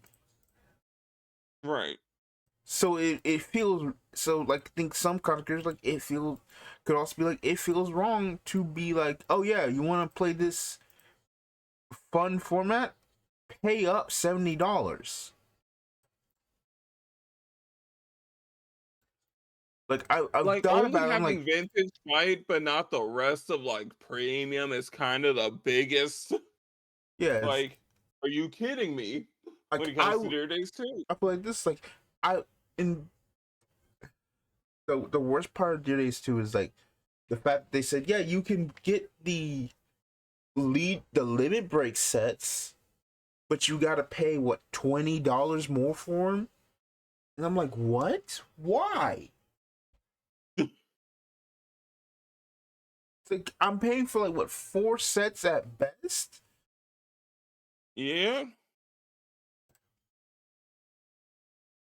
Like, who's making these monetary decisions to try and monetize this game? Because they ain't doing their job right. They suck at it. No. But back to the point, it's like there's no way to do like a genuine. It's so ironic because like you could do a progression series if you were allowed to do the rules of original Right. Vanguard for a time, right? On a Dear Days per se, right? Whereas like you Right. have the ability to mix and match cards back in the day, and then like when you get to like G, you can be like, all right, we're going back to just we're locking clan fight for good. It's like you still can do it because you still have a bunch of old cards to still play with. I'm just saying, I do watch an Extreme Fight Vanguard progression series. I'm not gonna lie. Yeah, stream fight, then you transition into clan fight, where it's like, okay, you should have enough cards from these past sets to be like, yeah, let's do it. But you can't do it. Nope. Because all these simulators don't really have the ability to do so outside of carpet area, and carpet area is unfortunately so far behind like other like simulators in the TCG space for like unofficial. And that could be because of and that's for multiple reasons. It pretty much was stagnated mid G era pretty much. I mean, the biggest part is that car favorites made it in Beyond. That too. Beyond in 2025 like is some insane work. Not only that, it's like I could only imagine like whatever they have to keep the servers on. Like something happens to the servers, it's up. Like maybe like 500 rubles a month. Now that we had the Vang Pro, we have Vang Pro, but it's like that is entirely like dependent on what happens with that one dude. Right. It's like we need like a CFA. And I feel like we need a CFA 2, but no one is able to build it that way. And like any like project for like a CFA 2, you're immediately gonna have people asking for automation, and we're not the Bandai community where like someone's like, dude, give me like 1 month, I'll make a fully automatic sim for this game and have it on theater right away. No problem, team. Yeah, The rate in which the One Piece and Gundam sims came out relative to how new those games were at the time and are is some insanity. I think also just the fact that I'm still jealous about how just the amount of like resources like so many people like put into like Digimon and all these other games, and it's like, so you could have done that. And it's like some of them were like former Vanguard players. I'm like, so y'all could have done that for Vanguard at any time, but you just didn't want to. Now it's hard to be like, it's like I understand if like, I didn't want to, or like this is more There's like no my second incentive. chance, but it's like it still doesn't make it feel better. It's like we had all this talent here and no one wanted to use it on this game. So we've lost like a lot of information, a lot of details are missing of like history. Like we could have had an updated sim, CFA could have been stronger or what have you, but we don't. Nope. And that it's a time to find there's like no incentive, right? Or at least there's less of one. Yeah. Because like if the audience is smaller, there's no like people, even if there's like no cash involved, right? Like people like the like social credit being like, hey, I'm the guy who made this, I'm the guy who like made the sim. I mean, la di da di da. It's funny because I literally saw a video, like I'm gonna talking about like the Hololive TCGs, like it's made by a dude, like, oh, by the way, I'm the one who also made the simulator for Hololive before it even came out in English. I'm like, are you dead at? Yeah. Like how could I not feel some sort of jealousy and some bitterness after hearing I literally made a simulator for a Bushiroad game? But it took until a Korean person it took until a person in Korea could actually do it before we actually got a simulator even slightly and even more competent than CFA. Man, it's a good thing you don't know about Weiss fight.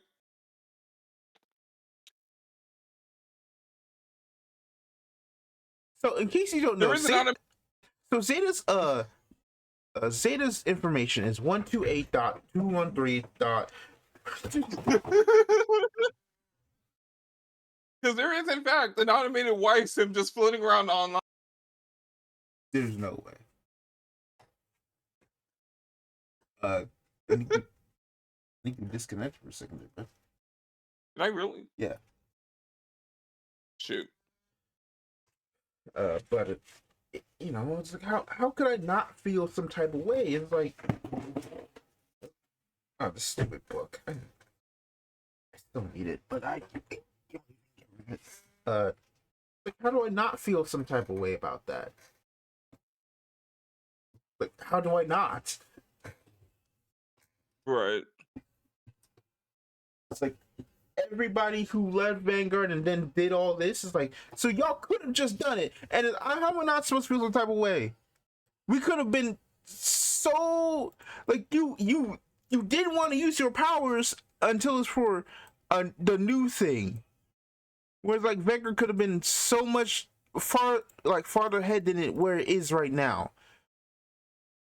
This is just me ranting about just that. It's like, and I'm sorry, but it's like it's something I need to get off my chest.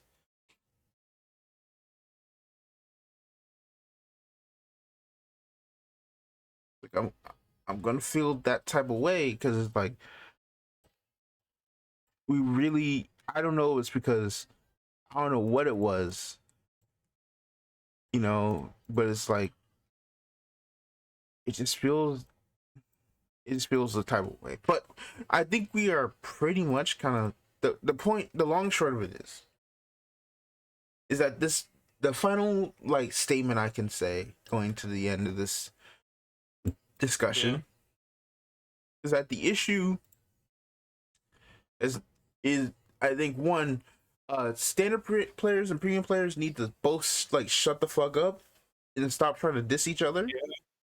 Like that is generally like how we're not gonna fix everything. That's been an issue we've had since V started. Is trying to do these dumbass format wars. It was goofy at first, but when we kept going, that's when the problem also started. Is that we've divided the community. We need to stop dividing the community and genuinely not someone's fault. And genuinely like come together because this affects everyone. Not just standard premium, not just the remains of any V like Legion or whatnot.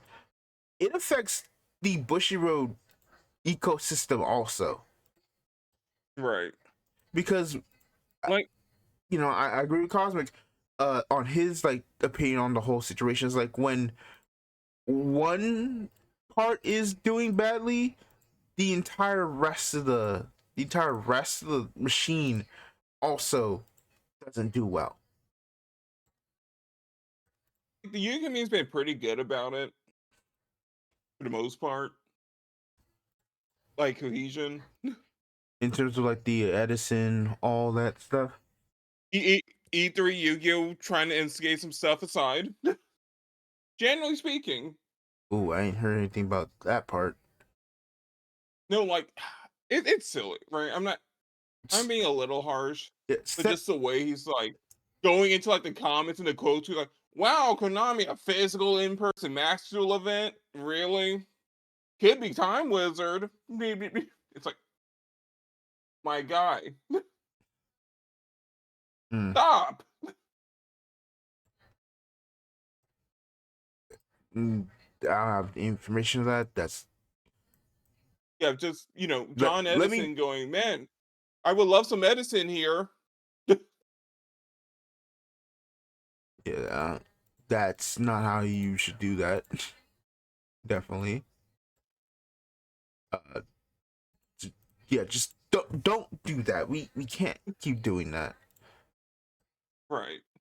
Like ease up on the format wars. Stop doing it in the replies for the company. I think what's also the worst thing is the format wars, like the format wars for like stuff like Edison and like Commander, like different because like are weird to be like, oh man, company, we should do the events for this format, and it's like, dog, this wasn't their format. Y'all made this as fans of the game, and now you basically are Right. letting the company tell you how to deal with your format. This is a different thing from like premium and Vanguard, because Right. Bushiroad made premium, made V into independent formats. What they say goes to an extent. Yeah, I would say like I'm even separate Commander from Edison. Because I think they like Commander was like ended up much more But like here's the council, here's the rules, here's this and that. We're officially working like WotC on maintaining the format. Like they handle that like super professionally. And then WotC was like, cool, here's more support for you guys. Here's dedicated card design, so on and so forth.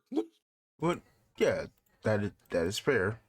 They talked with Yahtzee and like, hey, listen, they eventually got to talk to Yahtzee because you know, uh, Commander was something Right. that people did play in WotC and Wizards. So yeah, they'd be like, you know what, this is our game too. We could establish as an official format, but we're gonna let this in the hands Yeah. of the players until the players could no Like longer it show wasn't that they could act right, and then we are where right. we are Like now. there wasn't that era of like, yeah, this new modern format sucks. Blah blah blah blah blah blah.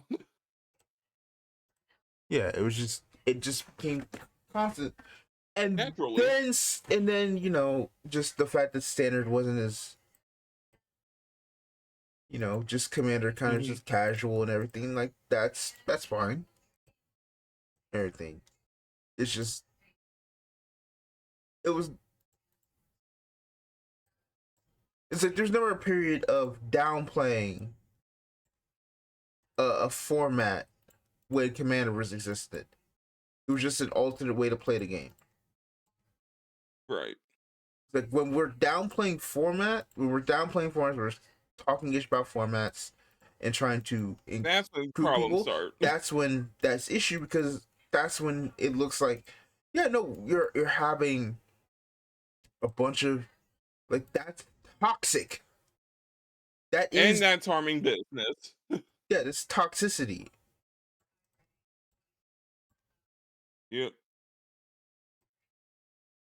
Like, if you got criticism of the format, that's fine, but there's a point where you Keep just on a got down low.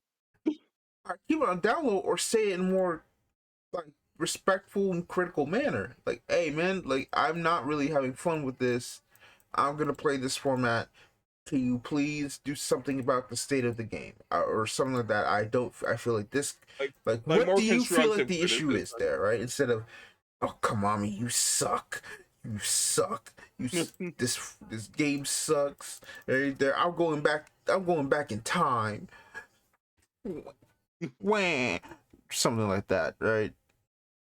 Like, Right. let's stop doing that. Like, it was annoying all the way back in V. It's still annoying today. Like let's actually start trying to be more constructive.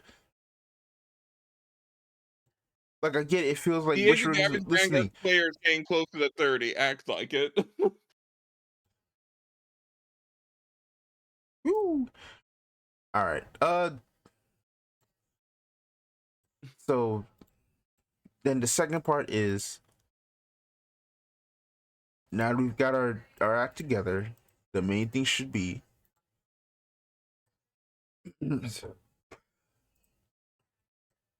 to come together and actually like kind of get ourselves together. Uh, Mhm. it should be like, as a Bushiroad community, we need to come together and understand that, hey, you know we can't, as a community, we want our games to move forward. We want our games to stop being kind of stagnant place. You know, Showers Ball is doing great, but it I didn't get to this point in our discussion of the BCS, but it is insane to me how Hololive and Godzilla will not have anything in their in terms of a competitive scene for at bare minimum till April, maybe May at the very earliest. Right. And for games in this current market, not having that is a bad thing. So I would say I would ask you, Hololive and Godzilla fans, would you rather you have like a small mini circuit with your games, like mini events with your games, and try and like keep the hype alive until it's time for Springfest or BCS or whatever?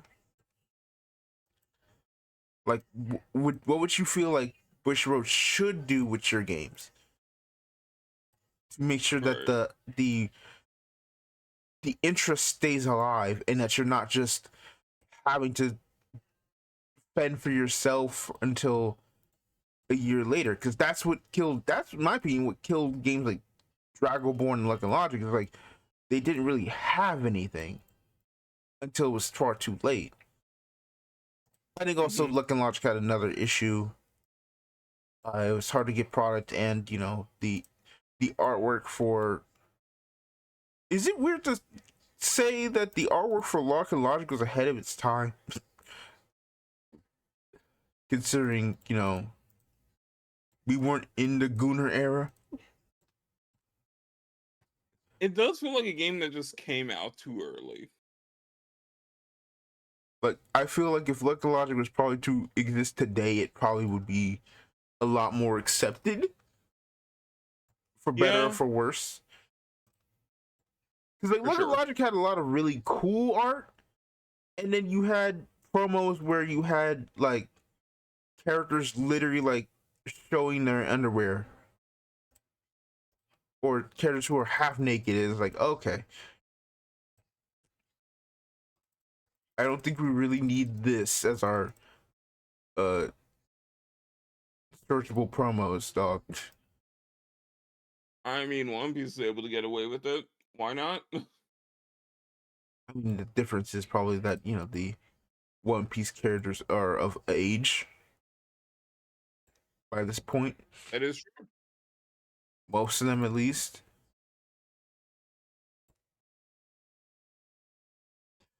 Most.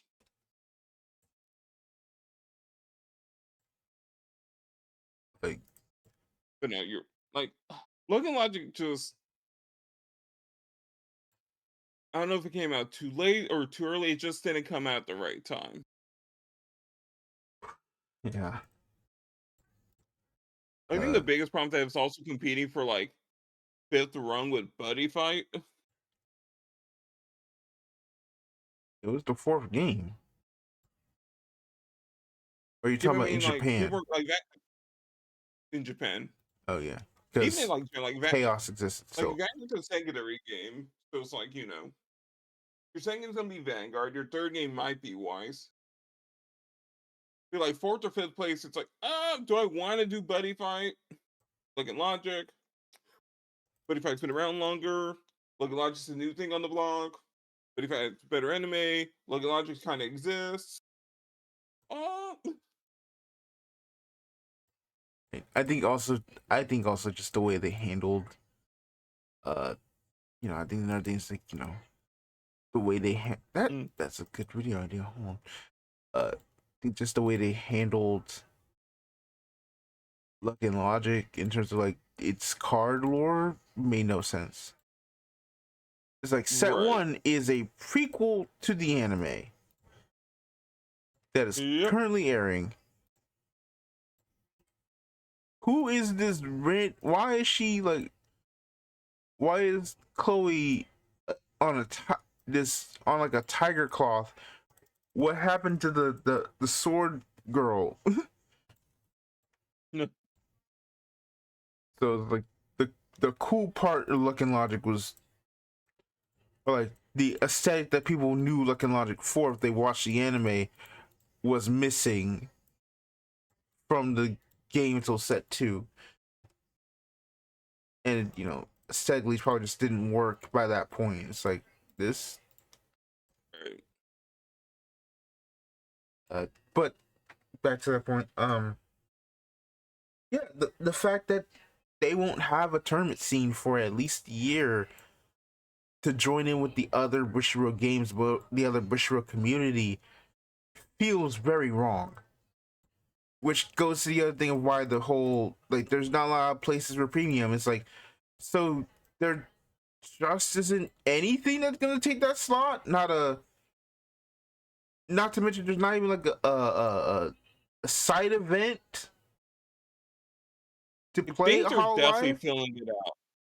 Like they're definitely in the process of like filling out Hololive. You mean Like I understand feeling like out or I feel like filling out? Feeling or filling? feeling. Like they're trying to get like a gauge, right? Well, Like they're not gonna give it like the competitive circuit yet, but they're definitely going like, all right, we're looking at adoption rate wise, like how many actual players, how many potential non-Hololive like fans are we gonna grab with Hololive?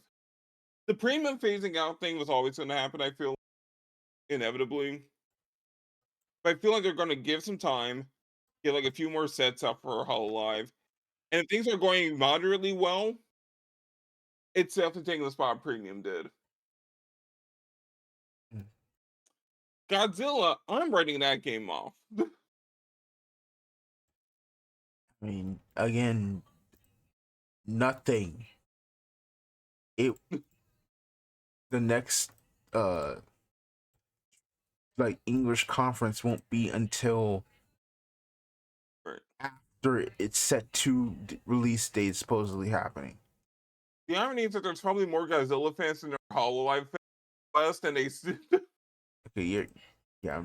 I thought you're cutting out. I don't know if you're like moving away from the mic and the gate's not Oh yeah, getting you. unfortunately, the way my mic is being right, where it's suspending right now because my mic arm broke, is kind of weird. But yeah, generally speaking, there's probably more Godzilla fans than there are Hololive fans in the US, in like the West in general, by like a good margin. But they're This probably. is probably right. But I think it's more like Also, probably most of them are in like the 40s, and a lot of them probably in like the 30s and 40s. So a card game for them kind of doesn't make too much sense. I probably also say maybe it's just they're probably more you know uh Godzilla fans and Hololive fans, but there's probably like more whales for Hololive than Godzilla. So they're going to make more Right. money off of Hololive than Godzilla, even though they're probably gonna have they might have you know they could have a potential like boom, but who knows. Yeah. It's just again I think the other things like there's not even like a demo caravan just for these games still like announced or a side event. That's my other issue is like the fact they're not even there at all, or like a small like side event or something, right?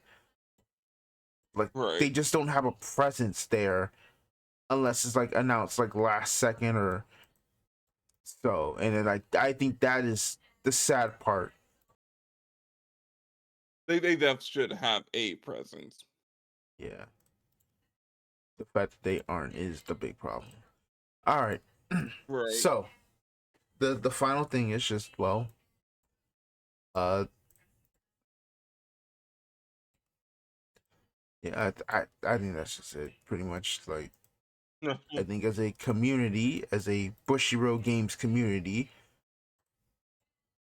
we need to be able to support each other and not just be upset. Like cool, you don't like premium. That's cool. Like whatever. right? We understand. You hate you don't like the way premium is now. You never liked premium. You're too young to understand that legacy of Vanguard, whatever, or for other reasons, bad memories. We get it. We understand. That's perfectly fine. That's perfectly Yeah. valid.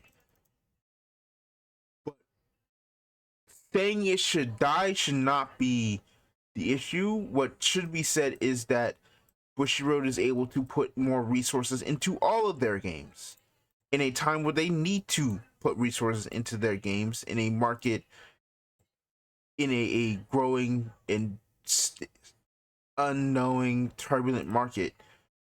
It should be we come together and support each other and make each other better. I think we all kind of put it Right. there. It's like where are like the extra products for Vanguard, the anime IP? Where's the collab connections with like the Weiss games? Why are collabs for why are collabs for Vanguard so late, even though you have connections, multiple like connections to these IPs, right? Like it's been years. You've had connections to Togerambu for damn near a decade. Why are we still like getting it late still? Like there's so many ways we can improve everyone. Like why are we just only going up to 6 months for uh, uh games for sets for Shadowverse? You know, is is there a way we could have done it better? Is there a way to Yeah. probably speed up the process? Like there's so many ways we can like advocate for each other that we aren't doing. That people Like I do. aren't doing because we're stuck in our own little clique in Yeah. games and even in inner games. And I feel like that's another step the community could take to generally improve the game, to improve their games, to improve our games, and improve everyone's life, right? Like we need to stop beefing with each other and like actually come together, because it's getting like the block is hot and it's going to keep getting hotter. Yeah. Like number one TCG company don't come from waiting it out and everyone dies. Like the that joke about people like saying like, man, Yu-Gi-Oh should be dead, but it keeps living, not just because of some not just because of a big IP, but it's because everyone else keeps messing up. It's like Yeah. do nothing, everyone else fumbles anyway. We can't keep fumbling. Like 5 years from now, the number one TCG company is about to build 3 more statues of Odaiba.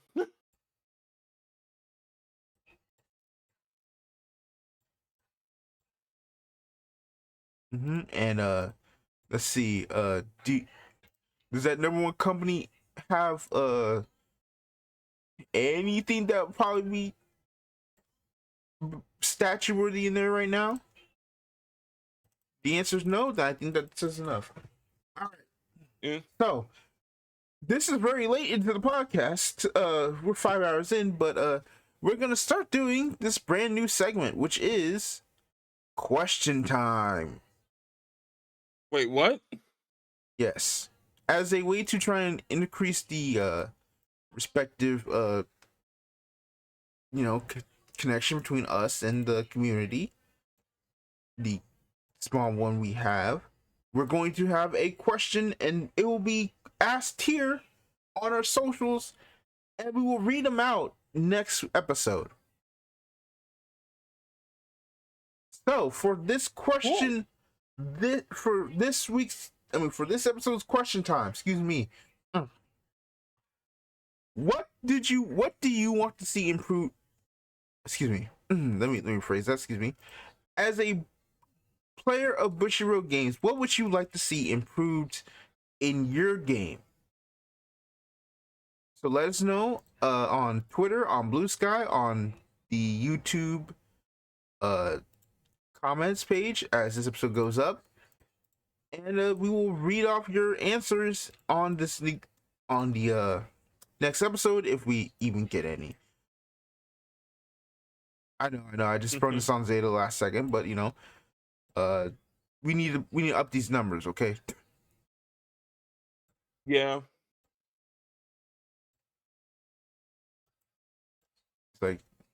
It's not a thing. It's not like a whole number thing. It's just we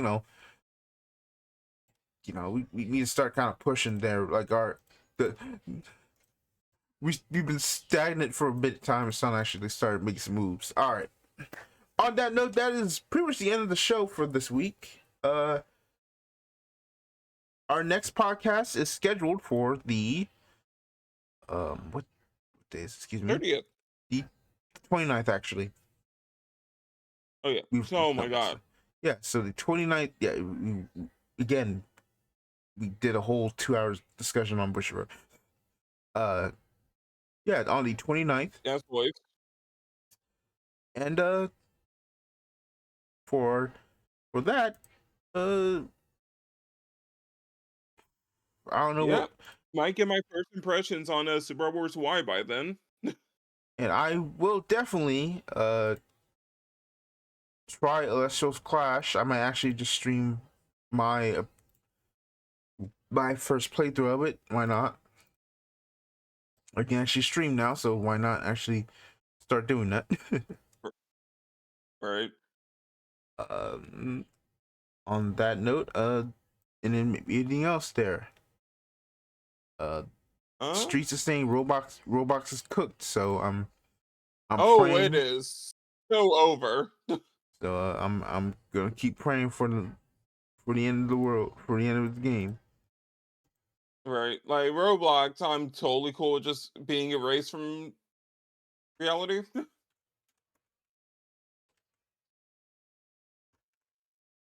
So, on that note, we are out of here, guys. Thank y'all so much for watching the Out of Pocket Podcast. We will see y'all next time.